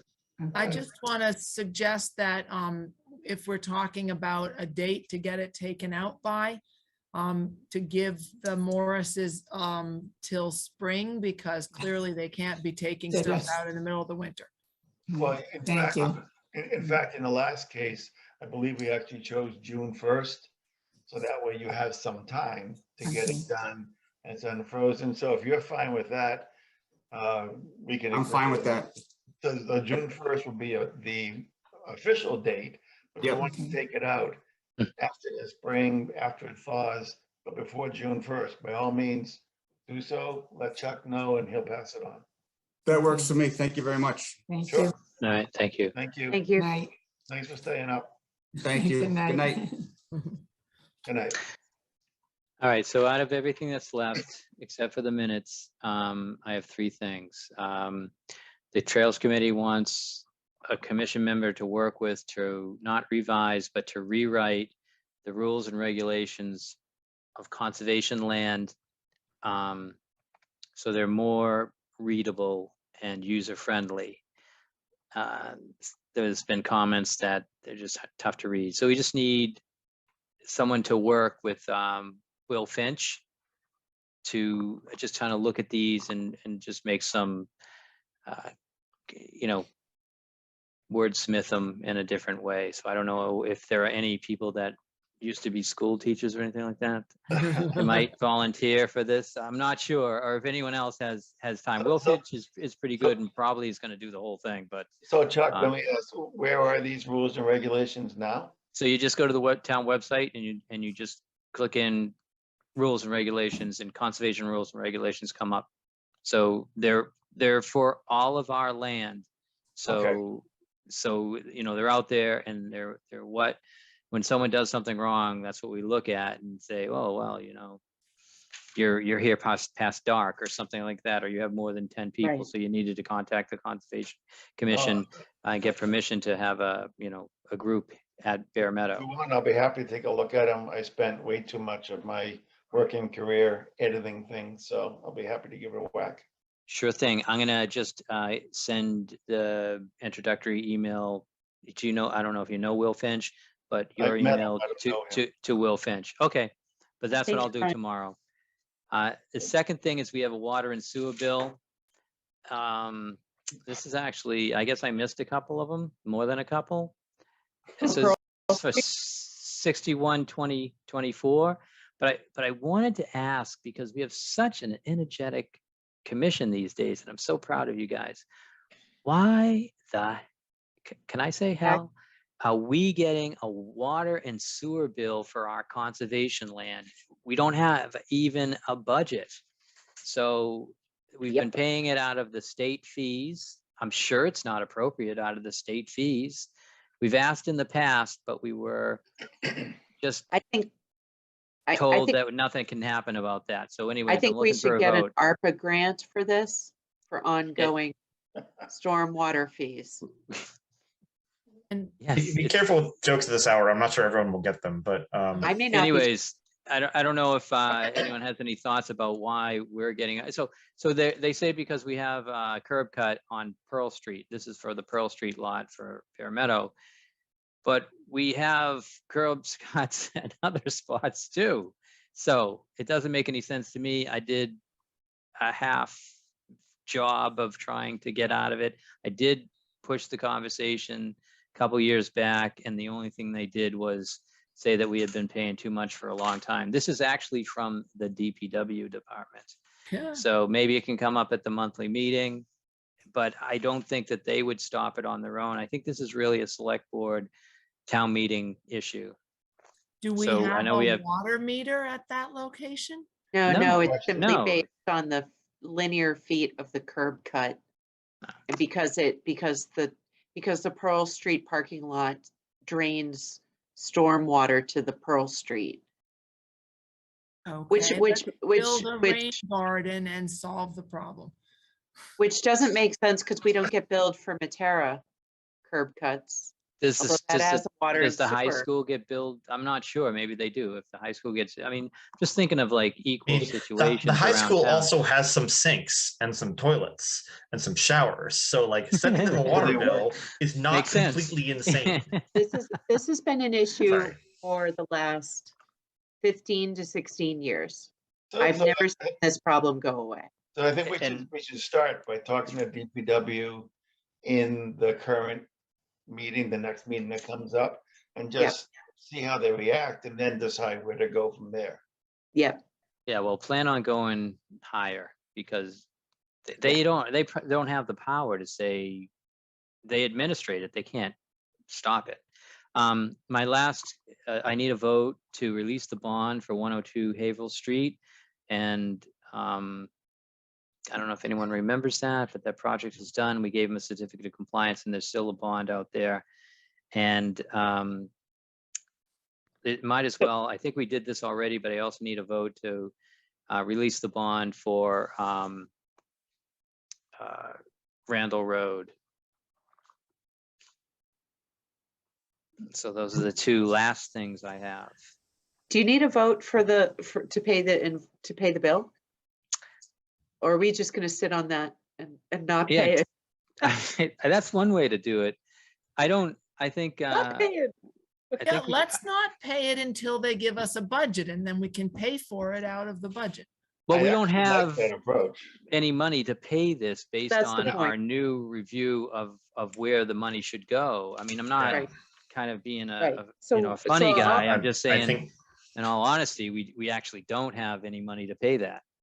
So So all of- that's part of the discussion then, you know? Yeah. Sit there and say, how do you explain this? How else you handle it in other similar circumstances? And how do you propose we pay for it since you won't deign to give us budget? Okay. well, So- and I want to see a motion though to release the bond for 102 Haverhill Street. I move that we release the bond for 102 Haverhill Street. We all Second. second it. I don't know. I'm in Hey, favor. Exhibit in favor. Brian Bowe in favor. Joe Carnahan in favor. John Sullivan in favor. Martha Moore in favor. Anika in favor. And motion to release the bond for Randall Road. Is that the one where we actually had questions about not having the right number of trees? Yes. I thought that was On one where we, the correct property. yeah. Do we actually have like a substantive question? Because we certainly don't want to discuss any substantive questions right now. Can we hold off on that bond till a later meeting? Just on the Randall Road one? Yeah. That's fine. Yep. Okay. And But it's a moot point if you issue the certificate of compliance for it. well, I don't think somebody's- we did. Did we? Thought we didn't. Okay. That's It's probably not too fast. late, yeah. All right, so we have one. That's fine. That's fine. Okay, I'm finished with my Okay. list. All right. I'm sorry, everybody. It went long tonight, but is there a motion to adjourn? You're all a lot of fun. I'd love to stay up, but Do we need a DPW volunteer for the next meeting or is that covered? I think we have ongoing cover it. volunteers of Brian and Carl. So they both show up now. It's Okay. become an event. No, it's good because the numbers are almost equal, which is good. It's useful. That is good. That Just is- one announcement, the Town Forest and Trails Committee are planning an event on April 30th. So if you're interested in a event in the town forest, building trails, pulling buckthorn, etc., put it on your calendar. More information to come. You make said it April- sound so appealing. April 30th. Okay. Thank you. So It's after midnight, Brian. I can't be more appealing than that. All right, I move that we adjourn. Can I say, so this is very quick. I've talked with bylaw about writing a bylaw that gets us a budget. They said, and I guess I shouldn't be too surprised that bylaw would like to know under what authority I'm speaking, because they, care about rules, which, I mean, that's literally their job. So fine, I don't know what I expected. So could we have some sort of vote that deputizes me as the person to work with them to draft a bylaw change that gets us a revolving fund? So moved. Second. Andrew? So Is there any discussion? just Yeah, I know that a couple of these things come up, at the last minute, but some of the stuff. So everybody that kind of works above me looks at the agendas, and they might have comments on things like that, Joe. So if you know that beforehand, can you give me enough time to get it on the agenda? That's all I'm asking with those kind of you mean with respect to the agenda for bylaw? Well, the commission will discuss appointing Joe as the, bylaw committee liaison. Yeah, we or something like that. had. Well, budget isn't on let me this one, just is back it? up and say we've already voted in favor of trying to get a budget Mhm. previously. So this Well, is they know you were doing it. I know that. so effectively, this is kind of just a small administrative step in that we're asking Joe to please, because he has availability. Do what he was going to do. Yeah, I'm And just saying, if he has enough time, I'd like to put these things on the agenda. And I No, I- know that people don't want to be I'm guilty of that too, but So somehow can I we think put it Joe on is the more agenda? Bylaws meeting organized was than me. Yeah, bylaw met last night. So this was my email from, actually, I haven't heard from them since they met, or not, at least I haven't heard from the chair. But the advice from Jeffrey Stu was getting yourself deputized as the point person for your committee for this matter would be a good idea. So that was really all I was asking for. Sure. So Did that we can do happen? that Give it in in 2 favor. weeks. We probably can. If we want, we can put it on the agenda for 2 weeks from now to just talk with you. And because I believe bylaw meets monthly, so I'm pretty sure that if we talk in 2 weeks, that's still before I go to the bylaw meeting in a month. So that works. Okay, so never mind. Thank you. Well, In that case, No, I'm not saying take it away. I'm just saying No. in the future. So, Oh, okay. however you all want right, to. very well. Now, I'm going to suggest that we wait 2 weeks, put it on the agenda, and then the people who care can stay up till midnight with us and watch us vote at midnight to make Joe our representative. And that's what I want us to do. So I am not going to vote for Joe to be a representative tonight. We're back to it's too late for jokes, so I'm not even sure if that's serious. Okay, then I Okay. will withdraw my motion. So my one last thing is there were a couple of enforcement issues where we asked people to show up tonight. I don't know whether they were on and went to sleep before we got to them, but either way, the two new ones, we're going to have to decide how to address, and the ones we already met about, we're going to have to decide next steps. So not going to try and do it now. I'm sure that would just be funny actions, but we do need to add it to the agenda again for next time. And hopefully our meeting will end sometime in the same day it starts. But we should at least send an additional letter, even if it restates the same thing. So just to keep it moving. Yeah, yeah, I'm fine with that. Okay. I was just gonna say that be aware of on Temple Street that there's a severe amount of flooding. Somehow I think it's associated with the field at Parker because the ground is frozen, the field is thawing out, and all the water is going straight down into the stream, and it can't handle the amount. Anyways, if DPW contacted me, they didn't ask for any permission to do anything. They don't have a plan, but they may come up with one. So I just want, I know that Anika, you're pretty close to that area. So just keep a look on Temple Street. And right now I haven't been asked to allow anything to happen, but of course they can always clear out the stream with sticks and all that kind of stuff, but not alongside the stream.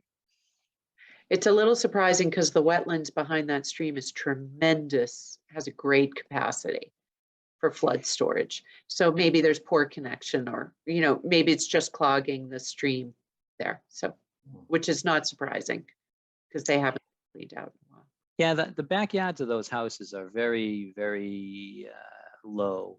Yeah, they to the groundwater elevation. So they're sensitive to any kind of fluctuation in the water table. And so anyways, it's come to a head. I've been asked to comment on it. My comments are essentially, it's just because of this, this sudden thaw with the ground frozen. Yeah, the worst flooding in Reading, well, anywhere really happens when there's a good snowpack, it warms up, there's a lot of rain. The rain and all the snow melt plus the rain just creates a tremendous additional volume of water, and there's nowhere for the water to go. It doesn't infiltrate. So it's just, conditions are right for flooding. I'm not sure if there's a culvert under Woburn Street and it goes somewhere else, or if it turns up somewhere, but I mean, I think we're at a point where there's so much water, there's so much volume over there that any stick, any stump, any deviation in the smooth bed of the stream can cause backup, and those incremental little blockages are creating one big mess on Temple Street. I have one last notice. The tree cutting in the town forest is currently scheduled to start Monday. Thank you. Thanks for mentioning that. So let's adjourn before Monday. So yes. Yes. So I move to adjourn. Second. Thank you, everyone. All right. Thank you. I vote for it. In case you're Yes, we all vote for it. Great. Okay. Okay. Good night. Good night, everybody.